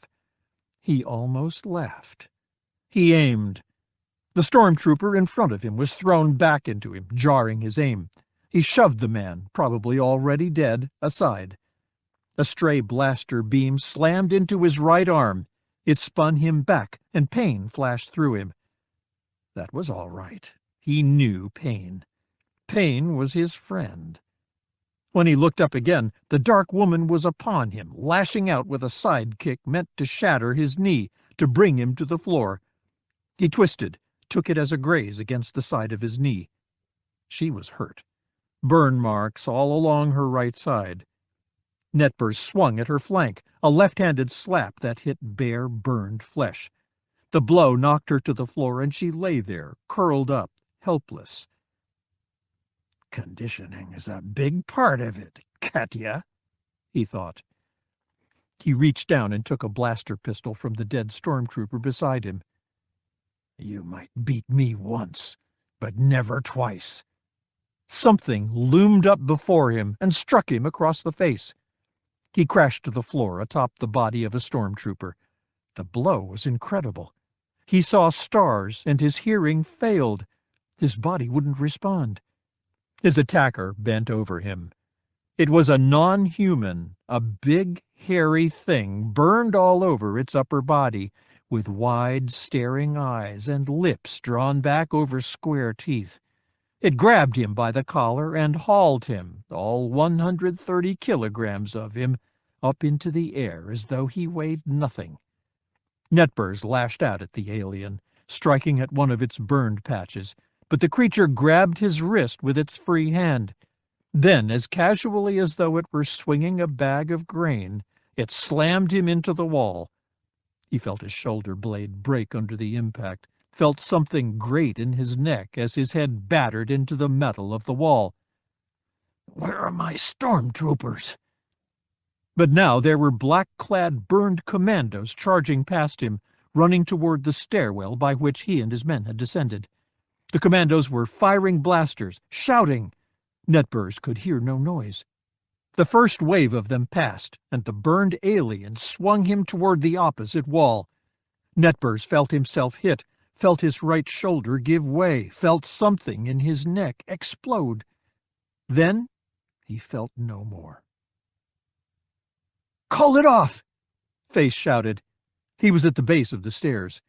Kel and Piggy were above, ahead of him, struggling across the bodies of fallen stormtroopers. Living stormtroopers were ahead of them, running for their lives. "Let's get out of here!" "The woman!" That was Piggy's mechanical voice, inflectionless in spite of the pain he must have been feeling. "She is one of my creators. We need her." He fired up the stairs and continued his awkward run over the bodies of slain enemies. A moment later, he and Kel were out of sight around a turn in the stairs, and all Face could hear was more blaster fire. He grimaced and moved up the stairs as fast as his tired legs and burned body would let him. One landing up, the two wraiths awaited him. Piggy had the human civilian in his grip. Kel waited, his blaster aimed up the stairs, for a counterattack. In spite of her situation, the woman seemed calm. Face said, 8, when the next wave of stormtroopers comes, use her as a human shield. I'm curious to see how long it'll take blasters to burn through her." "Yes, sir." "I'm too valuable for that," she said. "I doubt it," Face said. "But we'll see. If you want to live, you'll tell us a way out of here that doesn't involve more ambushes by your stormtroopers. If they do come at us, you'll be our first bit of cover." "Well?" "Access tunnels," she said. Her voice was cool. "Show me." She pointed down the stairs. They gathered where the big captain had died. Jansen was on his feet, supported by Tyria, his right bicep wrapped in a thick bandage already stained through with blood, his arm hanging uselessly. There was blood spilling down his forehead, too, and a matching patch on the wall at head height. His face was already graying with shock. Shala, too, was up. Runt was swaying and breathing hard where he stood. Flecks of white spittle decorated the sides of his mouth. 7 stormtroopers and the big captain lay dead in the hall. The female civilian, whom Piggy called Dr. Gast, led them back toward the incinerator room. Fire from the chamber had spread out into the hall. The air was becoming smoky, and flames licked along the ceiling at the far end. But halfway there, Gast turned toward a blank wall and said, "Gast access override 111." The wall section lifted like a high-speed doorway, revealing a small turbo lift beyond. Gast gave Face a cool smile. "Down 1 level is an underground land speeder channel with a utilities shaft running parallel to it." Face boarded, and the others followed. "You know what this means to you if this is a trick." She shook her head. "No trick. Zinj will have me killed for failure, so my survival means getting you to safety. Gast, descend to sub-5." The turbolift descended for a few seconds. Then the door opened onto a dimly lit Duracrete shelf. Beyond it was a drop-off. A few meters beyond that, a wall. They exited cautiously, blasters raised right and left. This was a boarding platform for a railway of some sort, the drop-off being a low roadway. And may I say, she continued, that I always enjoyed your holodramas. You couldn't say anything that would nauseate me more. She smiled, her expression still calm. Though I like Tetran Cowl more. That makes me feel better. He's a no-talent bag of bantha droppings. Face gestured right and left. Which way? As they moved, fast as their ill-treated bodies would let them, they passed hatches allowing access into upper floors, tanks where water was stored and processed, power cabling terminals, and equipment housings that were less easily identified. Kel stopped beside a heavy metal beam running from the Duracrete ceiling above into the Duracrete shelf below. He tapped it with his forearm. His hand was still charred, twitching. "Hey," he said, "this is a main support beam, isn't it?" Gast nodded. "I think so. Why?" Face said, 5, no, we can't bring down this whole building. There may be other innocents, other test subjects up there. Kel offered him a smirk. "Boss, I don't want to blow everything up. Listen, we just passed over a power station a few meters back." So? "So if we can adapt the power from that station to boost the signal strength of Runt's comm unit and patch the unit's signal through this beam..." "Then we use the whole building as an antenna." Face slapped his forehead and regretted it instantly as his palm encountered burned flesh. "Do it! Do it fast!" At a dead run, Hobby charged up to where Wedge and Tycho sat under their camouflage covers. "Signal from the Wraiths, Wedge. They need immediate air support." Lara and Elisar had circled around, maintaining fire against the now much more distant stormtroopers, reaching the point on the wall where their fibro-rope rig would give them access to Donos's roof, when they saw and heard the approaching TIE fighters. "Just what we need," she said. She gauged the drop to the ground below. Not too far, she might land unhurt, but there was no place within 100 meters to hide from a TIE. Likewise, the nearest roof hatch, its locks and security restored to keep guards and workers from noticing anything amiss, would take too long to open. The pair of TIE fighters roared in from the south, decelerating as they came within easy firing range of the rooftop. They came to a complete halt, floating on repulsor lifts when they were 200 meters away. One was aimed directly at Lara and Elisar's position, the other at Donos. Lara set her blaster pistol down and raised her hands. Elisar did the same. Across the street they could dimly see Donos following suit. They could hear the remaining stormtroopers approaching from behind, walking up at a casual pace, joking, their voices relieved. Then one of the TIE fighters dropped as though it were a puppet with its strings suddenly cut. The other rose a few meters and aimed over Lara's head, off to the east. There was a flash of blue light, and the TIE fighter exploded. The blast rained fiery bits of metal and transparasteel over the area. Lara felt a bite as a needle of glowing metal hit her forearm, then heat as the advance wave of the explosion reached her. She saw her Deveronian squadmate tumble to the ground, rolling across his dropped blaster as he did so, and come up on one knee already firing. Lara dropped and scrambled for her blaster. As she swung it into line, she saw that one stormtrooper was already down, the other 3 aiming. Her shot took one of them in the knee, bringing him down flat on the roof, and her next shot hit the top of his head. He twitched for a moment. She looked around. The other 2 stormtroopers were down. One had a burn mark on his gut. The other had a crater where his chest should be.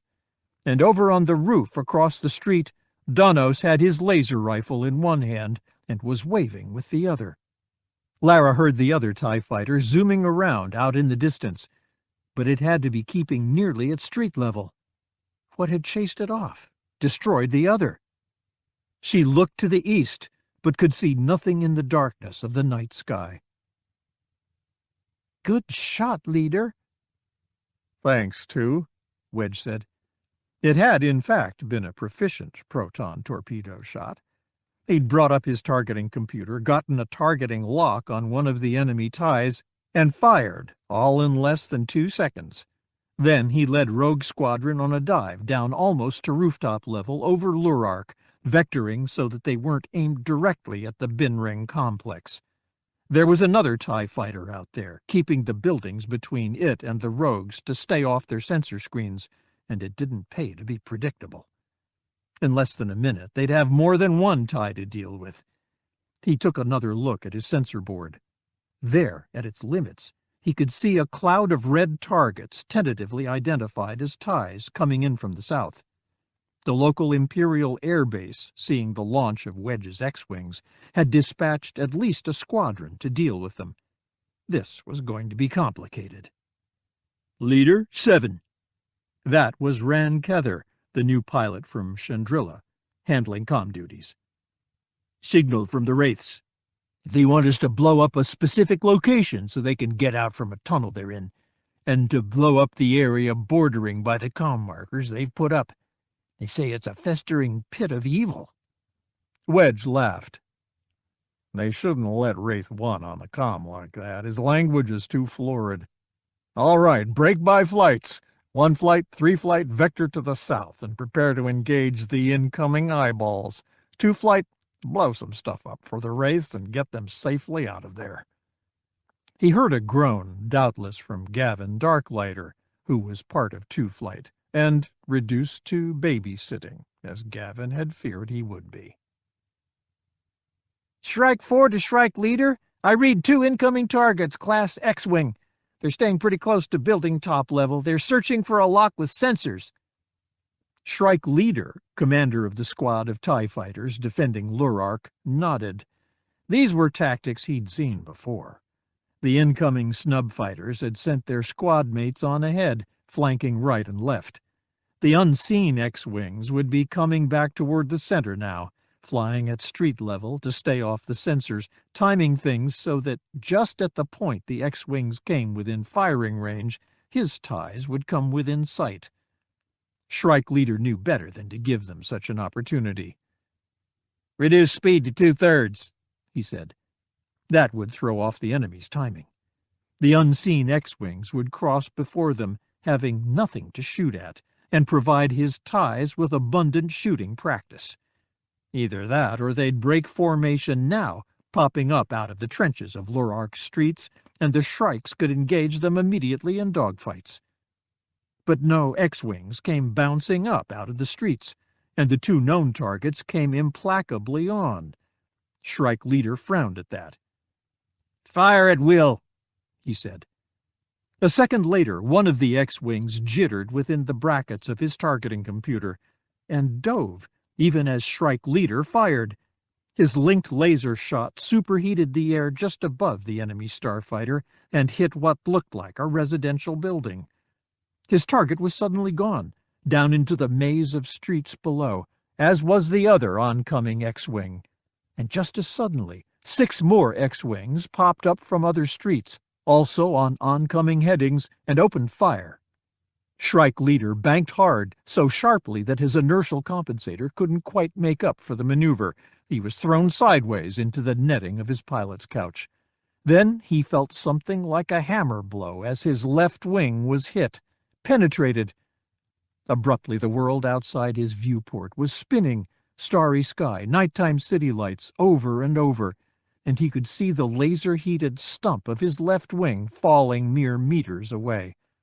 He felt a sickness rise in his stomach, but knew that his discomfort would last only for another 1,500 meters. 1,500. Wedge checked his sensor board and smiled thinly at what he saw. The maneuver had been more successful than he'd hoped. Scotian of 1 wing and Quirg of 3 wing had skimmed along at rooftop level, feeding their sensor data to the other rogues, who had lined up their opening shots based solely on the transmitted data. As soon as Scotian and Quirg had detected targeting locks on them, they dived to cover among the streets, and the other 6 rogues had jumped up and taken their shots. Suddenly, the enemy squadron of TIEs had been reduced by 5, 3 destroyed, 2 badly damaged and winging away, and the odds were now in the rogues' favor. The numerical odds, he told himself. The odds were already in our favor. "Break by pairs," he said. "Engage and eliminate. Keep your eyes open for additional incoming units." He arced to port, Tycho tucked in tight behind him. Lara accepted a hand from Donos and swung from the crawler to his rooftop. Elisar stood on guard, his back to them. "Thanks," she said. "Welcome. Any word from the others?" She shook her head. A shrill whine rose behind them, and like a land speeder, an X-wing nosed around the building corner to their north, turning their way, riding on repulsor lifts. It climbed as it came until it was at rooftop level. The cowling rose, and rogue pilot Taldira nodded at them, his face serious as ever. "That'll be the lunch I ordered," Lara said under her breath. She heard Donos snort, saw him struggle to keep his face straight. "Prepare to pick up your squad mates," Taldira shouted. "South face of the building complex. Don't get too near before we blow it." "Understood," Donos said. "Thanks." The Twi'lek grimaced, his expression speaking eloquently of how he'd prefer to be halfway across the city where starfighters were engaged in combat, rather than here chatting to ground-pounding commandos. He lowered his X-wing's cowling and goosed the snub fighter forward. Dia leaned in close to Face so that only he could hear, and asked, "Who is Tetran Cowl?" "What?" "That ghast creature said she liked Tetran Cowl more than you." "Oh," he laughed. "She can have him. He's an actor from Coruscant. We're the same age. We competed for everything. Both wanted to be pilots. Tested for the same roles. Chased the same girls. He had no perceivable acting skills." She managed a slight smile. "He was the one Ton Fanon was going to leave his money to, if you didn't get the operation to clear the scar from your face." Face nodded, rueful. "I haven't heard of him. Is he still making holodramas?" "No," Face smiled. "That was one competition I definitely won. He was a good-looking kid, but as he grew up he got sort of homely and couldn't find work. He hasn't made a holo in years." The tunnel rocked, and a section of it, 70 meters and more away, collapsed, sending dust and large chunks of duracrete rolling down the tunnel toward the wraiths. "I think," Face said, "that our ride has arrived." The wraiths rode out of Lurark in the back of Donos's new stolen flatbed speeder, lurking beneath blankets that smelled of feathers and avian manure. They lay as comfortably as they could, not comfortably at all for most of them, given the placement and severity of their burns. The city around them was alive with noises, distant explosions, occasional siren wails. Lara, handling the comm unit while Elisar bandaged Runt, relayed information back. "Rogue 6 and Rogue 5 are riding guard over us, staying below sensor level. The commander and the rest of the rogues are strafing the military base now. They're going to lead off pursuit from the next base out. That means we'll probably be able to climb out of the atmosphere at a fairly easy pace." "Good," Face said. "Is everybody fit to fly?" He shined a glow rod from face to face to get responses. Dia nodded. Her broken arm was now in a cast made of fast-hardening paste from Elisar's backpack. Piggy said, "Ready to go home." Shala and Kel gave him tired nods. "Fit to fly," Tyria affirmed. She wasn't kidding. When Face had gotten a good look at her, he found that the only damage she'd suffered was burns that hadn't quite penetrated her boot soles, and some charring to the butt of her blaster rifle. When he asked how she'd gotten away unmarked, she'd merely shrugged. Jansen said, "Just try to stop me." He hadn't cracked a smile since the incinerator, and Face could finally see in his grim expression and the anger deep in his eyes the man Jansen had to be when flying against an enemy. Runt was slow to answer. Then he said, "We can fly, but we are groggy from what 11 has given us." "Just tuck in behind me," Kell said. "I'll get you there." "We are your wing." "All right, then," Face said. He didn't really believe they could all fly, but their experience and determination made it possible, and he didn't have much in the way of options. "We have one other problem. Cargo." He shined his light into the face of their prisoner, Dr. Edda Gast. She lay on her side, her arms bound behind her, expression perfectly serene. "Put her in with me," Shala said. "beside me and my tie. She's not big, I'm not big. We'll dump everything out of my cargo area to lighten up." "And if she gets feisty?" Face waved his glow rod at Shala's right side, which was decorated with bandages. Shala's face set. "Then I'll kill her." "You have nothing to fear from me," Gast said. "The worst I plan to do to any of you is negotiate with you." "Negotiate?" Face said. "For what I know."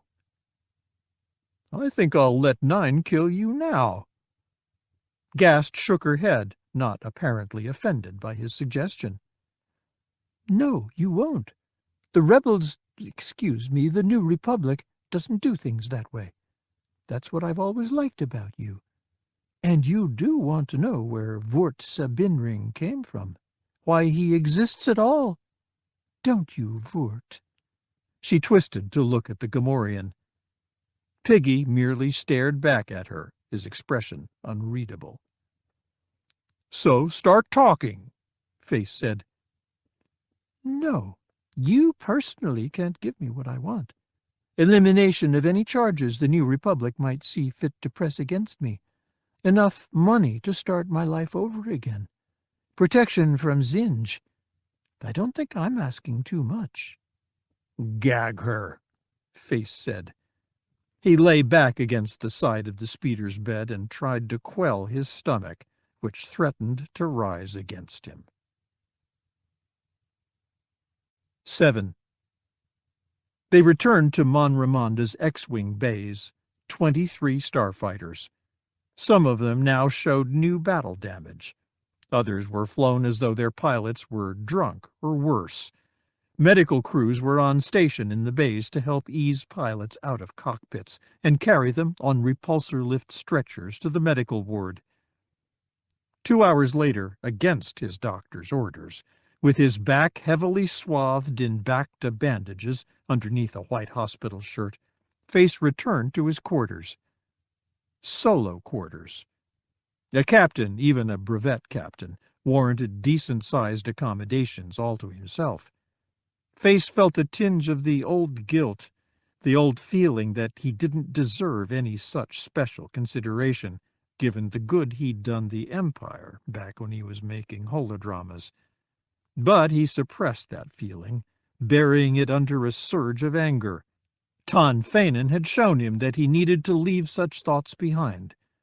If only knowing what he needed to do were the same as doing it. A scritch, scritch, scritch noise reminded him of duties he needed to perform. He took a pasteboard box from a drawer and moved to the table where the cages rested. 2 cages, each about knee-height, each contained a translucent arthropod that stood and walked on 2 legs. The creatures were about finger height, with well-defined mandibles and compound eyes. Storini glass prowlers, they were called, from the imperial world of Storinol. Ton Fanon and Grinder Threog had each secretly come away from the Wraith's Storinol mission with one of the creatures. Face had found grinders when it had been placed in his cockpit as a prank, and had given it to Fanon. Then Fanon, too, had died, and Face had inherited them. But both creatures were male, more likely to kill one another than coexist peaceably, and Face kept them in side-by-side cages. He used a spoon to extract some of their food from the box. It was unappetizing-looking stuff, looking like little glass beads with green flecks at their centers. But when he poured a spoonful into each cage feeder's box, the glass prowlers fell upon the food as though it were the most wonderful of treats. The prowlers' arms snapped out to scoop up each individual bead, and their mandibles chewed away at the transparent coating and green flecks within. Face smiled at their voracity. There was a knock at his door. "Come," he said. It slid open, and Wedge stepped in. "Am I intruding?" "No, just feeding my roommates. Have a seat."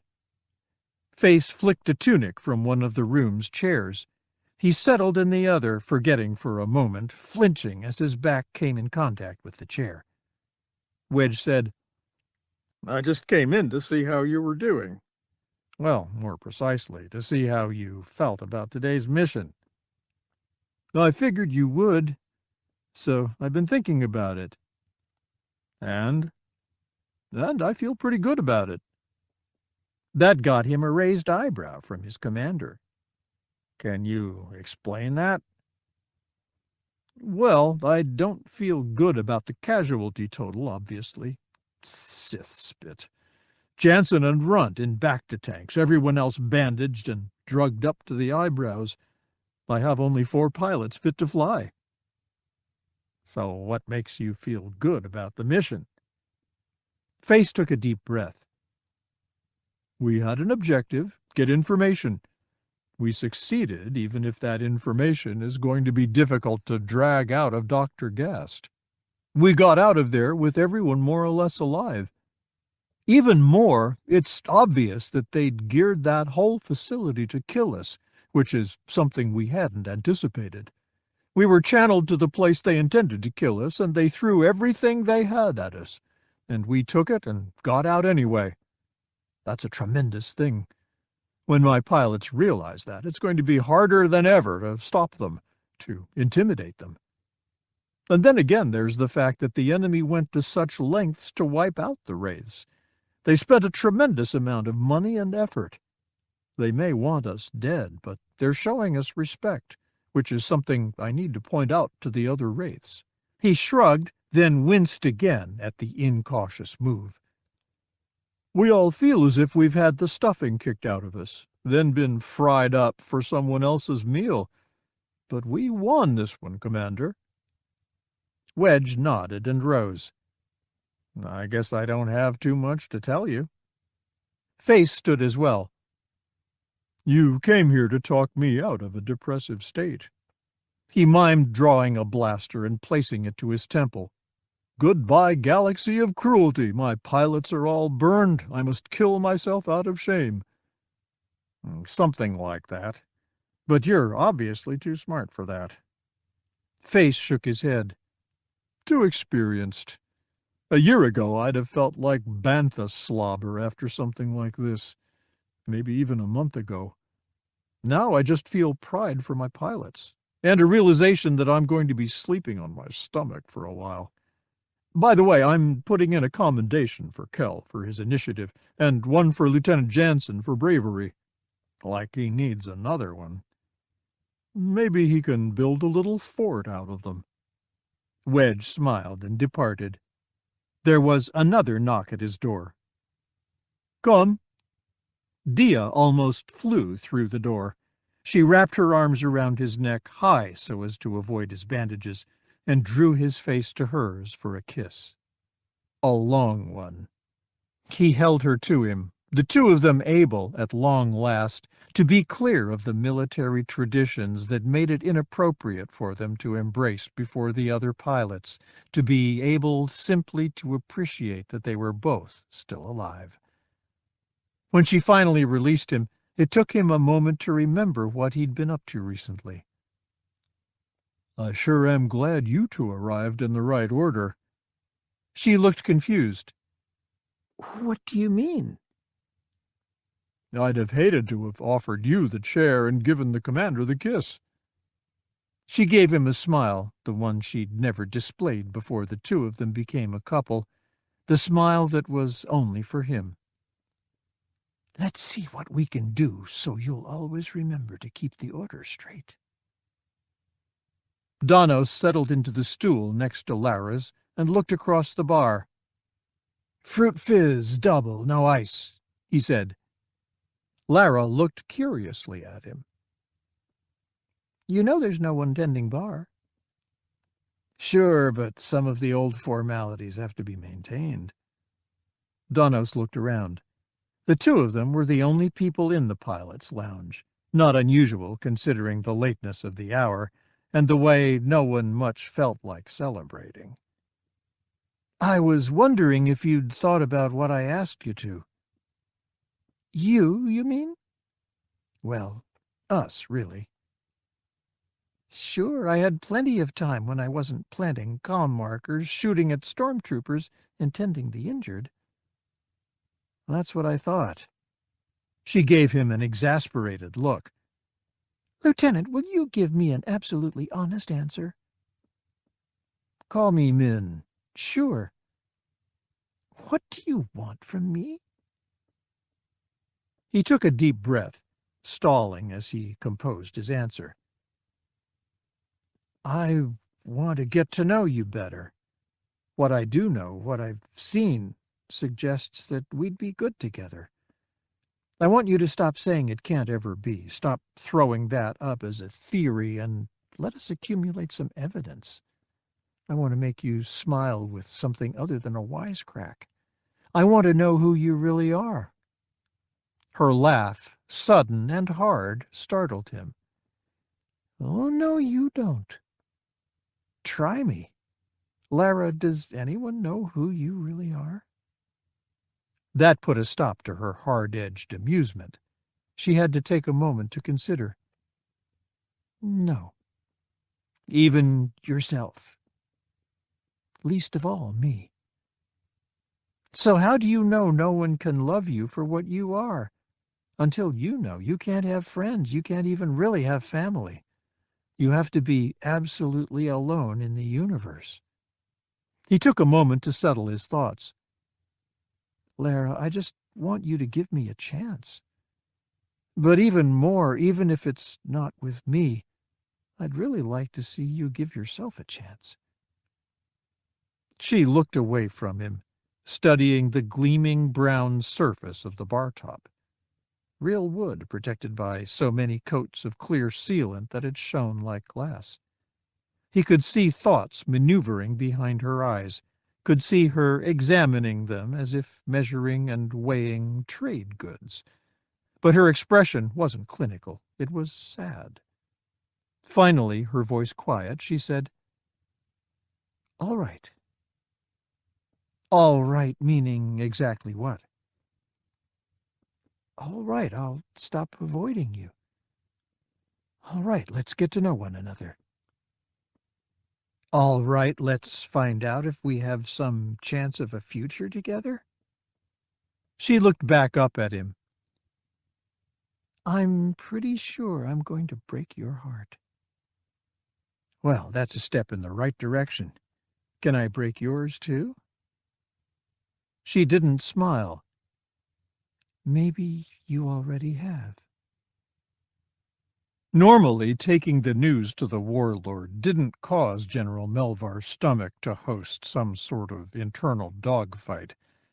But sometimes the news was bad. Such as when he'd had to tell Zinj how much they'd lost in the Razor's Kiss battle with General Solo's fleet. Such as now. Approaching the door to the Warlord's office, he nodded at the two guards on duty, two hand-picked fighting men of Coruscant, and activated one of the many comlinks he carried on his person. This one signaled a very special set of hydraulics he'd had installed in the doors to most of Zinj's private quarters and retreats. They'd opened the door at a fraction of the speed and with almost none of the noise of most door mechanisms. Silently, he stepped inside, waited for the door to slide shut behind him, then stood before his warlord. Zinj looked up. He hardly ever jumped any more.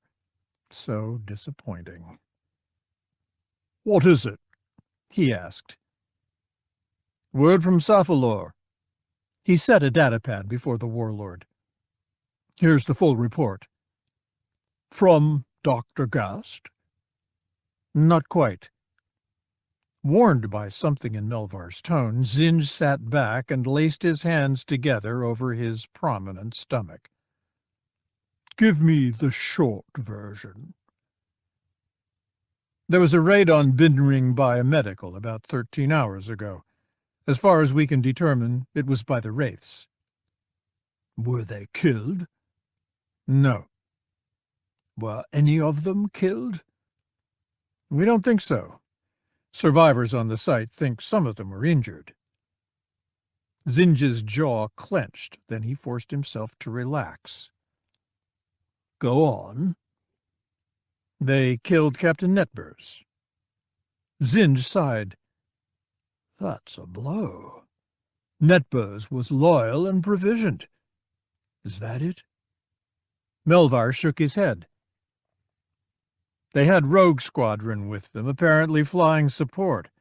Early reports indicate that Wedge Antilles was back flying with the Rogues, as our men on Mon Ramonda suspected, so he was never in any real danger at the Binring site. They blew up the research center and apparently strafed one of the nearby air bases for fun." "And what does Dr. Gast have to say for herself?" "They took her." Zinj went absolutely still.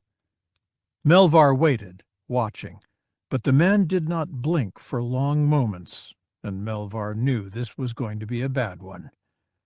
Zinj rose, slamming his chair into the wall behind him. "They took her alive?" "Apparently. One of 3 stormtroopers who survived the bombing witnessed a Gamorrean pilot capturing her. Her body hasn't been found." Zinj made an inarticulate noise of anger. He twisted and seized one of the chamber's decorations, a flagpole bearing a banner in the Raptor's colors, red and black and yellow, and slammed its base onto the top of the desk, obliterating the Durapad. "They took her? She knows all about Chubar. She knows all too much about Minefield." Melvar heard the door behind him hiss open. He heard it hiss shut almost instantly. The guards outside must be peeking in and seeing that the warlord was in no danger, only the general was. They'd returned to their posts. Zinj swung the flagpole laterally, narrowly missing Melvar, and slammed its base into a trophy case full of memorabilia from his many military campaigns. The case bounced off the wall and toppled forward, crashing onto the floor beside Zinj's desk. Zinj glared at the fallen case as though it were a new enemy. He threw the flagpole aside and from a hidden pocket at his waist drew a small but very powerful blaster pistol. He fired at the back of the trophy case once, twice, 3 times, blasting a crater into the expensive wood with each shot. The room filled with smoke from the blaster emissions. The door slid open behind Melvar and then shut again. Zinj stood, shaking, glaring at the damage he'd done, then tucked the blaster away and sat heavily back in his chair.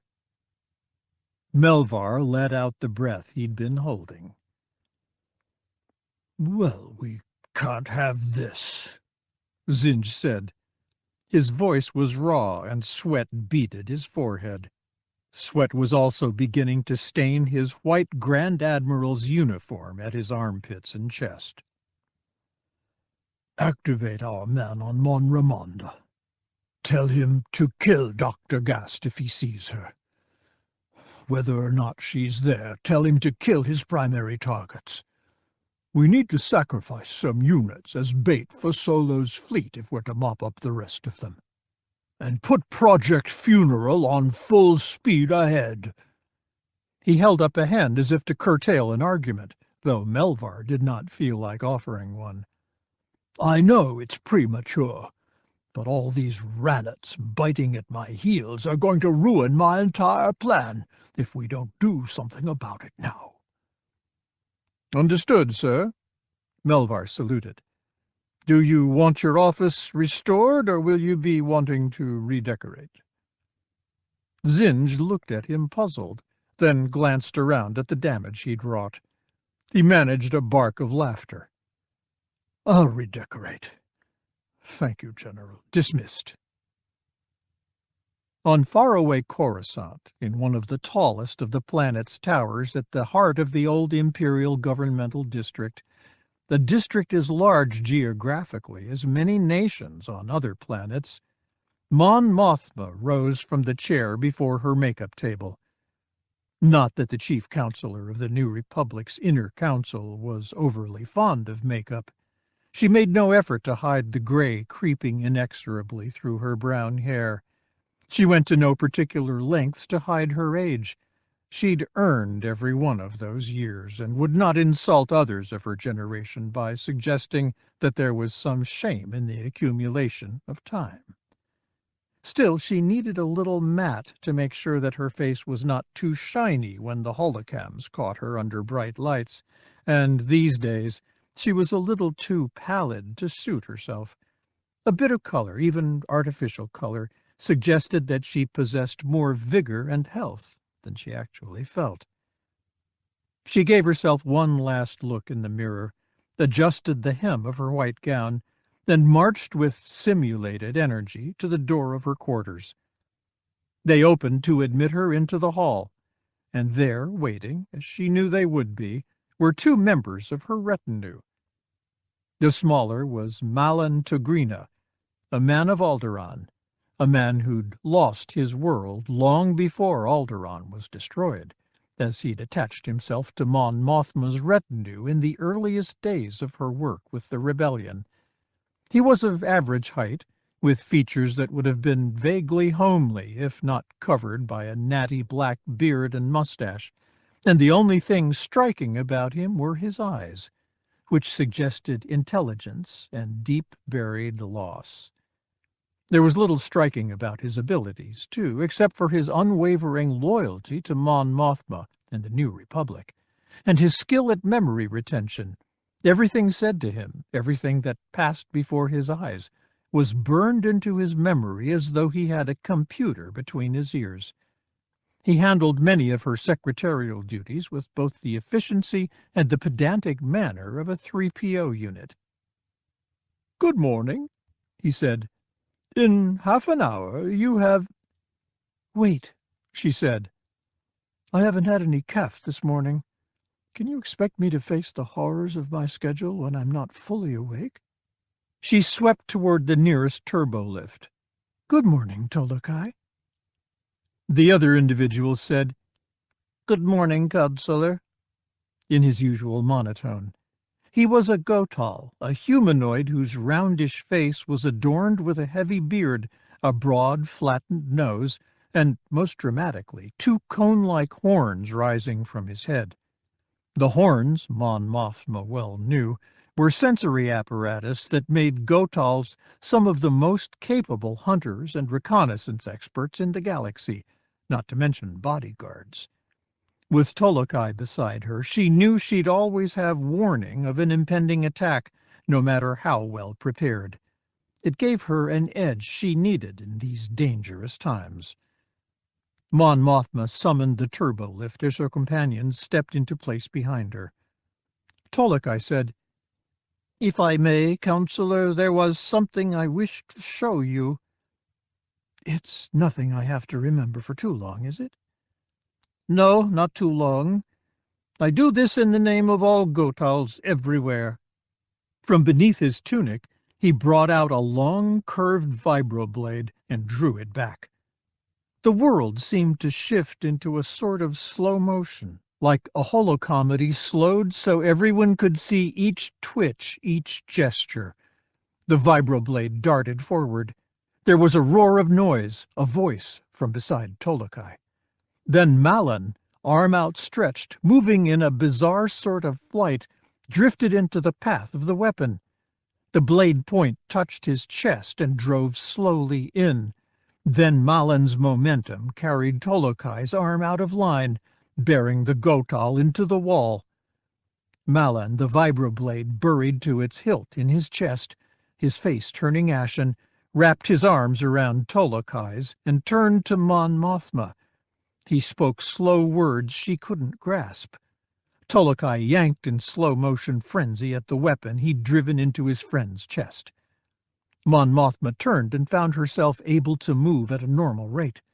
Her hearing returned to normal. Malin screamed, "Run! Run!" Tolokai's words made less sense. "Stay and accept the death you know you deserve." She reached the door to the nearest stairwell. She heard a thump and a gasp from behind. She hazarded a look and saw Malin sliding across the floor, Tolokai advancing menacingly toward her. She ran down the stairs as fast as she could. Not fast enough.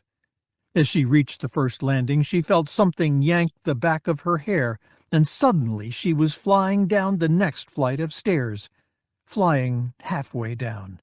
She hit the stairs, pain cracking through her rib cage and chest, and rolled to a stop at the bottom of that flight. Her wind gone, her energy gone, she could only stare up at the steps to where Tolokai stood.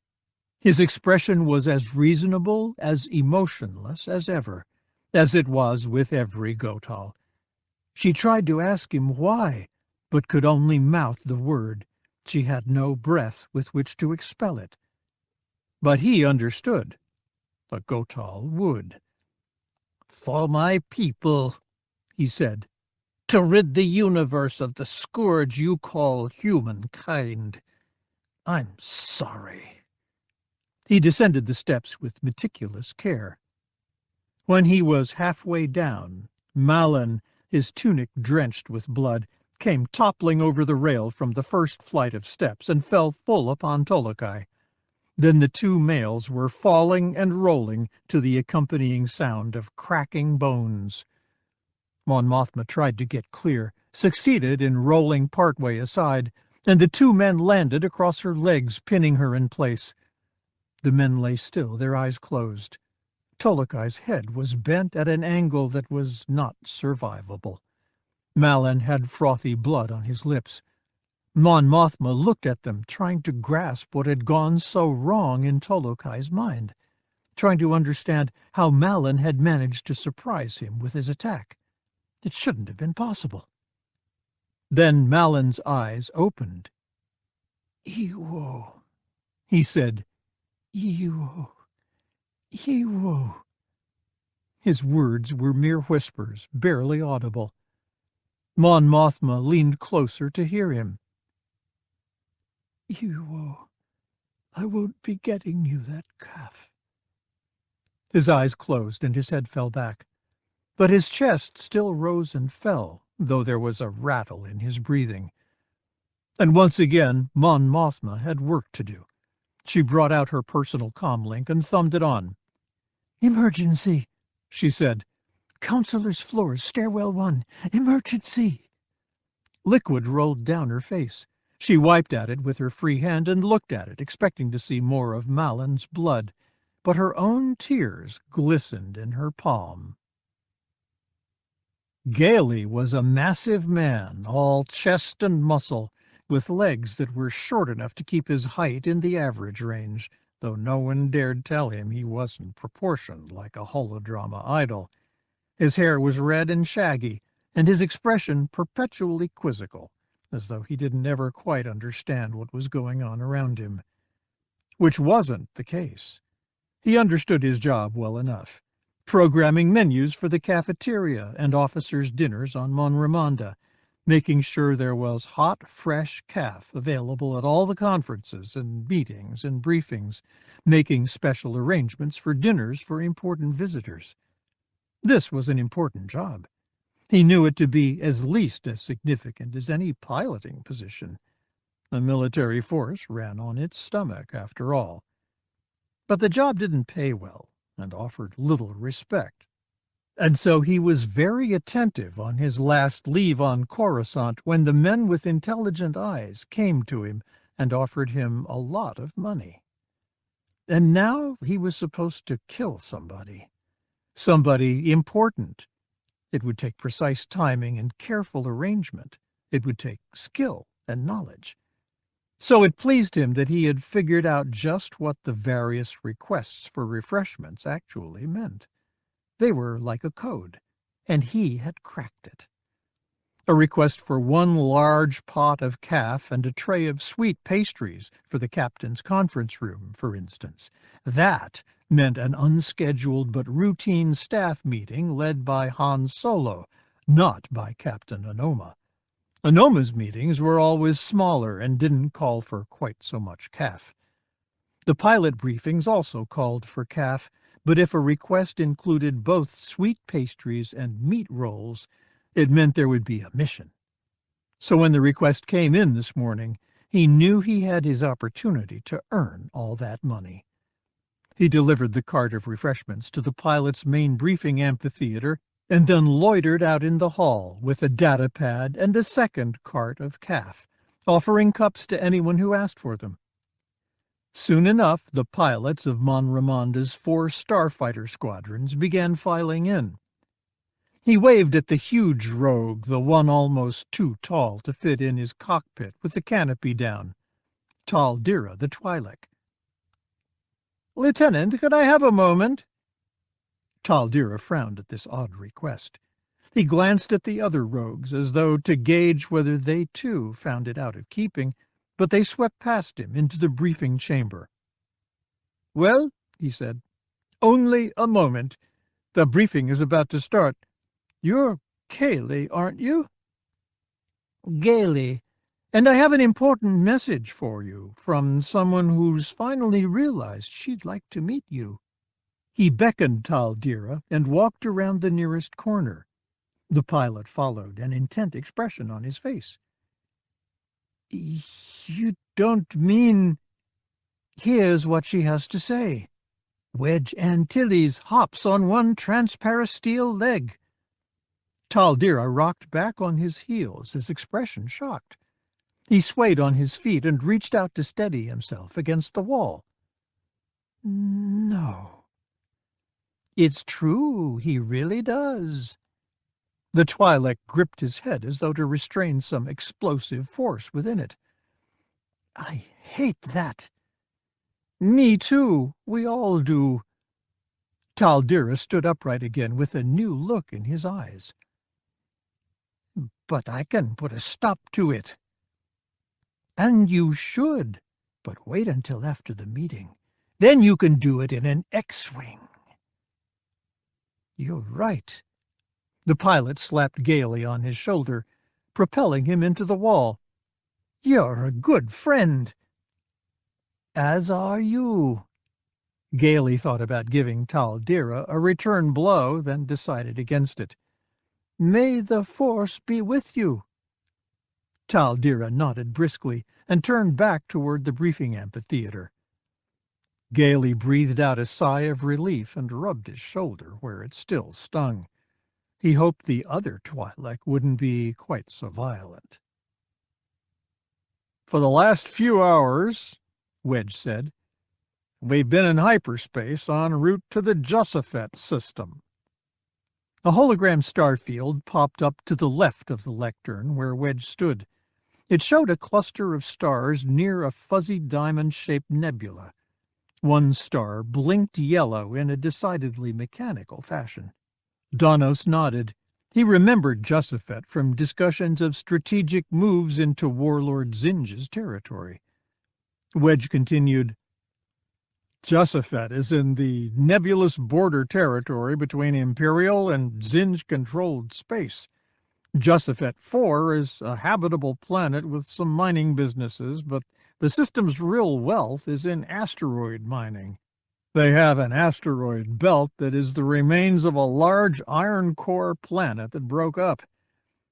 Earlier today, Josephat 4 sent out a distress call to the Empire, talking about a full-scale invasion by Raptors, Zinj's elite troops.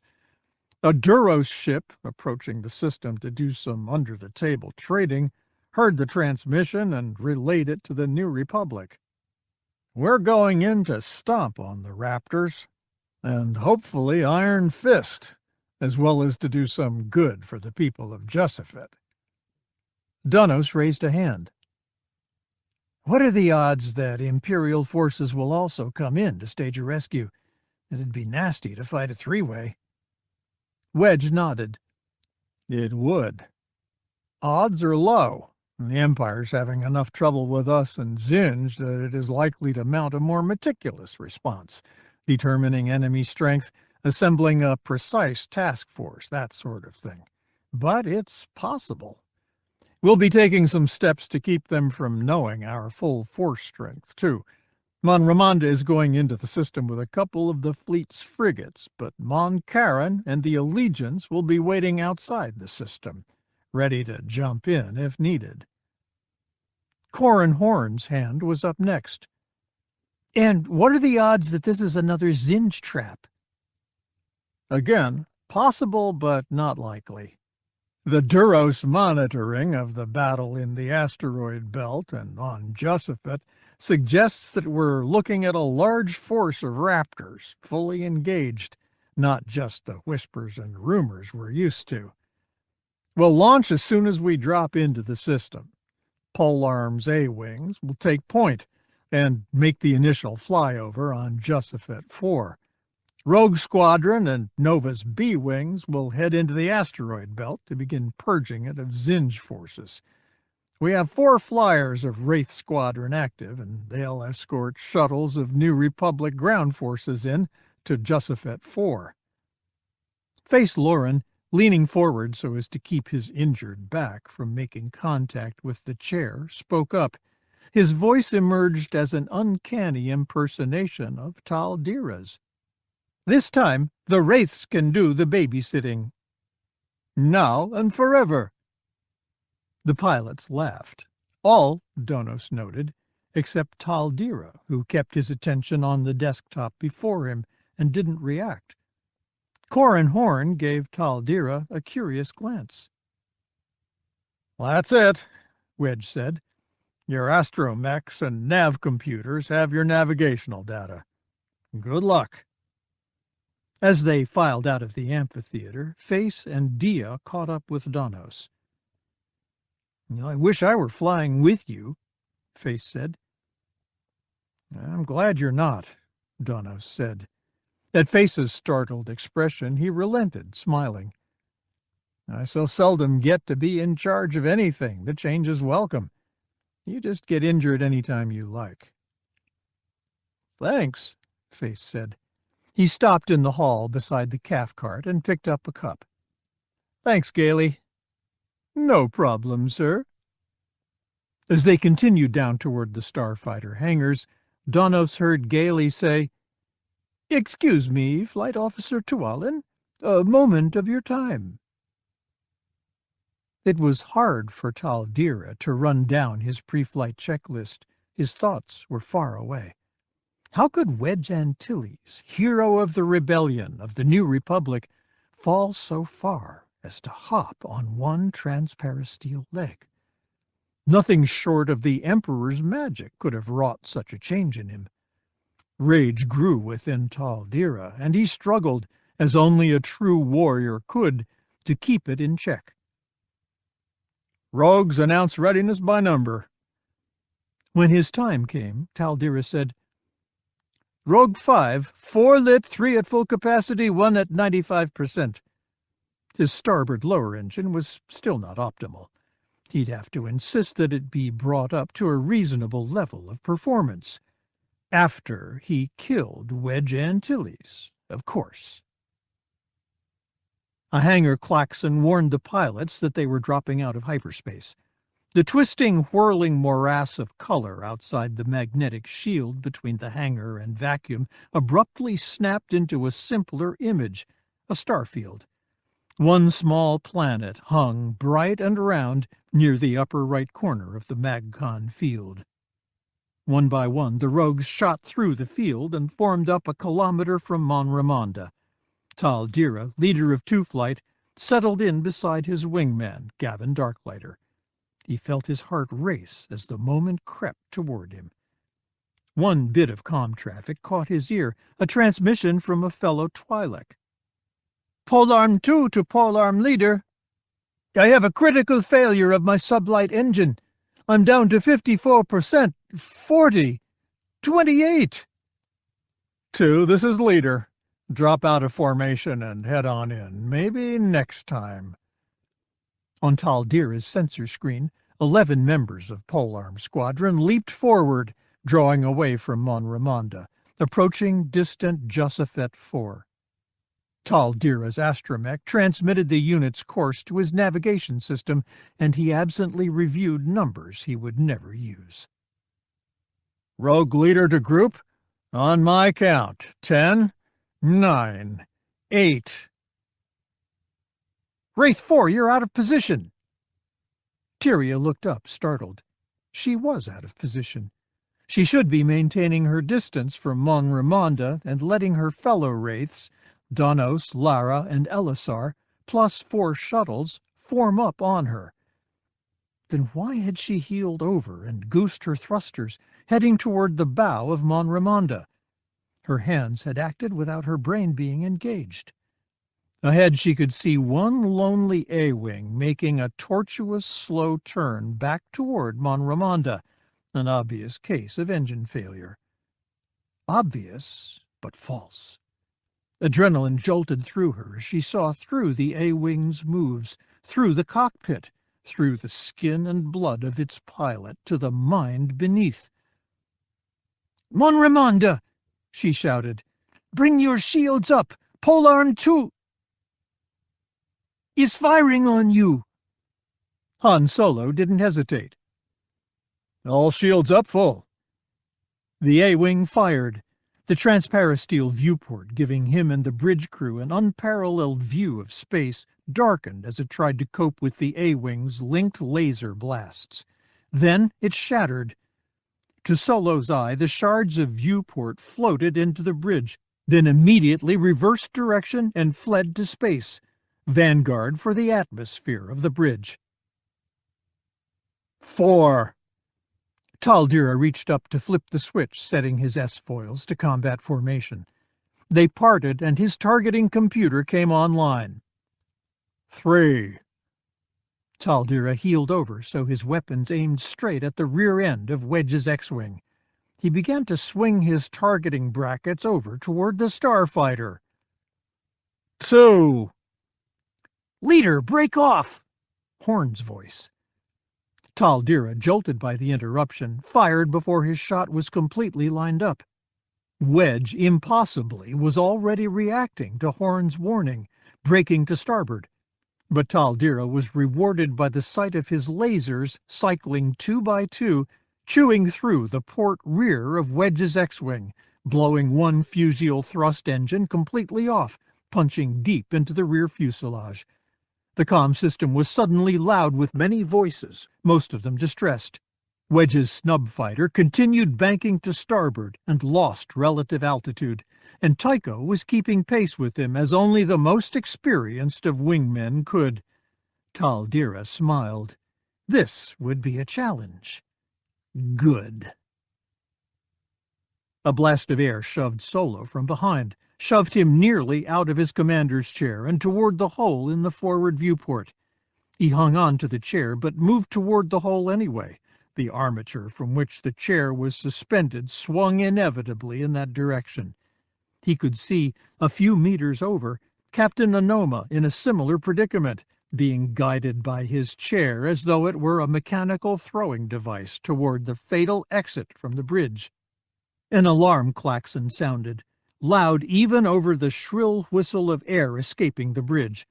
Solo saw the main door out of the chamber closing, an automatic safety measure. When it closed, he'd be dead. The last of the bridge atmosphere would be out there in deep space, and he'd experience the joys of explosive decompression. So would every other crewman on the bridge. He got one foot down to arrest the swing of his chair armature. Fortunately, artificial gravity was still working, and he stopped his forward motion. Then he drew his blaster and aimed for the control panel beside the main door. He fired, was rewarded with seeing the panel buckle inward under the blast. The door stopped. Now the bridge crew had a chance to make it to the door, but air was being vented from one of the ship's main corridors. They had to get through the doors past that wind blast, and the A-Wing was still out there. "And you're in a position to speak for the New Republic?" Dr. Gast said. Noara Venn, Twi'lek executive officer for Rogue Squadron, nodded. "I've been so authorized by the Inner Council, and as soon as we can come to some arrangement, you can be free of all this."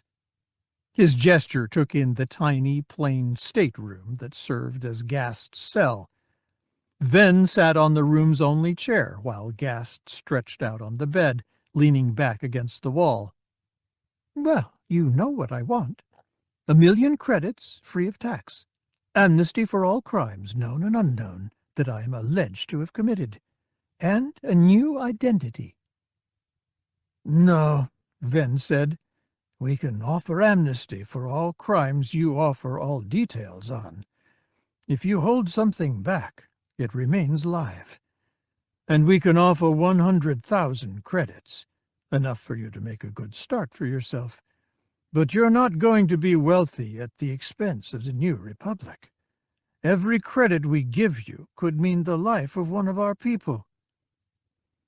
"Every detail I give you could mean the life of 10 of your people," she said. "I'll buy into the full confession thing, but 1,000,000 credits stands." Distantly, an alarm klaxon began to sound. "What's this? More warfare against Zinj? I wonder who's going to die today." Venn struggled to keep his voice under control. "We certainly don't employ torture or murder like the Empire," he said. "On the other hand, we could keep you in custody and some free trade port while we assemble charges, and make no secret of the fact that we have you. How long would it take Zinj to find you, do you suppose?" Her expression became ugly. "For that, I hold back one detail you'll never know about, and some of your oh-so-precious people die. How about that, you subhuman nothing? Give me a human negotiator." There was a sound beyond the door, an unmistakable one, 2 blasts in quick succession, 2 scrapes and thuds as bodies hit the floor. Venn stood. He grabbed the side of Gast's bed and yanked, precipitating her to the floor. He shoved the bed over on her, then slid to stand beside the door. "Hey," she said. The bed rocked as she struggled to free herself. The door slid open. A blaster gripped in a large human hand entered first. Venn grabbed the blaster, twisted it up. He had a brief glimpse of the man he was wrestling with. Big but not tall, fleshy, with red hair. Then burning liquid washed into his eye. He yelped, instinctively turned away from the pain. A meaty fist slammed into his jaw, knocking him to the floor. He shook his head to clear it, belatedly realizing that it was hot calf in his face. Above him, the attacker looked at the wriggling bed and fired into it, twice, 3 times, 4. There was a female shriek in the middle of that. Then the assassin turned to aim down at Venn. Venn kicked out, shoving against the bed frame, and slid out partway into the hall. The assassin's shot struck the flooring between his legs. Venn found himself between the 2 door guards, both slumped, dead. He grabbed at the blaster pistol still in the hand of the one to his left. He brought it around, even as he saw the assassin aiming. Venn didn't bother to aim. He fired, heard the distinctive crackle of blaster beam frying flesh as his shot took the assassin in one ankle. The big man yelped, fell, his blaster aiming in straight at the Twi'lek. Venn fired again. This shot took the assassin right in the nose, snapping his head back, filling the chamber with even more burned flesh odor. The big man fired, whether intentionally or as a dying spasm, Ven didn't know, and his shot hit the door jamb. Ven rose. There was no more wiggling going on behind the bed. Knowing what he was likely to see, he pulled the bed from against the wall and looked at what lay beyond. "Pull arm 2, Tyria said. "Power down and announce your surrender, or I'll blow you out of space." She toggled her S-foil switch and felt a hum as the foils assumed strike position. The A-wing heeled over and accelerated, moving behind the protective bulk of Mon Ramonda, out of her sight. Tal'Dira smiled as he heard the pure tone of a good targeting lock on Wedge's X-wing, but the noise garbled as Tycho slid in between target and prey. Tal'Dira dropped relative altitude, hoping for a quick shot under Tycho, but the captain mimicked his move, remaining an obstruction. Now Tycho was an easy target, and so close, a proton torpedo would turn him into a billion fiery specks. But Tal'Dira shook his head at the notion. Tycho wasn't his enemy. Tycho wasn't the traitor. "Captain Selchu, get out of the way," he said. "I have a job to do." He spared a glance for his sensor board.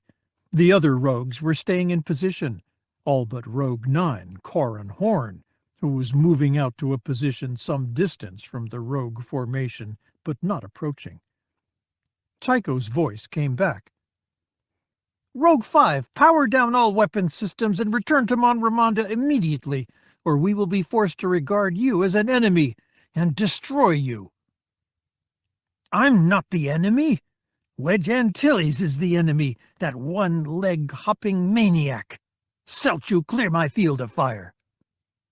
Wedge, his X-wing moving sluggishly, continued his loop around to starboard.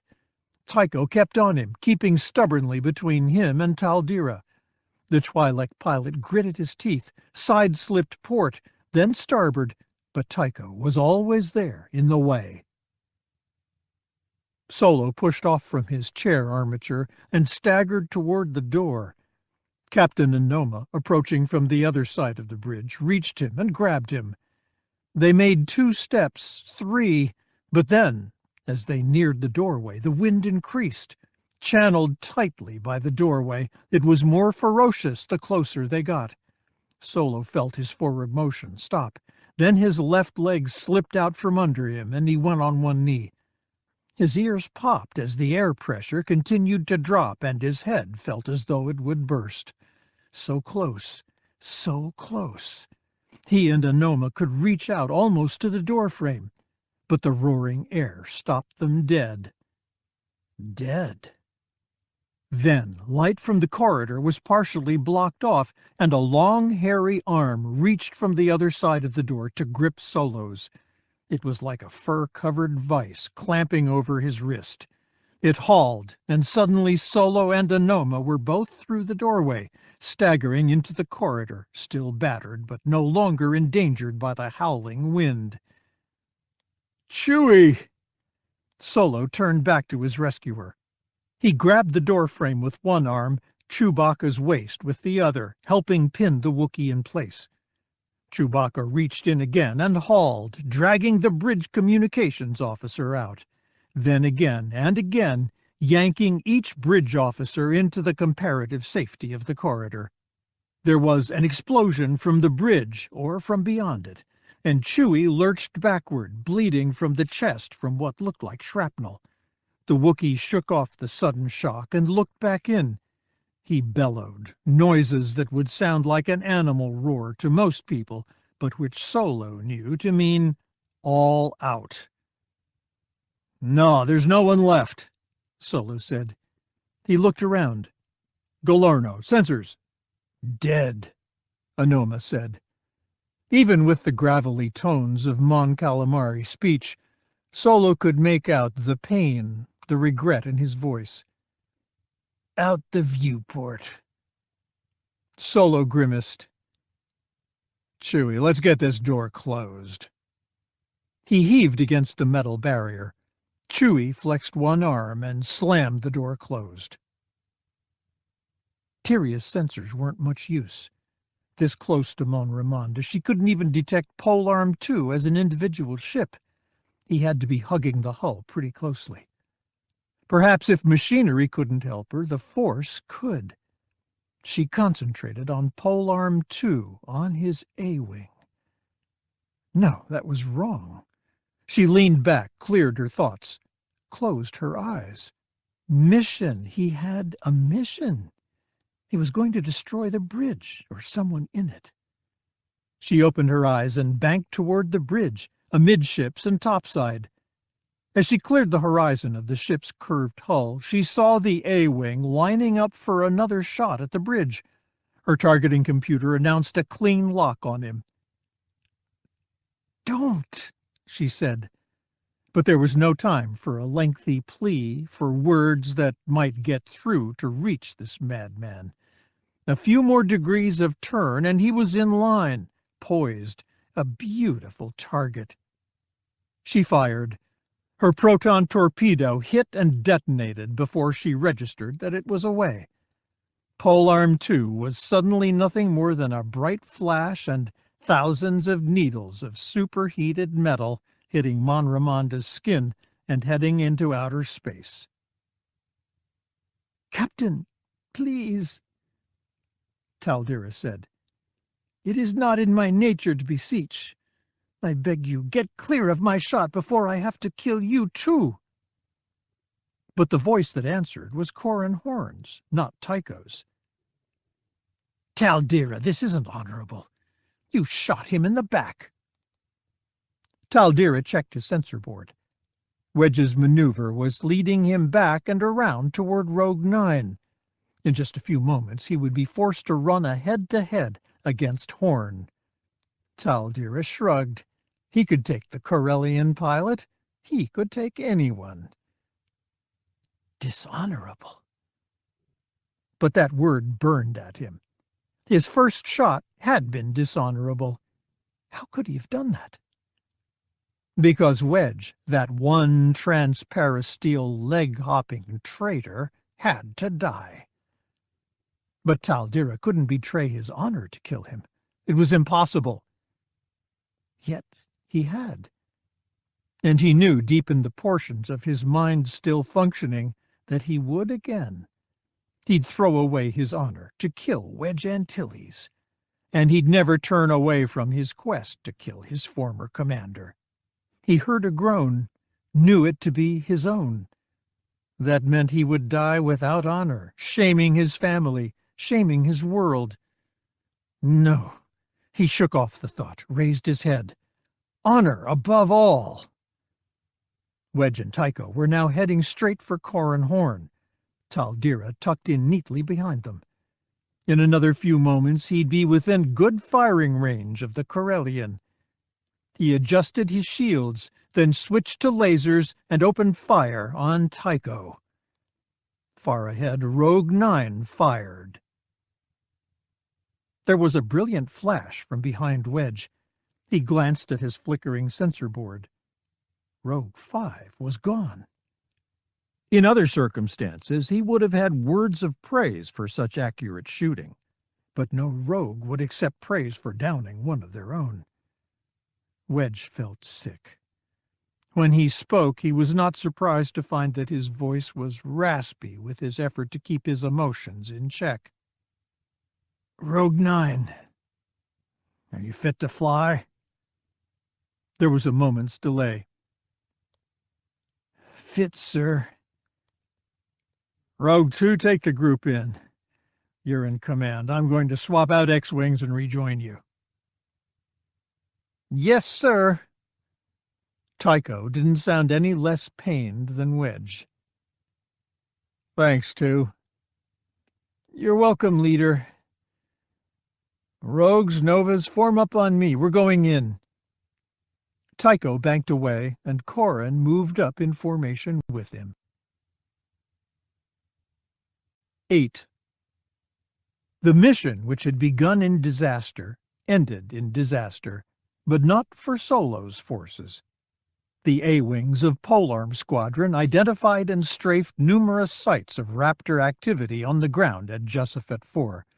Raptor shuttles were caught on the ground and shot to pieces, their occupants scattered, easier prey for the Josephat ground forces. Soldiers deposited by shuttles, with air support provided by Wraith Squadron, overran and took the Raptor base camp near the Josephat capital. Rogue and Nova Squadrons, led initially by Captain Selchu, then by Wedge Antilles once the commander returned to the combat in Wes Jansen's X-Wing, cruised through the asteroid belt, wreaking havoc on the sparse units of TIE fighters and single corvette Zinj's forces had deployed. By monitoring the escape vectors of the smaller vessels chased off by Rogue Squadron, the crew of Mon Ramonda, working from the vessel's auxiliary bridge, was able to determine the position of the assault fleet and give chase.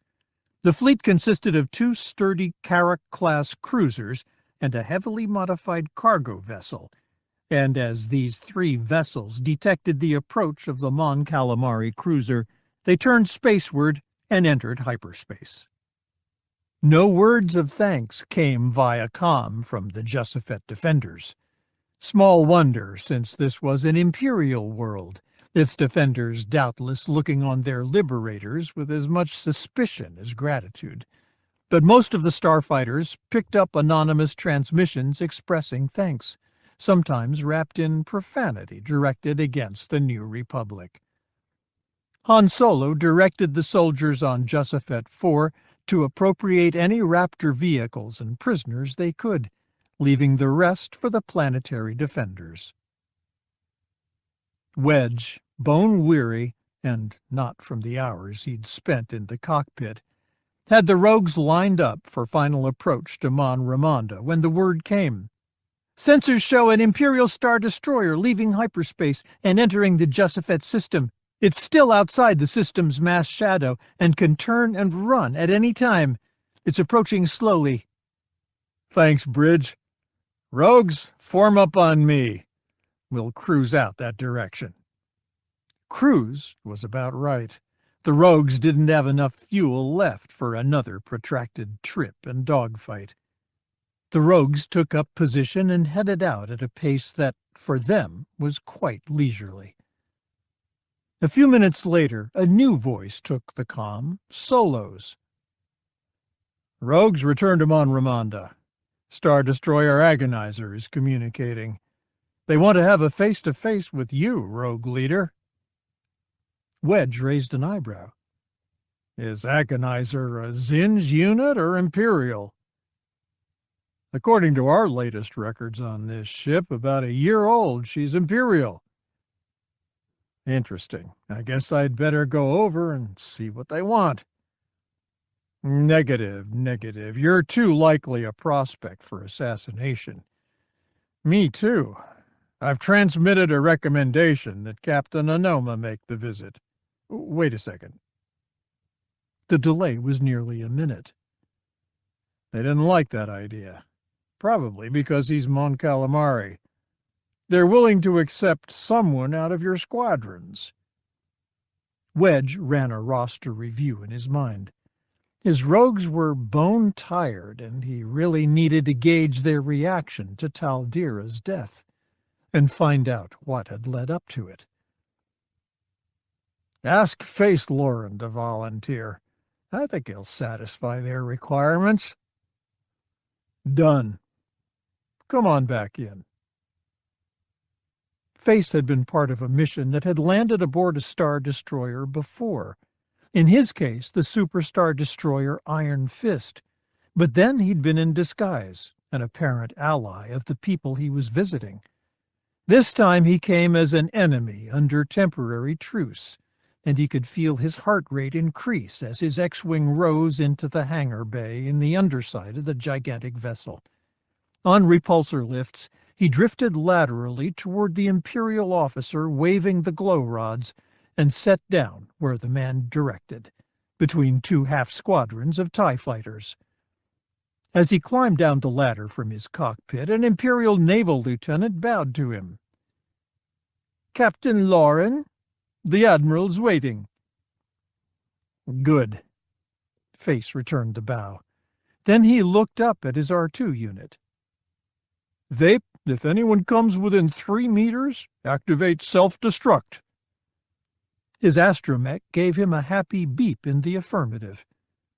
With luck, none of these Imperials would actually risk such an approach to determine that, in fact, this X-Wing had no self-destruct mechanism. 2 halls and 2 turbo lifts later, the lieutenant led Face into a conference room. The oval table overflowed with food, cooked dishes, platters of fresh fruit, containers of wine, vases stuffed with fresh flowering plants. Struck by the ostentatiousness of it, Face laughed before he could check himself. The room's sole occupant, a lean man, clean-shaven, of graying middle age, smiled from his chair behind one of the flower arrangements. "It's a bit pretentious, isn't it?" He rose, revealing that he wore an admiral's uniform, and approached, his hand out. "Still, appearances must be maintained. Admiral Terran Rogris." "Garrick Lauren, Captain, New Republic Starfighter Command." Face shook his hand. "And let me say I thought your holodramas and comedies were puerile, badly written things, though you rose above your material." "Of course they were puerile. They were Imperial productions. But thank you." The Admiral barked a laugh. His amusement seemed genuine. He gestured for Face to sit. "Please help yourself. Protocol demands I put it out, so we should eat it. But I won't keep you long. Time presses for me, as I'm sure it does for you." Following Face's lead, he sat, and immediately helped himself to what looked like a plate of small boiled eggs drenched in some sort of syrup. "What I'm going to tell you is entirely unofficial. Make announcements about it, transmit queries to us along official lines, and we'll denounce it as typical rebel lies. On the other hand, it does come down from the highest levels." "Go ahead." Face tried one of the eggs. The fluid dressing was tart and not sweet at all. The yolk had been replaced by some sort of meat filling, though he had not seen a seam on the boiled surface of the egg. It had the rich taste of something that took a fair amount of preparation and cost a lot, so only the wealthy forced themselves to think they liked it. "Our differences, Imperial and Rebel, are not going to go away. We'll be enemies until we die." "Probably. But we both have a mutual enemy. It would profit us both to be rid of him. I am, in a sense, the counterpart of your General Solo." "You lead a task force whose goal is to get rid of Zinj." Rogris nodded. "Once we're done with him, we can go back to our very personal ideological differences without having to invite anyone else to play." Face snorted. "You're not like most of the Imperial officers I've talked to." "True. What do you think?" "I think it's a grand idea, but I can't speak even unofficially for the New Republic, or even for this fleet. All I'm authorized to do is listen and to report what I hear to my commanders." The Admiral smiled. From a pocket he produced a data card and slid it to Face. "Once we're out of system, you can reach me via HoloNet on the frequency and at the times this file indicates. If I receive a transmission from General Solo directed personally to me, conveying any message whatsoever, then I will take it that you agree." "And then what?" "And then I transmit to you every piece of recorded data we have on Zinj's campaigns, his strategic and tactical moves against worlds, what we understand of his overall strategy, what we know about his forces. And I'd expect a similar transmission from you. Each of us may know something about our mutual enemy that the other can exploit." Face nodded. "An interesting notion. And if it becomes officially known, you'd be executed for collaboration with the enemy." Rogris nodded. He seemed so cheerful that Face might have been suggesting that his crew visit Coruscant for a bombardment raid. "As might your General Solo. But that's a worst-case possibility. Best case is that Zinj dies." "True." Face pocketed the data card. "One last question before I leave. Why are Baron Fell and the 181st working with Zinj?" The Admiral's face lost most of its good cheer. "I can't guess about Fell's motives. He defected to your side, then was gone for some years. Now he's defected from the rebels to someone new. He's a compulsive traitor, I'd say. But I'll tell you this, he's not in charge of the 181st. "How is that?" "The real 181st is still serving the Empire with loyalty and skill under Tour Fenir. Fell has assembled new pilots, called them the 181st, and slapped some red stripes on their starfighters to duplicate the fighter group's colors. Perhaps he thinks that he is the 181st, so wherever he goes the group follows. That would be in keeping with the sort of colossal ego you see in fighter group commanders. But it's not the truth."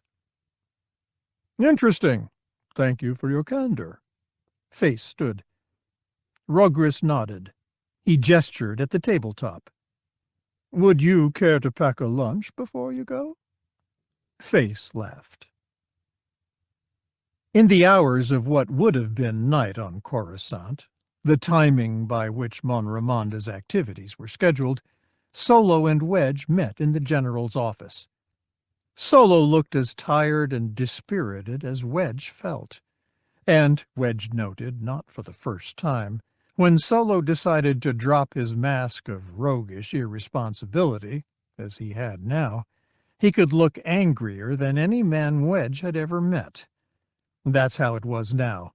While they'd been reviewing the attacks by the two Twi'leks, the General's face had set in lines that would strike fear in the heart of a subordinate or an enemy. "Are you going to accept Rogris's offer?" Wedge asked. Solo's features softened. He nodded. "Pending confirmation by Fleet Command?" "No, I have very broad powers regarding the search for Zinj. I can do this without anyone's say-so." Solo quirked a self-deprecating smile. "Until they decide that I've completely failed, I'm still a very important man. Which reminds me, since I still seem to be important to Zinj, I'm going to go forward with this plan by your pilots to mock up a Millennium Falcon and see if we can lure Zinj to us with it." "I'm glad to hear it. It has a chance." Solo's smile faded. "Whatever this Twi'lek madness is, it's spreading," Solo said. "A little before the assassination attempt against the two of us, Counselor Mon Mothma was nearly killed by her bodyguard, a Gotal. She's badly injured. In the hours after that, there were 2 incidents of shooting sprees by Gotal soldiers, one in a barracks hall frequented mostly by humans, one in a holotheater. Dozens died. One of the killers was cut down by soldiers. The other turned his blaster on himself." "Just as Tal Dira did," Wedge said.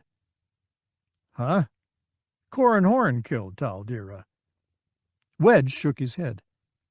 "I saw this when I correlated all the sensory data from Tal Dira's attack.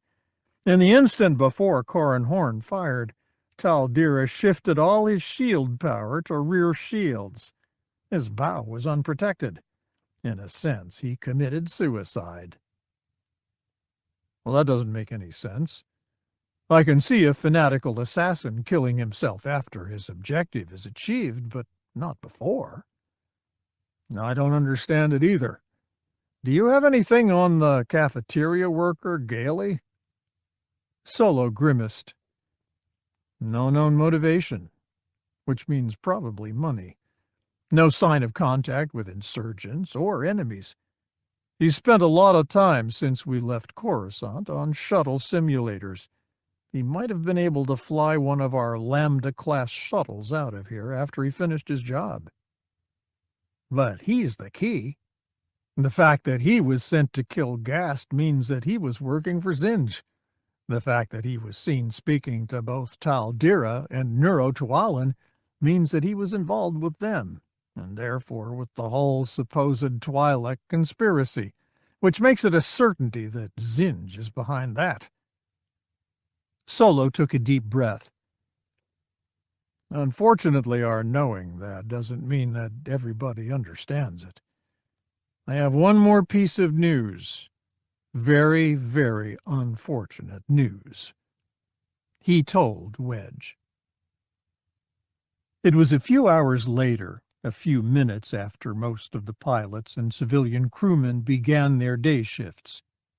In his own office, Wedge looked at the 3 good people he'd assembled and prepared to give them what might have been the grossest insult he could offer. Noir Aven gave him a close, evaluative look. It was obvious to Wedge that he knew something bad was up. It was harder for him to read Dia Pasik's face. His chief mechanic, Koyi Komad, looked unsure. "I have orders from the Provisional Council," Wedge said. "The effect on our immediate group is that I'm obliged to take you 3 temporarily off active duty." Koyi registered shock. Dia's eyes narrowed. Noir Aven nodded as though this were what he expected. "It's because we're Twi'leks," he said. "I'm afraid so." Koyi's voice climbed a register in indignation. "I don't believe this." "Believe it," Dia said. "It's fleet-wide, isn't it, Commander?" Wedge nodded. "So much for the human promises of equality among the species," Koyi said. Her voice was bitter. "I don't have to stand by and be treated this way. You know how many jobs, civilian jobs for a lot of money, I've turned down? But no, I transferred back to the rogues. I stayed with you after Zinj blew down Nokwazor base on top of us and killed almost everyone I worked with. I did this because the rogues were the spearhead of this cause I wanted to support, a galaxy where species didn't matter. Now that's gone." "It's not gone," Wedge said. "It's taken a body blow, but it's not dead." Koyi gave him a smile, but there was neither amusement nor friendliness in it. "So I'm off duty. I have some reading to do. May I be excused, sir?" Wedge nodded. "For what it's worth, Koyi, I'm sorry."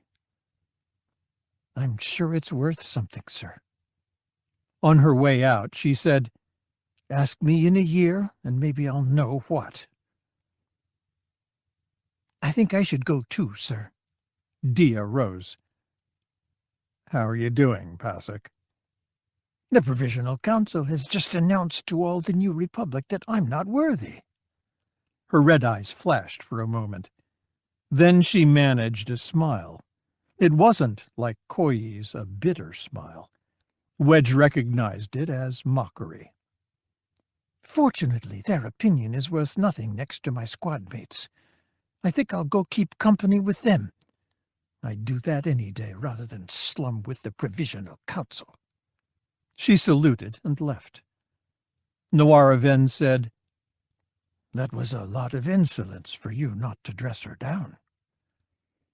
"I feel almost the same way she does. I'm not sure when the last time was I felt this low.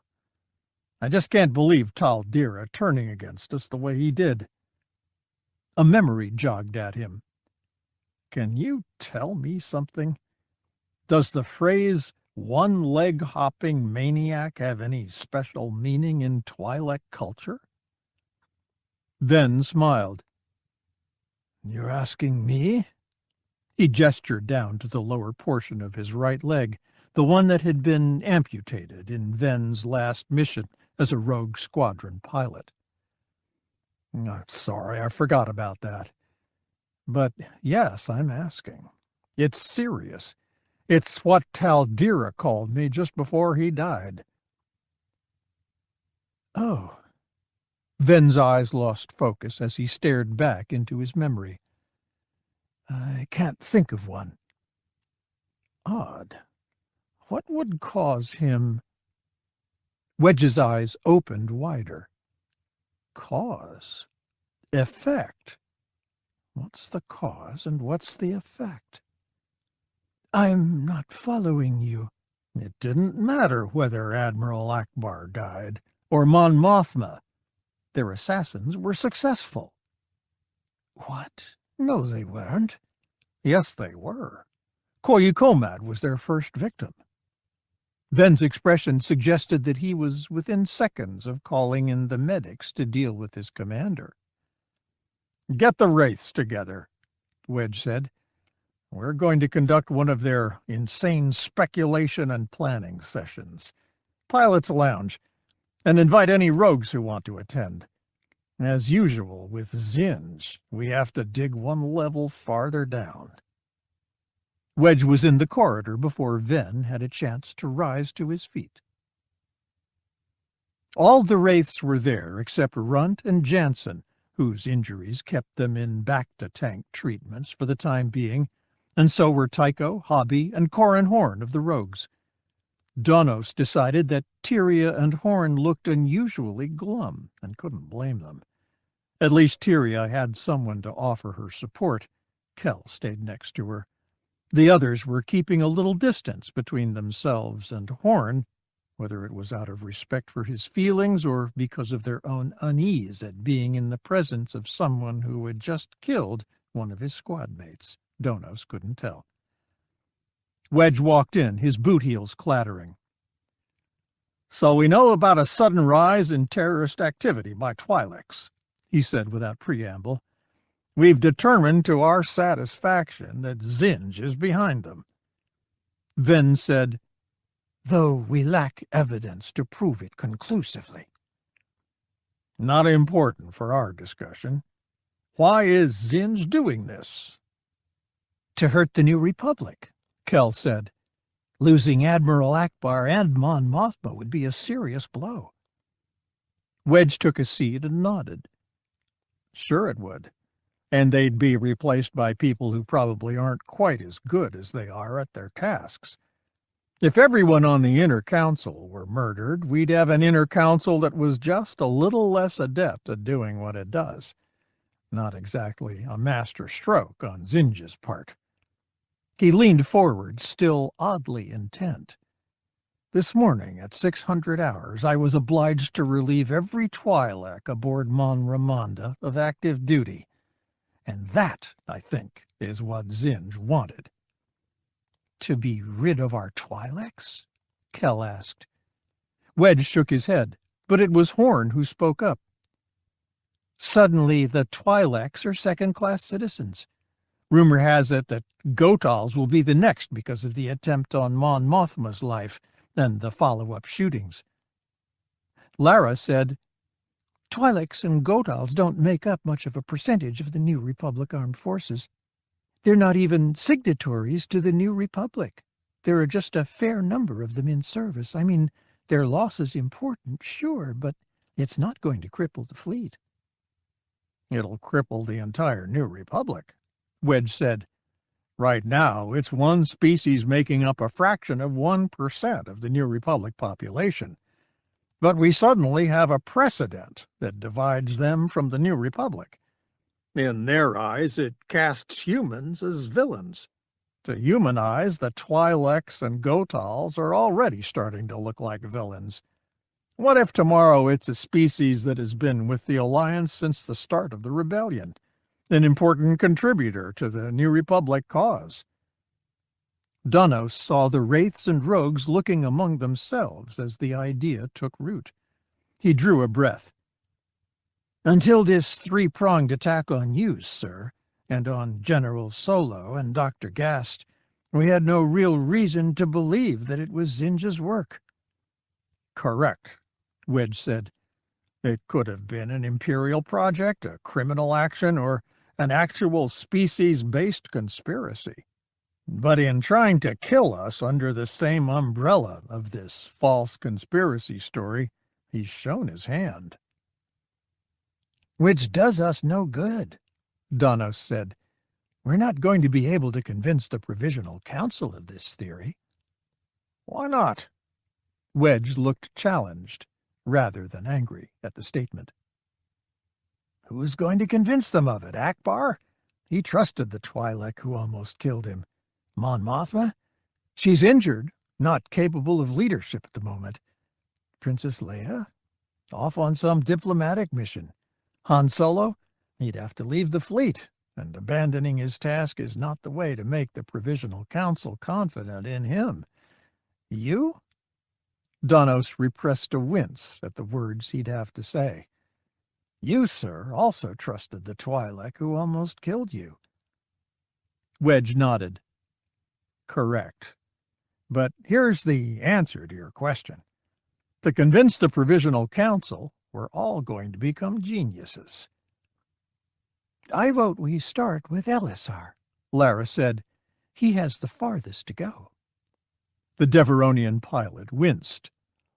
No more. I surrender. What kind of geniuses? Asked Ven. Prophetic ones. The kind who can tell the Provisional Council just what's going to happen next. What's Zinj's next step?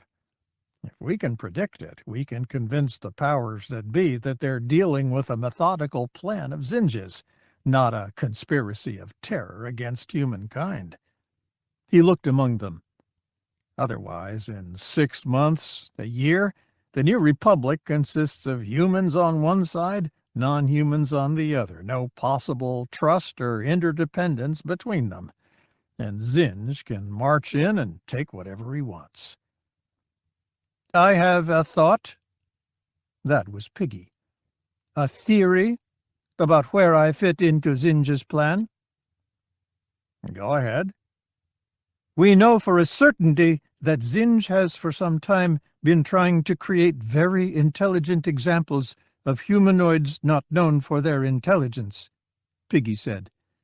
The question, especially as it relates to your other theory, is why? Obviously, Tycho said, to have intelligent agents who could infiltrate those species and therefore not look out of place in locations where those species are found. Correct.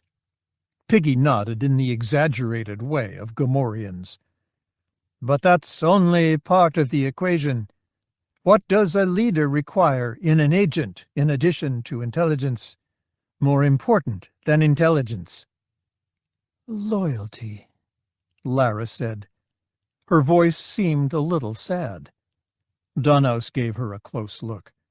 She saw his sudden interest, shook her head to suggest that her momentary disquiet was nothing. Correct, Piggy said. Yet I am not loyal to Zinj. I underwent no indoctrination from youth, nothing like the teaching the stormtroopers receive. Why not? Was I just a laboratory test specimen? Was I to be purged when tests on me were complete? Noara Ven nodded. Possibly so. Yes, but consider. Zinj would not have embarked on a process like the creation of me and the other hyper-intelligent humanoids without making some provision for loyalty. What if he found a way to instill it by force rather than through training? Like brainwashing. Tycho's voice was flat, hard. Donos noticed that the captain now sat absolutely still. Small wonder Tycho had at one time been suspected of being a brainwashed agent of Isan Isard, the former head of Imperial intelligence. You think the assassins were brainwashed by this technique? Yes, Piggy said. But we know we're not facing brainwashing as we have experienced it before. The Twi'lek who attacked me and Admiral Akbar might have been brainwashed, but he was missing only for a week, a possible but very short amount of time to do such a thing. From the time he joined Rogue Squadron, what was the longest time Taldira was out of sight of the other members? His longest leave? Tycho and Wedge conferred, and Tycho said, "About a day at a time, various leaves on Coruscant." "1 day," Piggy nodded. "If we assume that Taldira was a victim and not a conspirator, then he was brainwashed in less than a day. Surely such a treatment must leave evidence on the body of the victim. Signs of probes, blood chemical imbalances from drug treatments, neurological disorders, something."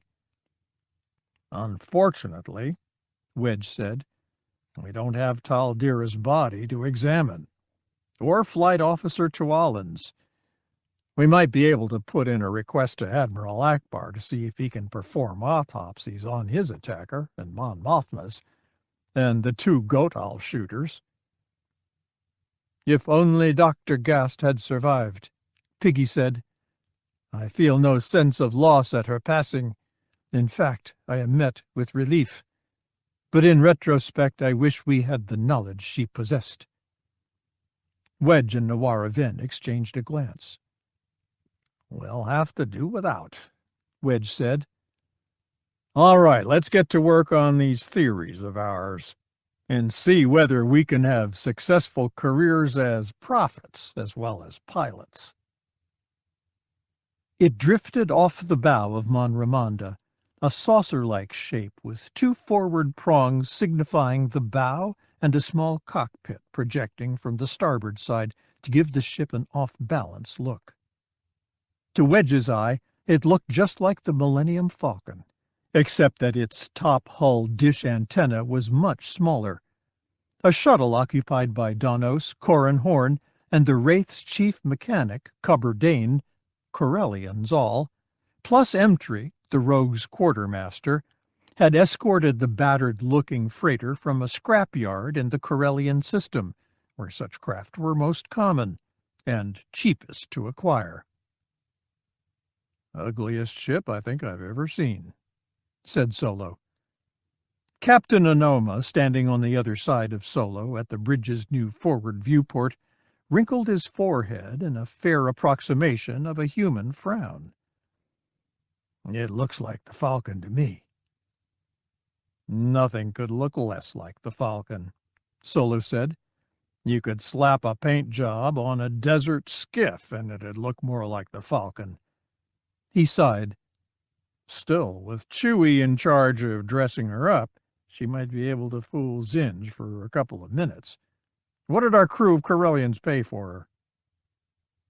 "They traded that hyperspace-enabled TIE interceptor Shallan Elprin took off Razor's Kiss." Solo looked at him, eyes wide. "That's crazy.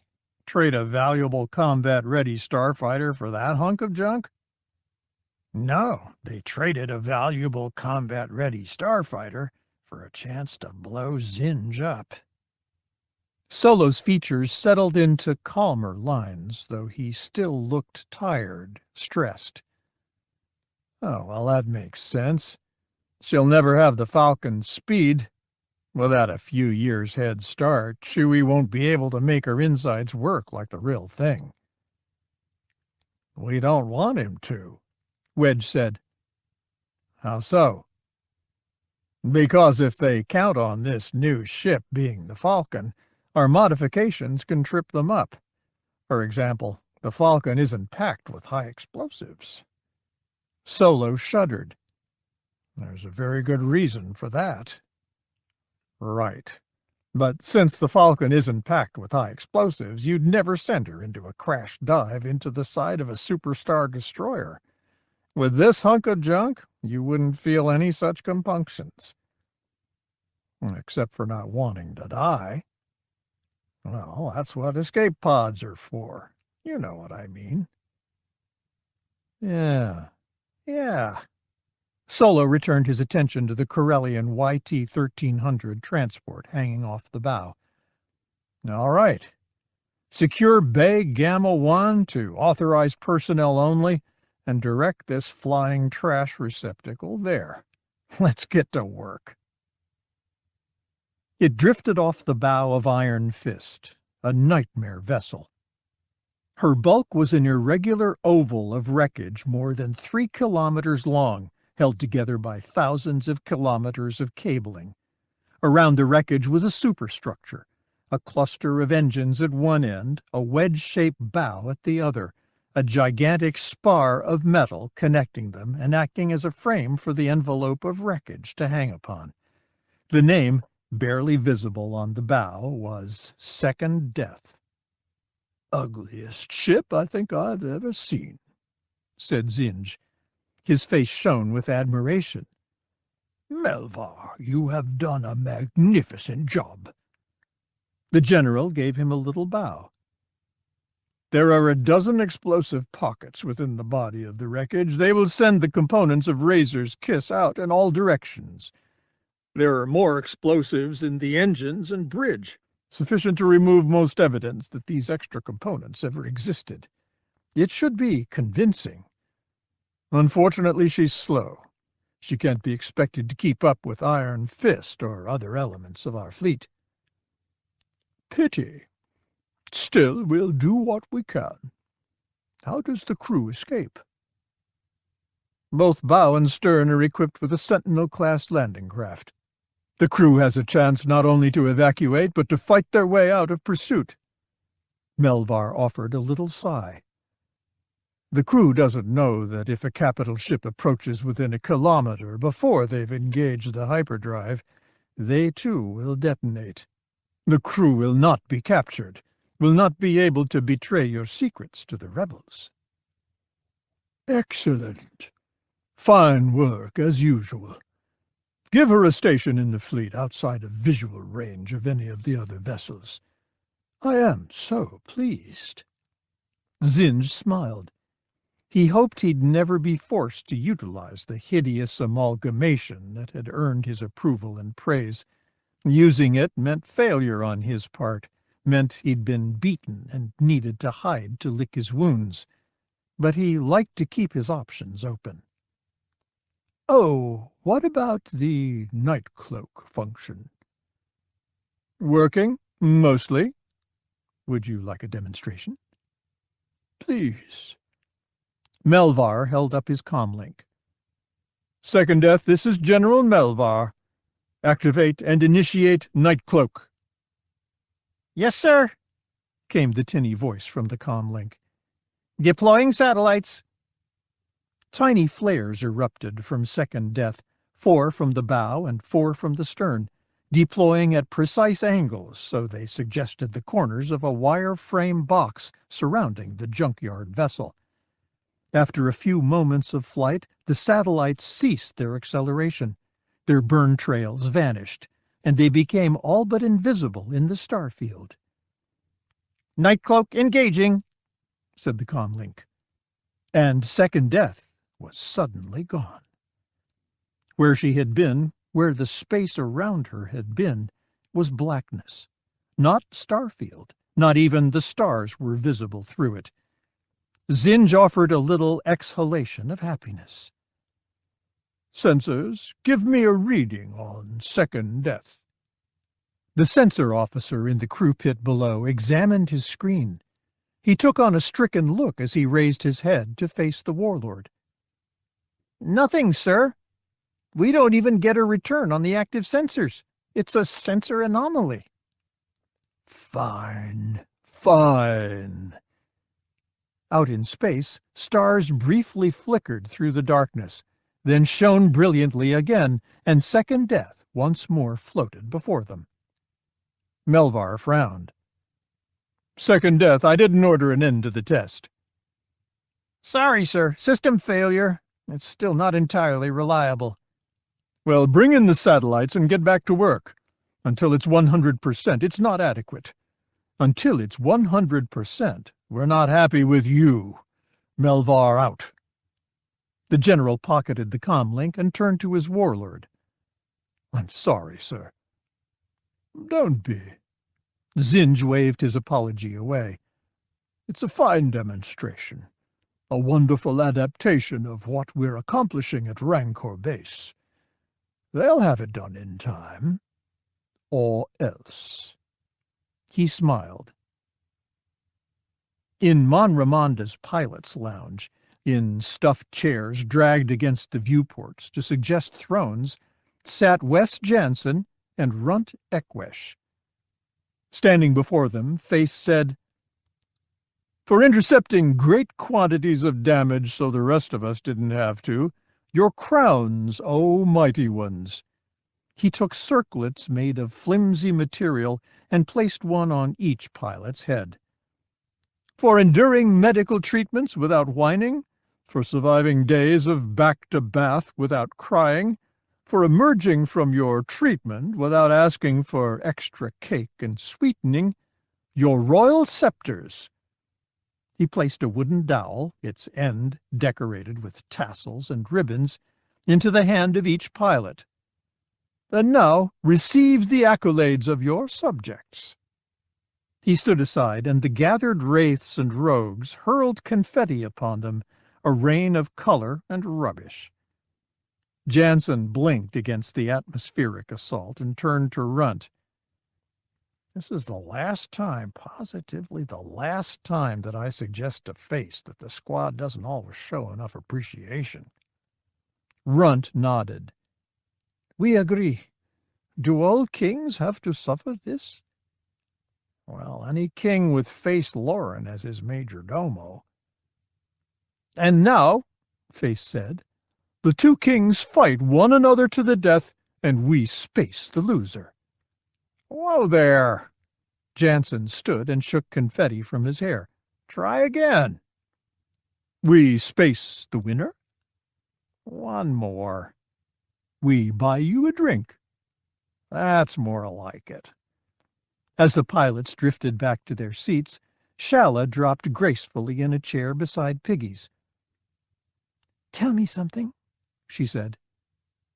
"Yes?"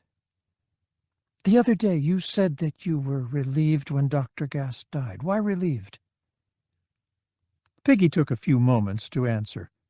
Shala wondered whether he was considering his response or debating whether to tell her to go to hell.